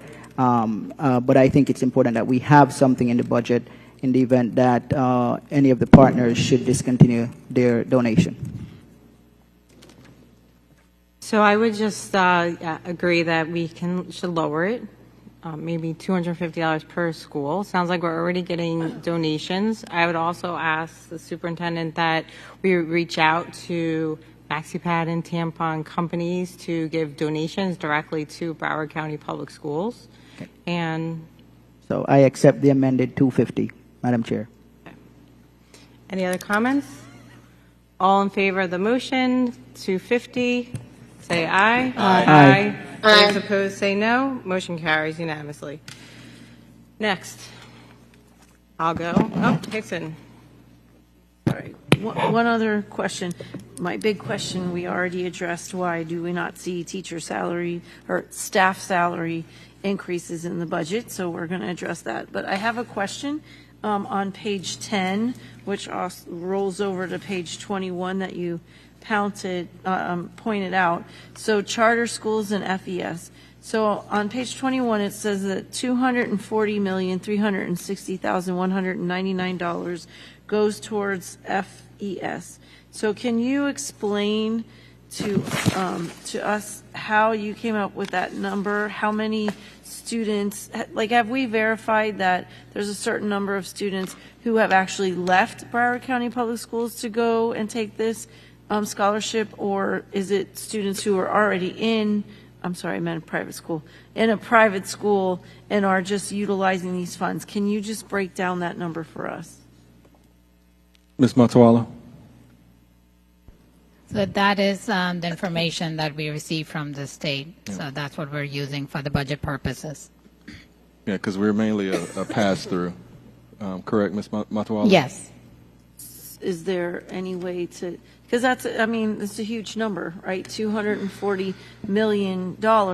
But it wouldn't be important for us if we don't do this, if there's a way to collect this data to find out how many of them left Broward County Public Schools and we lost that money, or how many of them were already in private schools and it's just because it's passing through us. Like, because that number's a big number, but I don't know that it gives people the right data that's needed to understand how much it really is affecting our budget. We'll collect as much data as we can. I know we have enrollment numbers from 22-23 school year to 23-24 school year. I can't remember the exact reflection of our decline, but that'll give you an idea of how many students did not return to us from the 22-23 school year to 23-24. But we'll see what type of information we can collect, because I know a lot of the family empowerment scholarships are used by private school parents that have been in private schools their whole entire life. So Kind of my point. Yeah. Okay, thank you. Okay. Mr. Olson, yeah, okay, thanks. I got a lot here. All right, so first, on page 21 of the packet, this packet, the appropriations by category, I think there's a lot of opportunities that we can save here. So I'm going to start with electricity. I know I brought this up in 2018 with as far as opportunities to have solar panels. And, you know, I mentioned putting them on roofs, and I was shot down. But I think, you know, we live in Florida. There's so much sun and opportunities for solar panels. So, you know, maybe, I don't know what company we use with our electricity, Dr. Hepburn, but maybe, you know, there is that solar opportunity, whether we put it in our walkways. That's what I was told. We can put it in our walkways. And we can save money back to the district. So that's one. Two, telephone. I was laughing when I saw that, because I know we're all using cell phones, but then I realized, you know, in the offices are actually using the phone. And so, but that is a lot of money that we are spending on the telephone, but I don't know what company we're using, but maybe there is an opportunity to go out and use a different company that could save us money. I don't know if we have explored that. I haven't heard about that in years, so that's another opportunity. Other expensive category, and then I'm looking at it, the travel. I know I asked the question, my colleagues saw we're spending $2.2 million in state travel and $1 million out of state travel. So I definitely think that we have opportunity to cut that travel. And then my favorite, the printing. So I'm not sure exactly what that number looks like, but we should be going more green. I'll continue to say that, and do things less paper driven. So the other expense category, I would love to see that cut drastically. How much?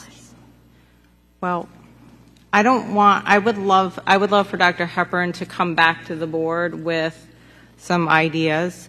I don't know exactly, because there's things like software licenses, equipment rentals. I don't know what that looks like. I don't know exactly what that is, but I gave some examples where things can be cut, like personal services. What does that mean?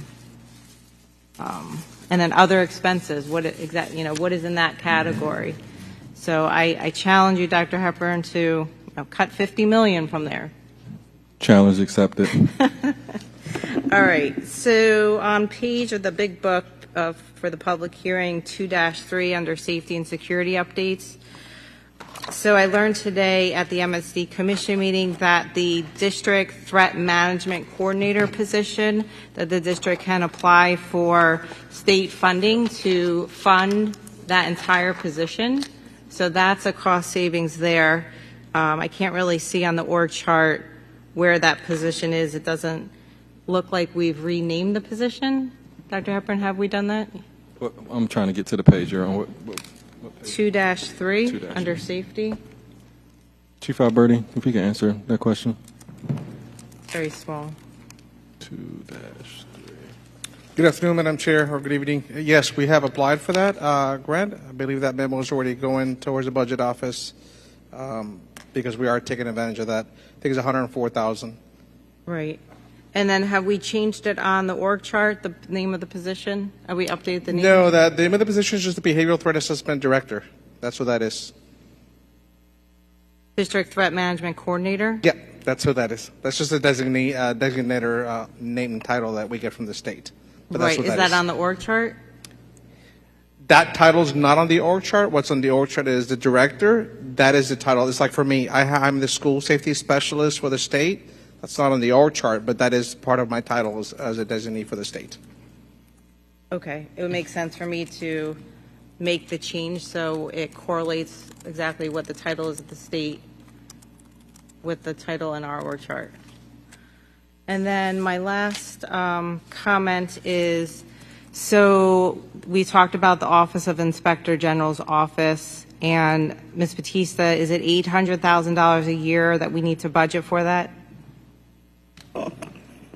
I would like Ms. Moriwala to weigh in on that. It's approximately $1 million. I don't know exactly Yes, how it much. was approximately $1 million because we compared it to Miami-Dade Public Schools, and if the structure is going to be similar to that, that's what it costs Miami-Dade Public Schools. Okay, so I make a motion to include $1 million in the budget to ensure that we have the funds to implement the measure if it passes for the Office of Inspector General. Second.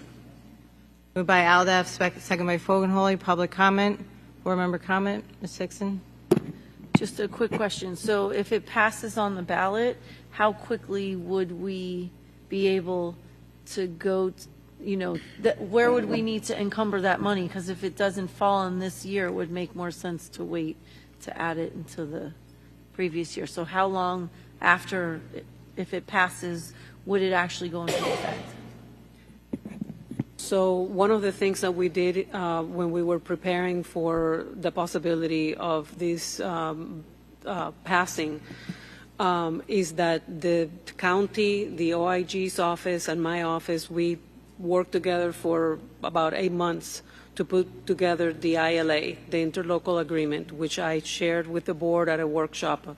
And you reviewed it. My whole purpose for doing that was so that we would be basically ready to start if it does pass. I would bring it to the board meeting, the next board meeting.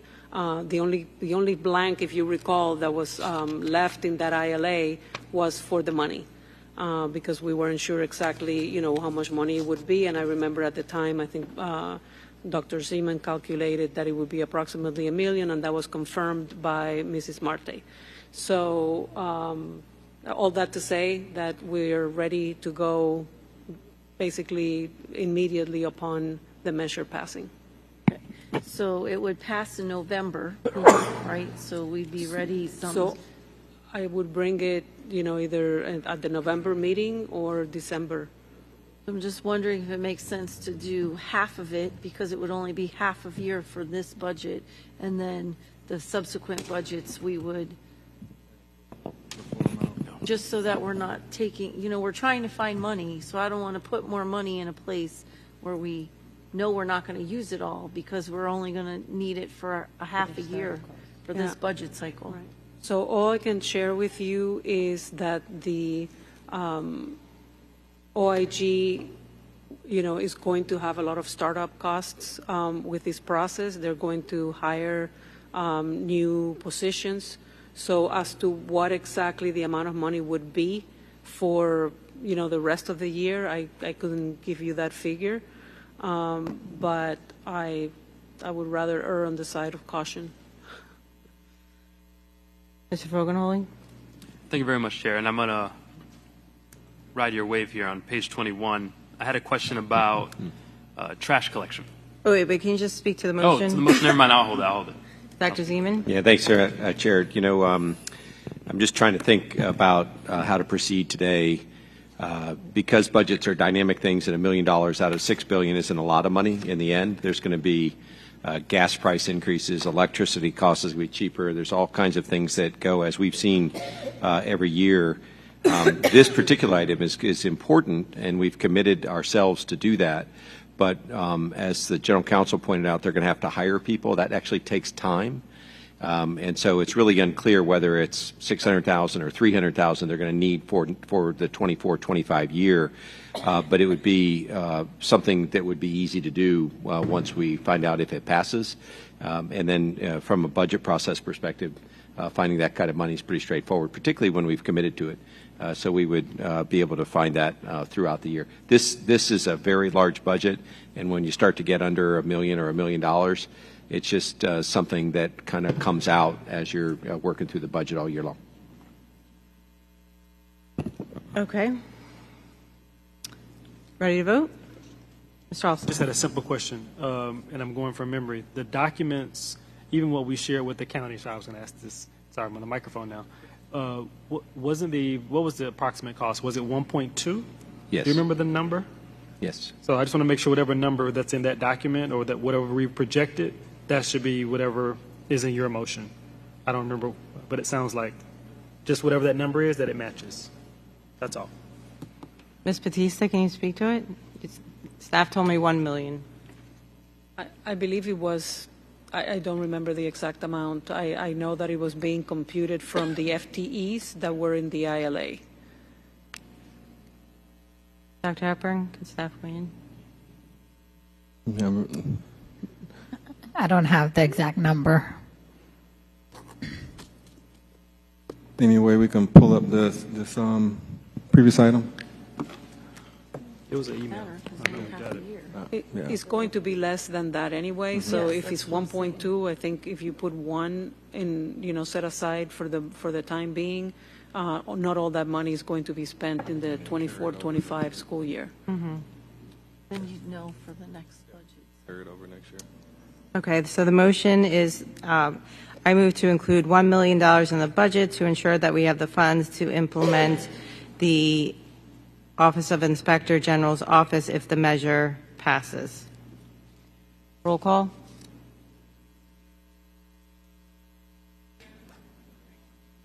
Microphone. And Madam Chair, if I may suggest that just a designation that the funds be placed in the budget for the board office, since that, whatever invoices may be received from the OIG will be signed by you. Okay, the money will be placed in the board's budget, board office budget. Roll call, Ms. Leonardi? Yes.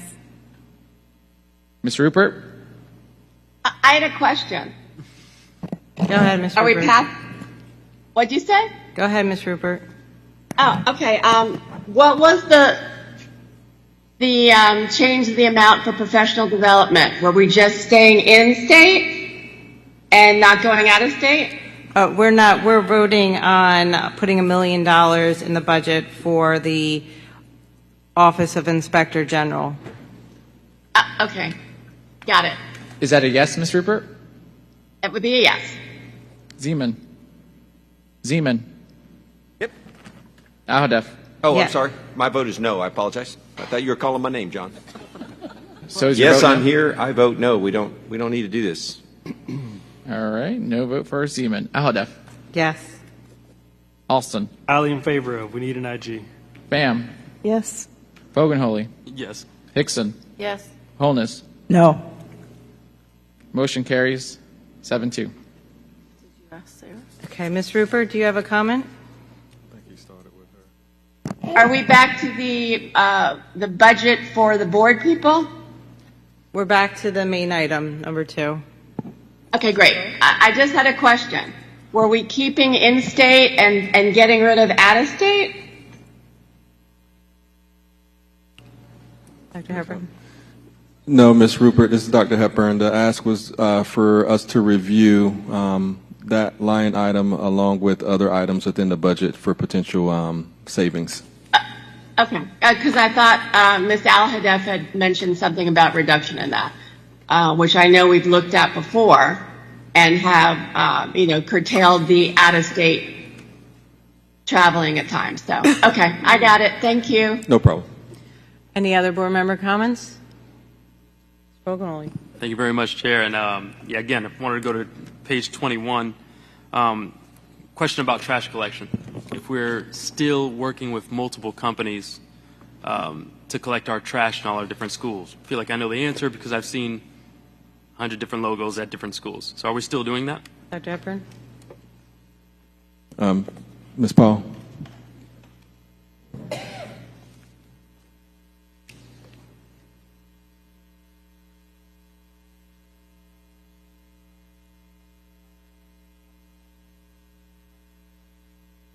Yes, we are.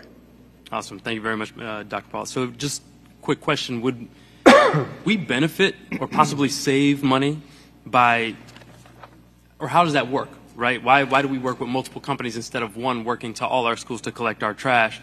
And is there possible savings if we were to go to one company to do that district-wide? So I think we'll tag team this one. Mr. Dorsett, if you can come forward, and then Ms. Andreu, if you have something to add to it. Good afternoon, Mark Dorsett, Executive Director. Based on the geographic location, you have multiple companies that manage waste management. So you may have All Pro, you may have Waste Management, you may have a different company. So it depends on where the municipality is.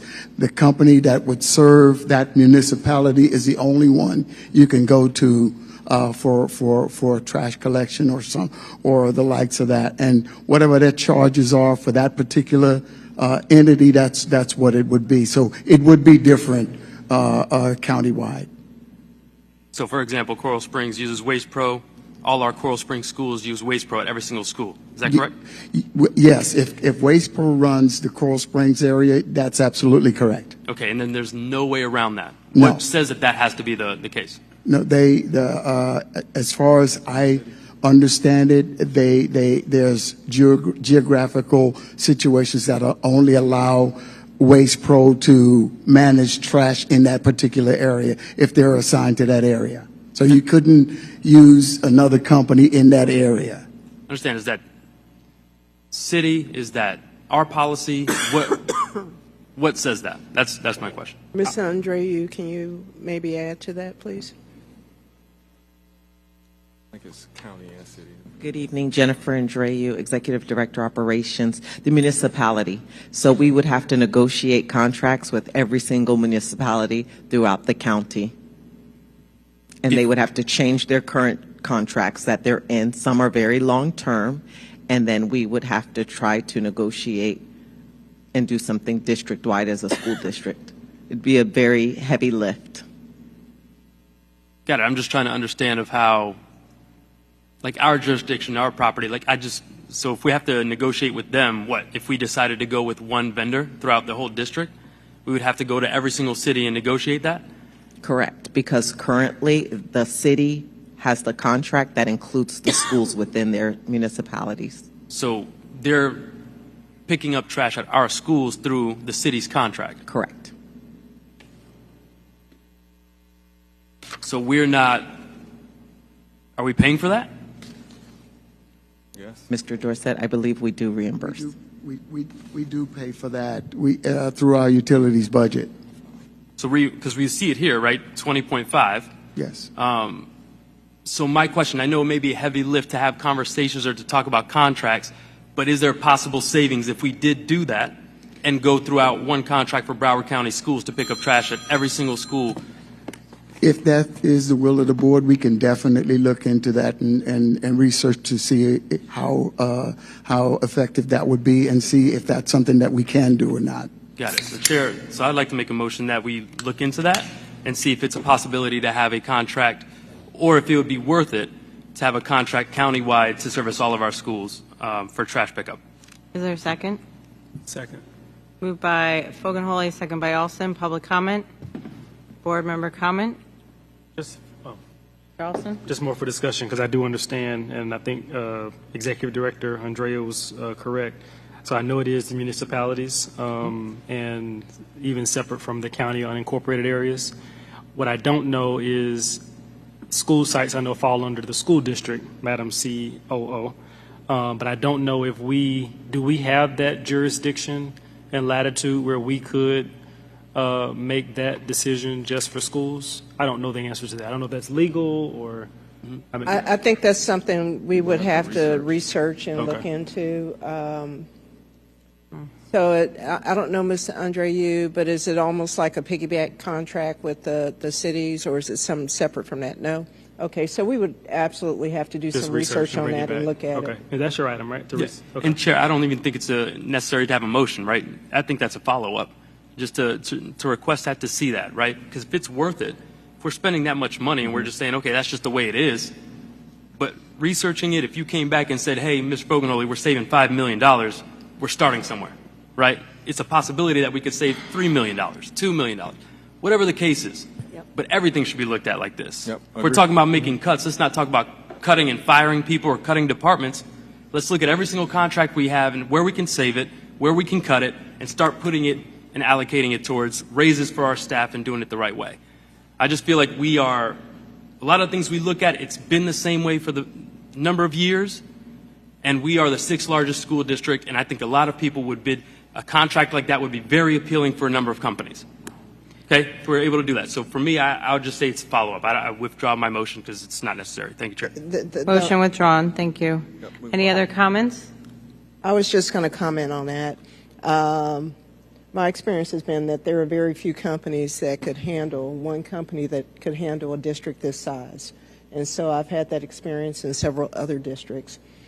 So, I think that needs to be also part of the analysis as we answer your question. Thank you. Dr. Zeman? I know that we have things we want to get done tonight, but we don't actually turn our budget in, even the first draft of the state till August and final till September. We still have 2 months to offer ideas, to get estimates about all of these things. And I thought that tonight was really supposed to be about, getting the big numbers right.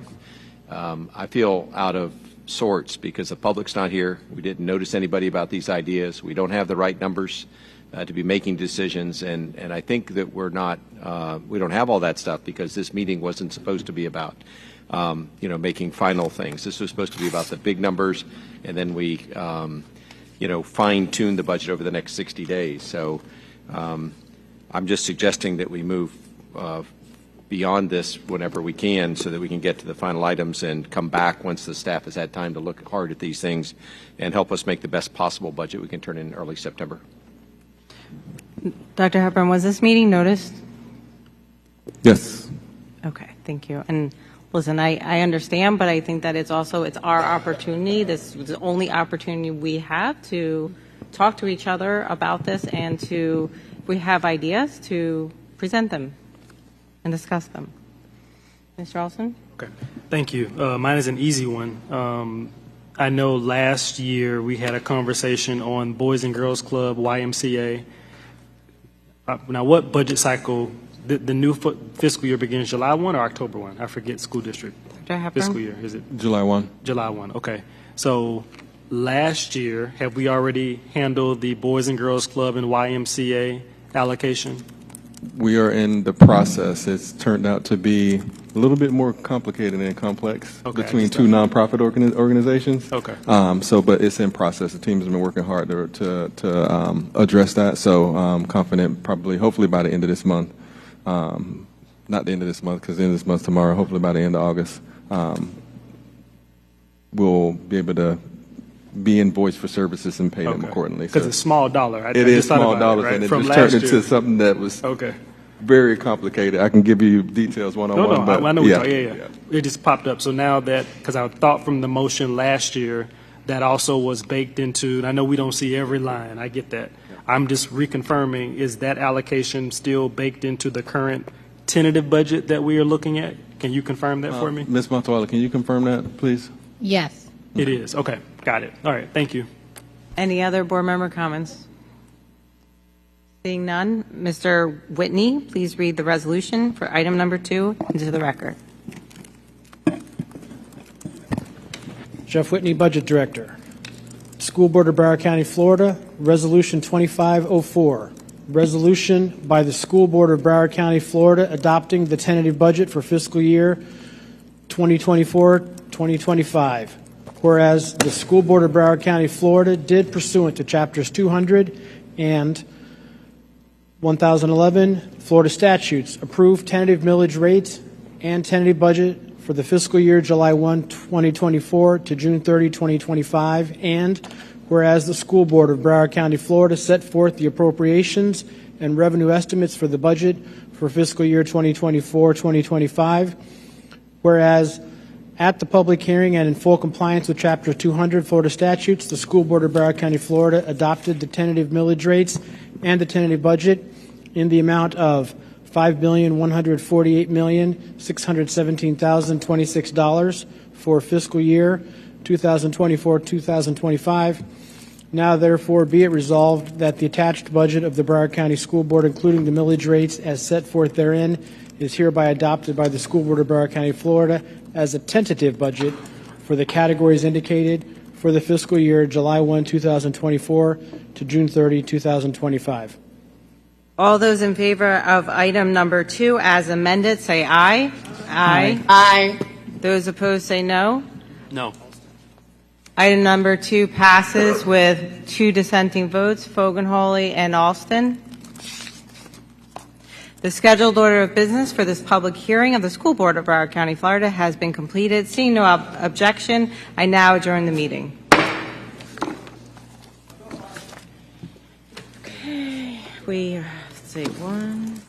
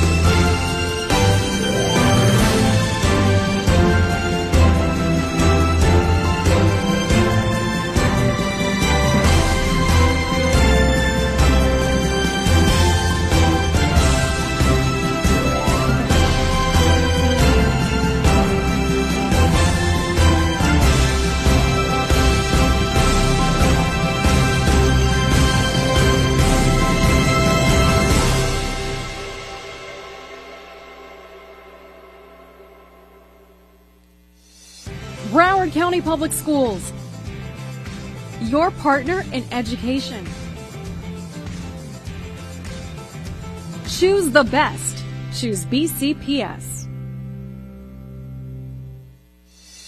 Broward County Public Schools, the best teachers, the best schools, from pre-K through high school and beyond. Choose the best. Choose BCPS. Broward County Public Schools, the best programs, from academics to trades, athletics to STEM. Choose the best. Choose BCPS. Broward County Public Schools, the best schools and programs for families. Choose the best. Choose BCPS.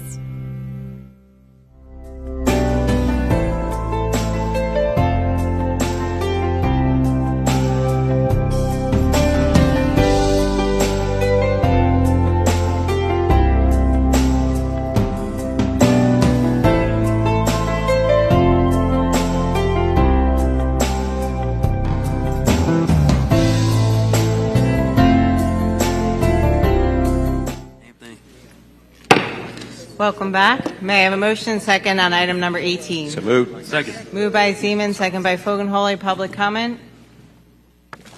Yes, Dr. Nylens Walsh. I don't believe she's here. Mrs. Pham.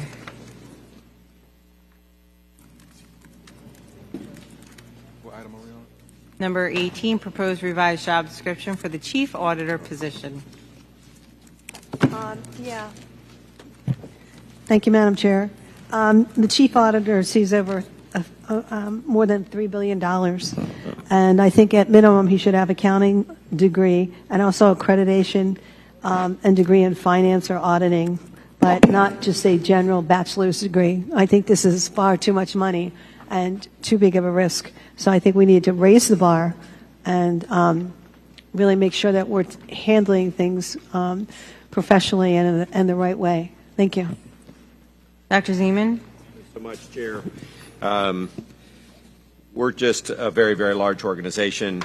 What I'd like to know, Chair, if we do shift back so that instead of it being a preferred to have a bachelor's degree in accounting or business, but put that back in under the minimum qualifications, would we still have a reasonably large pool of applicants for this job?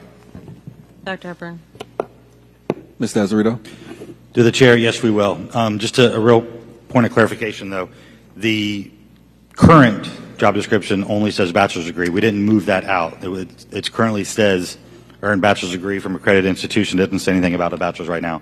I added the stuff at the bottom for preferred. I just want to move through this. I want to make a motion that we shift first bullet under preferred, an earned bachelor's degree in accounting or business administration from an accredited institution, from preferred to minimum qualifications in this job description. Second. Moved by Zeman, second by Holness. Public comment? Board member comment? Mr. Alston? Yes, ma'am. Mr. Alston? Mine is just a question. So our chief auditor, would he meet this minimum and preferred qualifications as presented? Or I guess with the new change? Because I don't know that. Dr. Hepburn. Mr. Azarito? Do we know that? Currently, I do not believe he would. Oh, okay. If he would not meet it, if it goes from preferred to minimum, correct? You're speaking to the motion on the floor or what's before us? Which one? The motion, right? If the motion passed, he would not qualify. He would not meet it. Got it. Why would he not meet it? Do we know? Sorry, I know it's Just talking over here. Why would he not meet? The bachelor's degree in business or accounting he doesn't possess. What? I hate to. Sorry, it doesn't feel good. I need you to help me. The current chief auditor does not have a degree in business or accounting, as the motion is stated. In accounting, business. Oh, I understand. Okay, got it. It's in something else. Okay. Correct. Okay. You're good? Okay. Mrs. Hickson? Thank you.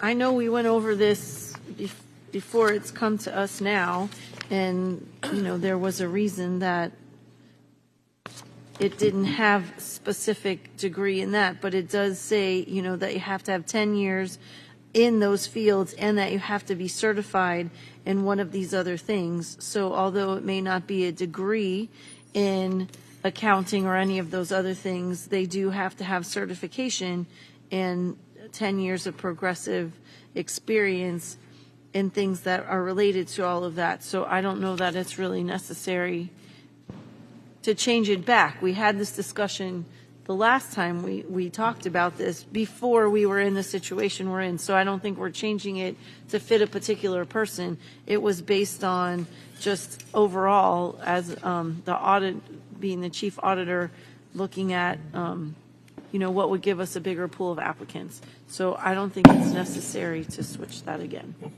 Dr. Holness? Okay, thank you, Madam Chair. So regarding having an earned bachelor's degree in accounting or business, can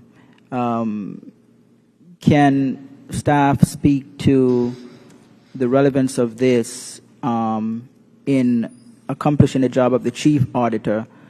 And then I have a couple other questions. Mr. Azarito? Can you repeat the question? Having an earned bachelor's degree based on the motion on the floor as the minimum requirement in accounting or business administration, how will this be beneficial to the job duties of a chief auditor? And secondly, can you reiterate that if this is included as the minimum requirement, how this would impact the pool of applicants? Would we still expect a large pool of applicants?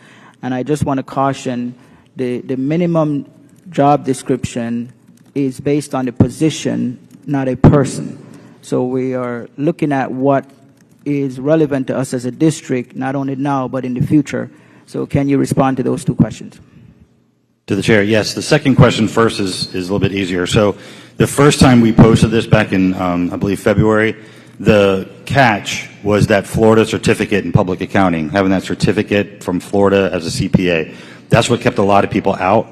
It wasn't necessarily the bachelor's degree. So there were people with accounting and business and without that would have qualified if they had a Florida CPA. But to answer the question about how would it impact a person's ability to do the job, I'm not sure how that would affect either way. Okay, so not being an accountant.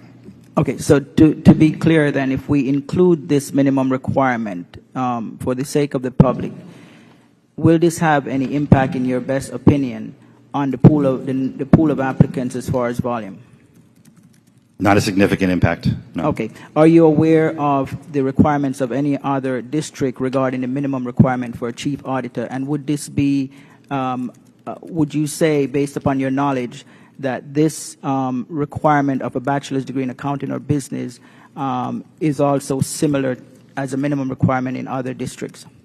Yes, it is. Our neighbor to the south is pretty much asked for the bachelor's degree in accounting, as well as as well as the regular CPA. Okay, so Miami-Dade County, do you have any knowledge of Palm Beach County as well? Do they require? Well, I'm sorry to interrupt. Theirs is different because they have inspector general. They don't really have a chief auditor. Got it. But Dade County require a bachelor's in accounting or business administration. Is that correct? Yes.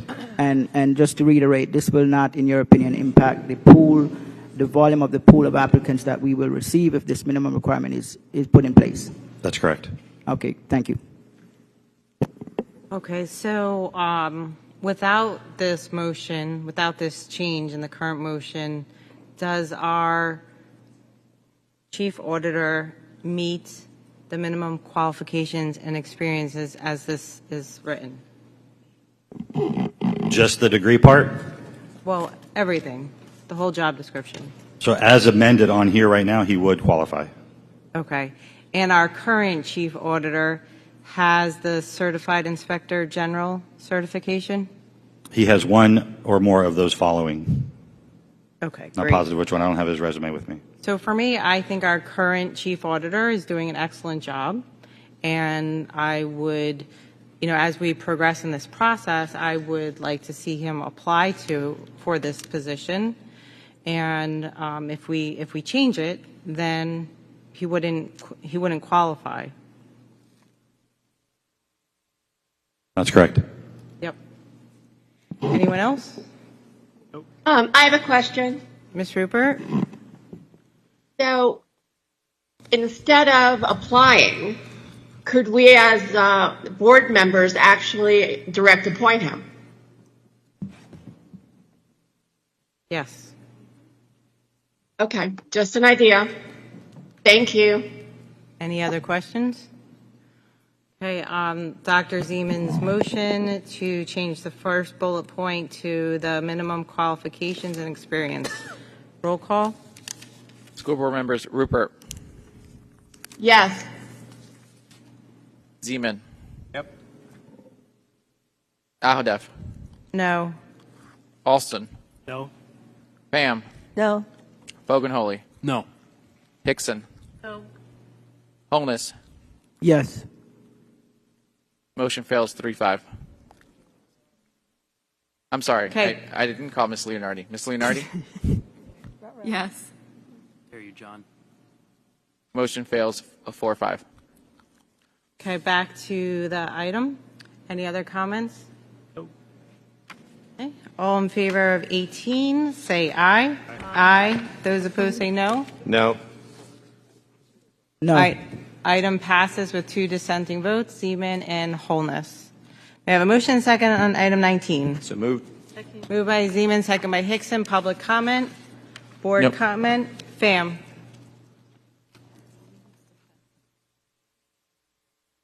Okay, again, I take issue with the requirements. The only requirement is a high school diploma, and it does not require any kind of teaching experience or educational background. I think that we should have some kind of equivalent or some other items, because I don't think that's enough, just having a high school diploma. Any other comments? Ms. Hickson? Thank you. I did ask about this job, and it is, it's rolling in teacher assistant and teacher aide for ESE to make it, the job easier to fill. So this is, it wasn't clear in the job description, but this is an assistant, like the paraprofessionals that are in the ESE classroom. So I just wanted to let everybody know. Dr. Holness? Thank you, Madam Chair. I did sign up to speak for this on this item. So my concern with this item is basically sort of looking at teacher assistant as well as classroom assistant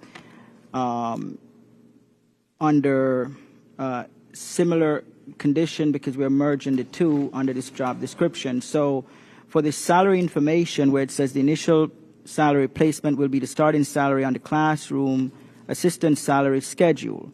However, if the incumbent meets any of the preferred qualification, the incumbent will be entitled to the higher starting salary on the teacher assistant salary schedule.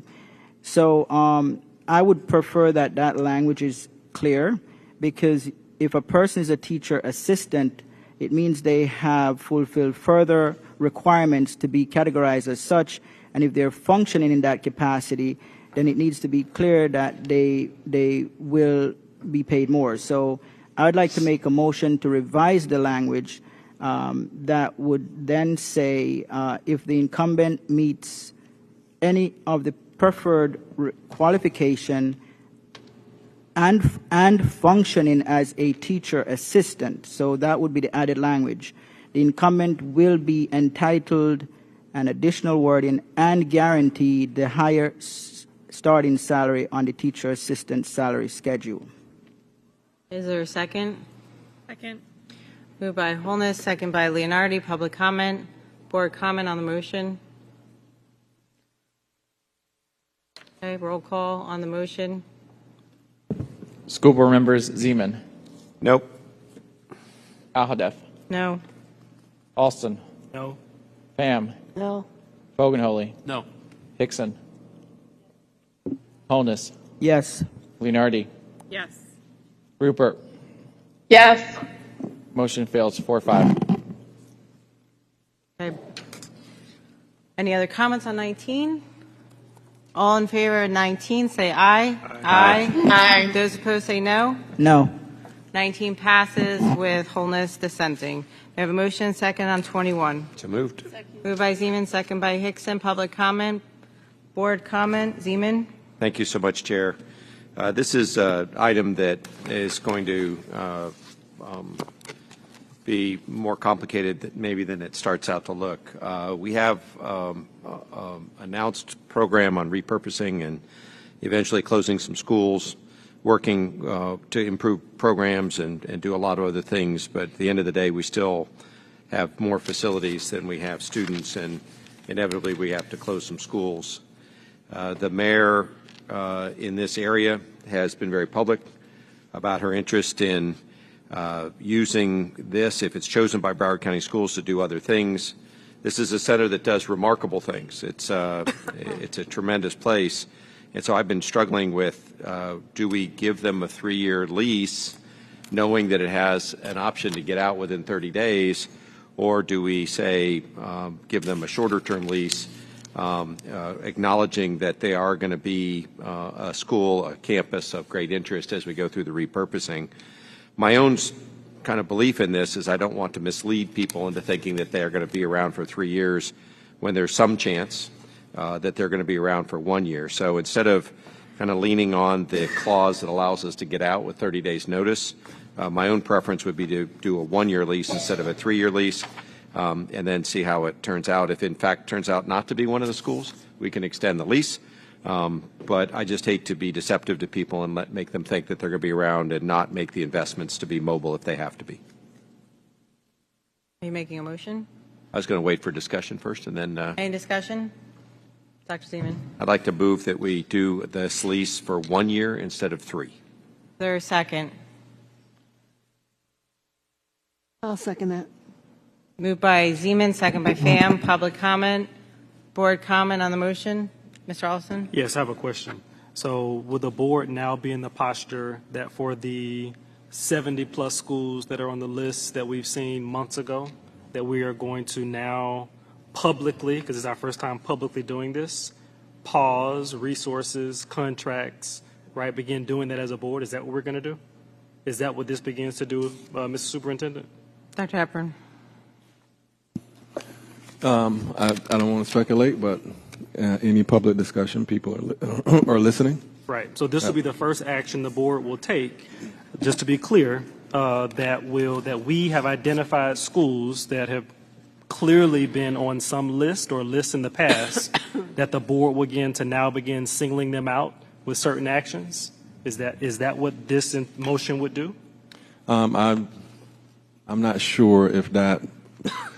Let me rephrase this. I know the board has a concern about, each board member has a concern about us expending funds or doing work in certain schools based on the possibility of consolidation. Right. But I thought. Yep, and I have not released the list. Made a decision. We have not made a decision. I have not brought forth any list to the board, which that will be later in August. Got it. Okay. So if you haven't made a decision on any schools, but the board is now clearly going to start targeting what we believe are schools on a list or not, we're sending some type of message and signal. And we're going to start with District 1. That's the way this looks. Is that correct? With this motion? Possibly, Okay, possibly not. All right. Well, I know the public is listening to our meetings. Well, the public is yes. listening, and that's why Yes. the motion on the floor I think is not a very smart motion because I don't think this board should be picking and choosing schools that are on some list that does not exist. This board member has not supported any schools on some list. This board member has not publicly talked about closing certain schools. And I don't want to start with District 1 or any district because the superintendent has not given us a list. So I urge my colleagues to vote it down. Thank you. Any other comment on the motion? Roll call on the motion. School board members, Ahodeff. No. Alston. Highly against. You said against, correct? No. Just It's making highly sure. against. Just making sure. Pham. No. Hogan-Holy. No. Hickson. No. Honus. Yes. Leonardi. No. Rupert. No. Zeman. Yes. Motion fails 2-7. Okay, back to 21. Any other comments? All in favor of 21, say aye. Aye. Aye. Those opposed, say no. Item passes unanimously. May I have a motion second on 22? So moved. Moved by Zeman, second by Hickson. Public comment. Hickson. Thank you. So this really goes back to some recommendations that were last month, and I'd like Dr. Hepburn to just kind of fill us in. There was a suggestion by the ESE advisory to continue the use of cameras in the classrooms, even though the law has sunsetted, and we've been working hard on this. So I would like for Dr. Hepburn to kind of give an update and let families know what the process will be in the upcoming school year. Yes, so we've been talking to our union president, and she's amenable to keeping the cameras in the classroom. What we plan on doing is bringing forth a policy just to ensure that we can implement the cameras with the right procedures in place that will kind of replicate the legislation. The next steps is providing opportunities for parents to go ahead and make those requests, but we won't be able to implement until that policy is in place. Thank you. So just to be clear, families can request a camera on the first day of school. They'll just not be able to get one in the classroom till we pass a policy. Correct. Thank you. Go ahead, Ms. Hollingsworth.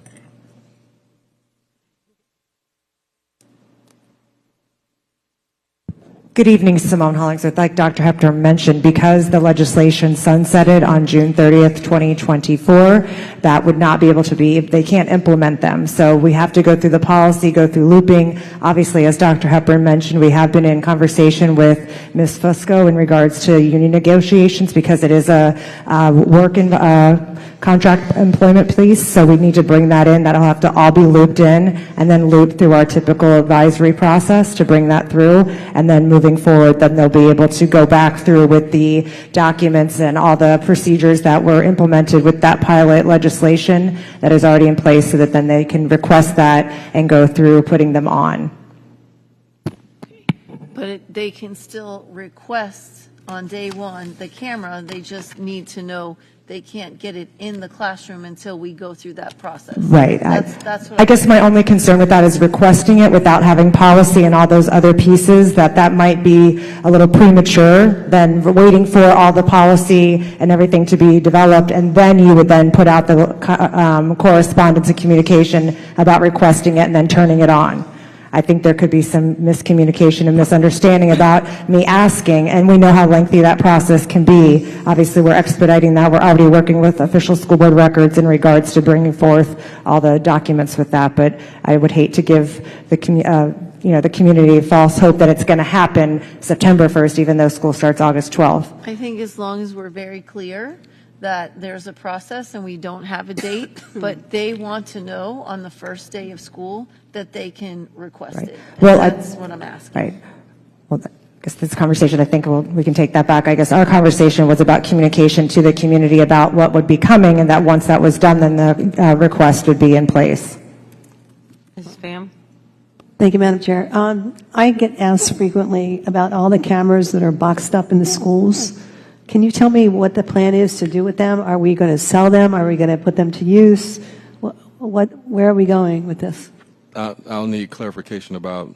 We'll have to follow up. If you can, we could talk offline. If you can let me know what school and what's boxed, we can check the boxes and find out what cameras we're The cameras from talking about. COVID. They got millions of dollars in cameras from COVID. I think she's talking about. Okay. Well, And they're not even open, these boxes. So, yeah, we can follow up, Ms. Pham. yeah, I'll get that'd some more be great, information because to maybe we find can out. sell them. There, I just gave you $1 million. Any other comments? All in favor of 22, say aye. Aye. Those opposed, say no. 22 passes unanimously. May I have a motion second on 23? Move. Second. Moved by Zeman, second by Fogelholy. Public comment. Hickson. 23. Okay, so 23 is the motion about requiring schools that have turfs to share their money. Oh, I'm sorry. This is Mrs. Pham's item. Can we allow her to speak Yes, first? that's fine. I was wondering why I was first. It's Pham. Thank you, Madam Chair. If you recall, just a few weeks ago, we voted on turfs in 3 different high schools for the football field. It came to approximately $9 million, a little bit over that. In researching, well, actually, during that day, I actually asked one of the staff members that spoke publicly, what about money that they get from renting out or leasing out the property for the turf fields and the stadium? And I was told that that money comes back. They get that money and it comes back. Well, in researching it more, I found out it doesn't come back to us. It doesn't come back to the school district. It goes to the school. So what I'd like to do is, I think, 2 things. One is there's another agenda item coming up where they need an additional $3,600,000 for turf. So we're talking more than $12 million here. 2 things. One is we have 7 schools, 7 high schools that do not have football fields. Now, not all of them can accommodate football fields, but some of them can. So either I would like that money to come back to the school district and be set aside to be used either to accumulate so we can get a football field, keep saving that money up from the 3 different schools so we can afford that. I'd like to ask staff how much it costs for a football field in the stadium. I have no idea. But I think that it's unfair, it's unequitable to allow these schools that are getting turf, a luxury item, to then also get a windfall from renting out that luxury item that only they get the benefit of. So I think we need to, I want us to do a motion where it comes back and it's set into account for these other 7 schools. One, it can be used for transportation of football players since they don't have a football field at their school to help for that. And the second alternative is to accumulate so we can eventually afford and chip in to buy get a football field at their school. So would you like me to make the motion now, or would you like to talk about it? You have a motion. Made a motion. On your item. So you have the motion there. Okay. But it's up for discussion. The other thing is, based on the fact that it is coming into so much money, now that we have the other $3 million, maybe we should go back and re-vote on that. I was voting, in fact, I will bring it back because I voted yes. I tried to get this heard immediately thereafter at the meeting, and then it got rolled and then rolled again, but not through anything. I was very diligent in getting this back. But I want to consider if we really want to get this for these 3 schools in light of we're trying to come up with this other money. This might be a perfect opportunity to get that money and start building our chest. I'd like to make a motion for this to be re-voted on, to be brought back and re-voted on. And I think because I supported the motion initially, I think I have that right. Am I correct? Batista, can you weigh in on this? The only time that the vote comes to play is when it's within the same board meeting.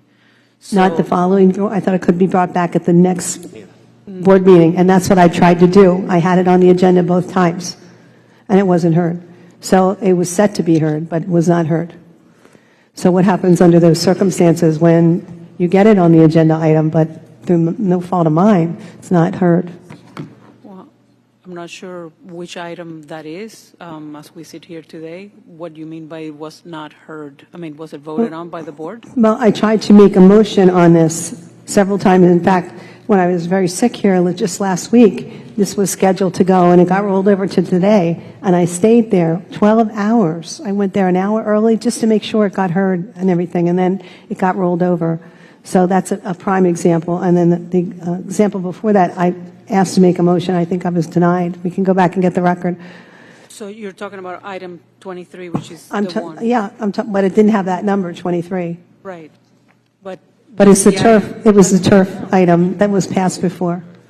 This is a motion. The item I'm talking about is actually bringing back the vote where we voted for the turf. Because in light of seeing now there's another $3 million ask, we're over $12 million. So these high schools, 3 select high schools, are getting $4 million each. It doesn't seem equitable to me. Dr. Hepburn? I do want to add in the DEFP, there's additional schools getting filled. So the plan is eventually for every high school to be able to get a turf field, because the cost versus turf field versus grass field. I think we went over that a couple of meetings ago, just to go over the specific costs, annual costs for maintenance purposes, and was significantly cheaper for the turf field. Can you clarify two things? One is, how much does it cost to put in a football field in a stadium at one of these other high schools that have none? And then the second one is, Go ahead. what is it going to be the annual cost to maintain the turf field compared to what it is to maintain the grass field annually? So the cost to build a football stadium, almost $9 million. And I know we provided a follow-up to the board about the second item you asked about, and if we find that, we can forward that follow-up back to the entire board, just to give you the exact amount for maintenance for regular turf, grass, versus the artificial turf. I think what they're getting is the artificial turf. Yes. Yes, and the maintenance cost was lower over time. And you say that we got a response back from staff on that? I'm going to look for it. Yes, we actually sent that to the board as a follow-up. Had to be over a month ago. We can find it and resend it. I'd like to see that, because I just hate for us to be spending money, that much money, where only 3 schools benefit. I think we can do better. I really do. Ms. Fogelman? And I'm a football fan. Yep. And I think Mr. Dorsett wanted to add some information. All right, hold for on, you. Ms. Hickson, you're next. Sorry. Thank you. I just want to point out, no school is going to get a windfall of money renting out their turf fields. There will be some money, but there's wear and tear. There's staff that has to come. These schools brunt the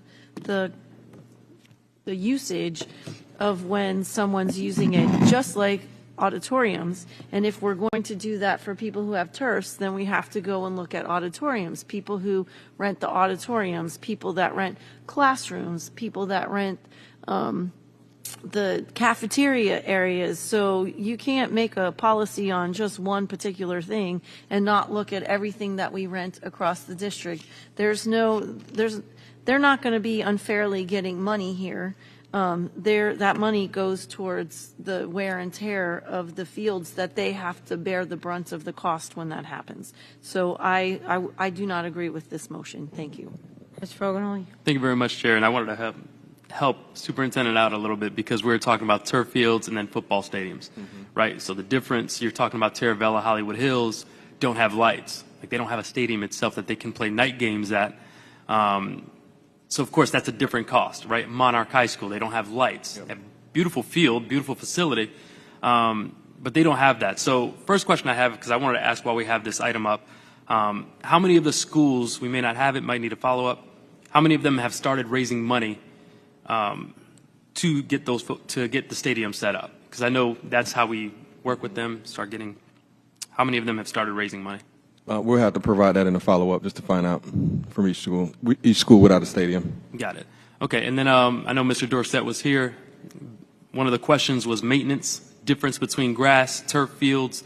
Can you speak to that? Mike, please. Hello? Yes. Mark Dorsett, Executive Director. Yeah, to Dr. Hepburn's point, we did provide that at the last board meeting when the 3 schools came up. The 3 schools for the new stadium came up. So all of that data was in the board item, the response, how much it costs to maintain turf versus our artificial field.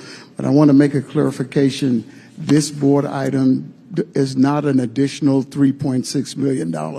This is just adding another vendor for us to use in the event we wanted to add another vendor to the pool of vendors that we are using now. So it's the same $3.6 million from the original item? I don't think you're on the right item. This is to direct the superintendent of schools to initiate rulemaking for school board policy 8020. No, I thought, okay. Sorry, I thought this was the, I think that's 32 that you're speaking about. We're not quite there yet. It was 23, but I understand what Mr. Dorsett was saying was speaking to it on the vote of the turf fields. That was already voted on. What he was talking about, that vote that was brought up, was to add a vendor. So it wasn't on the item itself. So, yes, Mr. Dorsett, that's what you were talking to. So I understand. But for me also, Superintendent, I have a question because I know we have a new department. We're talking about partnerships, right? So is that something that we can start having a conversation for these 7 schools? Because I do believe it's important, right? My sister went to Terravella, Hollywood Hills. So much history in these schools, but they don't have stadiums for so long. So to have a conversation, maybe Mr. Chisholm start reaching out to dealerships, whatever we have to do to sort of say, hey, where can we, get flexibility with that instead of picking up a $9 million tab, see somebody can meet us halfway, naming rights, whatever the case is. But I do believe that there's a lot of people that would be willing to do that. Let's start with the alumni. A lot of people that have graduated. Terravella, Dan Morgan, great linebacker. See if you'd like to help. Just throw it out there. But I think we need to get creative, right? Fort Lauderdale has a lot of alumni. So see where we can get help. And then also our cities. Talk about Coral Glades. I keep bringing up that stadium. I think it's one of the nicest facilities in Broward to go to a football game because everybody's involved, brand new fields, beautiful. But all our kids deserve that. So I think partnership is important for us to start having this conversation and see where we can go with that. Thank you. Any other comments? Ms. Hickson? Thank you. Actually, to piggyback off of what Mr. Fogelholy said, I thought we as a board had given direction, or I don't know if we need a motion or what we need to do to look at doing those things, like someone buying the naming rights for the baseball field or the football field. But we had a discussion about that. Where does that stand? Do we have to, as a board, vote on something for that, or is that something the partnership department can do? Go ahead, Mr. Sullivan. There doesn't need to be any vote on that, so we'll make sure that this is on one of the items that Mr. Chisholm is focusing on. So right now, his primary focus is to focus how the cities can help us, especially as it relates to playgrounds, at the superintendent's meeting with city mayors and managers, but we can definitely add this also to see how we can work with non-municipal partners, especially as it relates to stadiums. All right. Any other comments? Roll call. School Board Member Alston.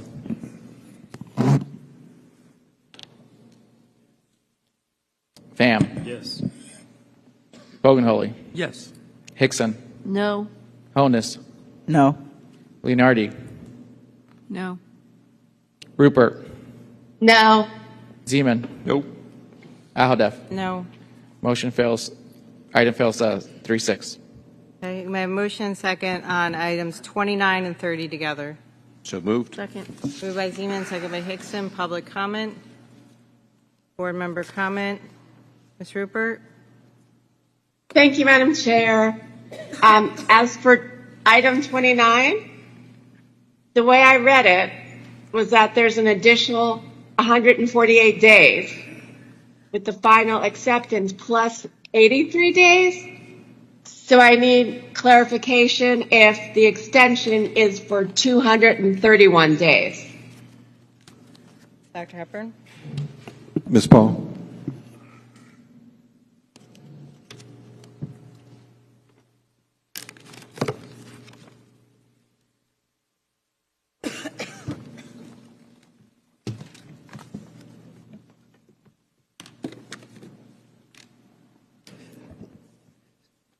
Board Member Rupert, this is a closeout of this project that started back in August of 22, August 4th, 22.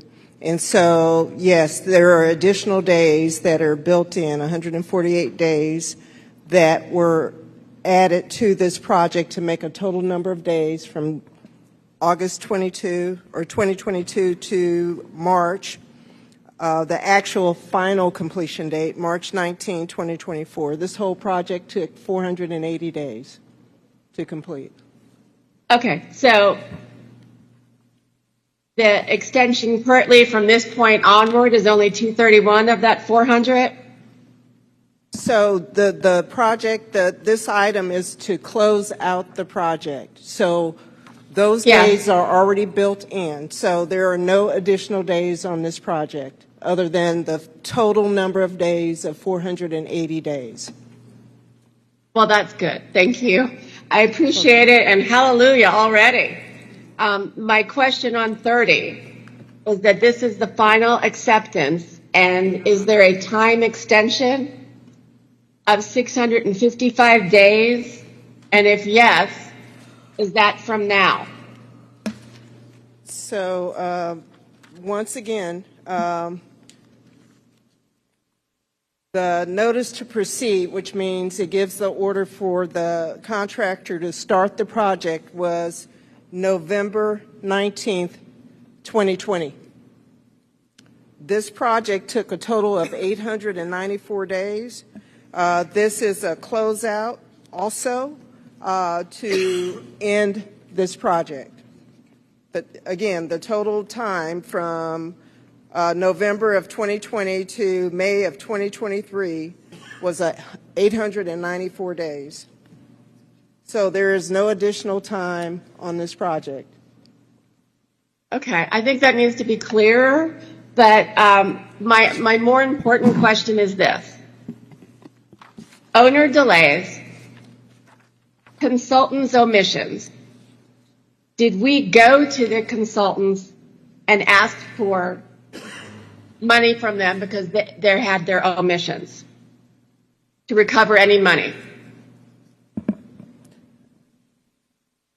So again, part of the process, and I think I'll go over this at our workshop, is this project started in 2020. So there are a combination of things. There's consultant omission, and then the bigger part is the unforeseen things. And so those things also extended the project longer than it should have been. And part of that whole process is how you assess the project. And obviously with the consultant error, and maybe not so obviously, but with the consultant error and or omission, and then the 9.54% of unforeseen items, that caused this project to go way beyond any kind of normalcy. So this is the closing out of the project. The retainage is about 61,141 that we owe the contractor. What I will do is go back to AECOM. We don't have a representative here today to speak specifically on how the contractor on this one was paid throughout that whole time. But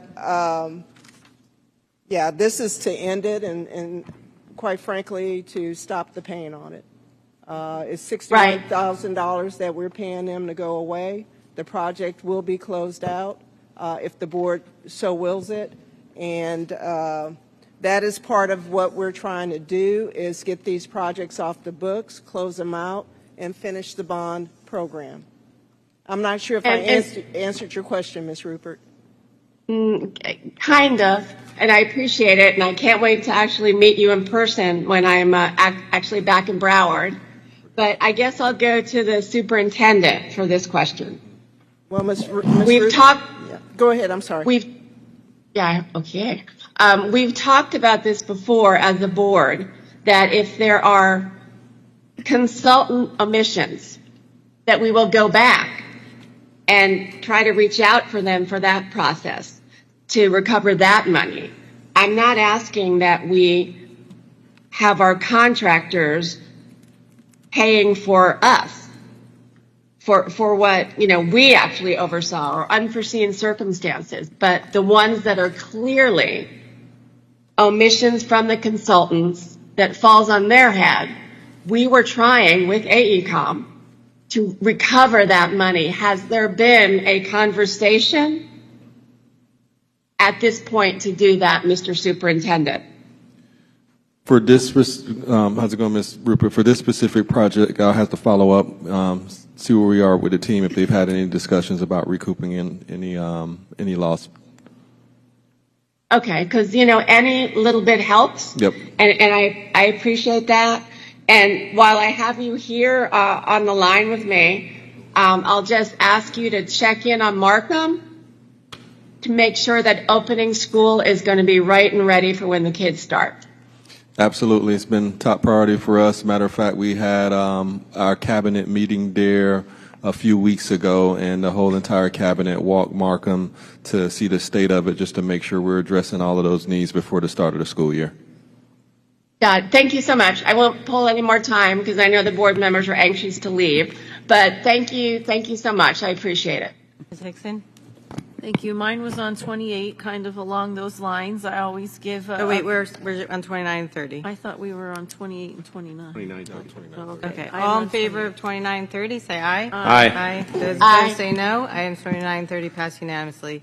May I have a motion second on 24? So move. Second. Moved by Zeman, second by Hickson. Public comment. Board member comment. All in favor of 24, say aye. Aye. Those opposed, say no. Item 24 passes unanimously.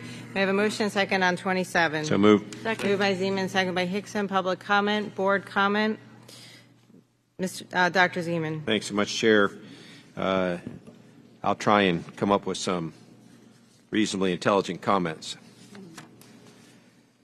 This project is a fascinating example of us losing track of what matters, which is our students and our education and our schools. This is a project that, in many regards, could have continued with some reasonable risk mitigations, but instead, either the contractor worked at risk or there were dramatic delays due to doing a time impact analysis when it was very clear that the original assumptions about the roof were just not true. I have talked about this. I'm going to borrow Ms. Hickson's point. I'm probably not maddened yet. I'm so frustrated, Ms. Hickson, that we continue to avoid coming up with a reasonable policy about time impact analysis, and we're still scaring away vendors from doing work with us by causing these amazing delays. This project was delayed by took 1,064 days. It didn't need to take that long, and because of that, we had leaky roofs in our classrooms in this school, and it has a significant impact on our kids' ability to learn. So I hope that we can take a lesson from this, Chair, and think hard about our business processes related to getting stuff done in the district. We continue to create delays of our own doing, which are very, very expensive, to pay engineers to spend time building time impact analysis when you can open up a roof and say, this is different than what we thought we were going to find. The original inspection was just wrong. Come to the board, figure out how much it's going to cost to do a changeover, and move on.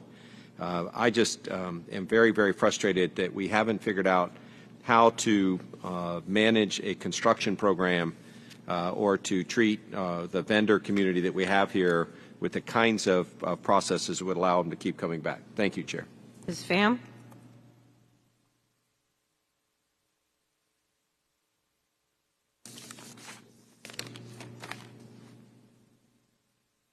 Ms. Pham?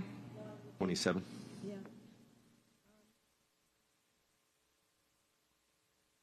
Middle school.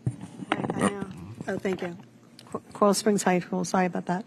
And looking at it too, I had serious concerns because it's only 50% complete, and we've already spent $15 million. So this is going to come in at more than $30 million for this project. And I just think as well, we need to monitor situations or have some better oversight. We can't let this happen. This will sink us. So if anyone has some suggestions of what we can do to make sure that this situation doesn't happen again, I'm open to it. Thank you. All in favor of 27, say aye. Aye. Aye. Those opposed, say no. 27 passes. I was a yes. 27 passes unanimously. We may have a motion and second on 28. So moved. Second. Moved by Zeman, second by Hickson. Public comment. Hickson. Thank you. Just real quick to the consultant omissions and consultant errors. So there were 4 in the whole package that came to us last week, and consultant omissions was 140,688, and consultant errors was 11,000, for a total of 152,368, which is better, but that's only for 4 schools. So again, we at the end of the day, we need to make sure we're recouping whatever we can from these errors and omissions that are not based on something we did. Thank you. Any other comments? All in favor of 28, say aye. Aye. Those Aye. opposed, say no. Item passes unanimously. May I have a motion second on 31? Second. Moved by Zeman, second by Hickson. Public comment. Any board member comments? Seeing none. All in favor of 31, say aye. Aye. Those opposed, say Aye. no. 31 passes unanimously. May I have a motion second on 32? Second. Moved by Zeman, second by Hickson. Public comment. Pam. We already discussed this a little bit earlier. Thank you. Any other comments? Seeing none, all in favor of 32, say aye. Aye. Aye. Those opposed, say no. Dr. Hepburn, have we exhausted all the items? Yes. Okay, do any of my colleagues have any student successes or something to bring forward to the board for discussion? We're an A. Script. Anybody?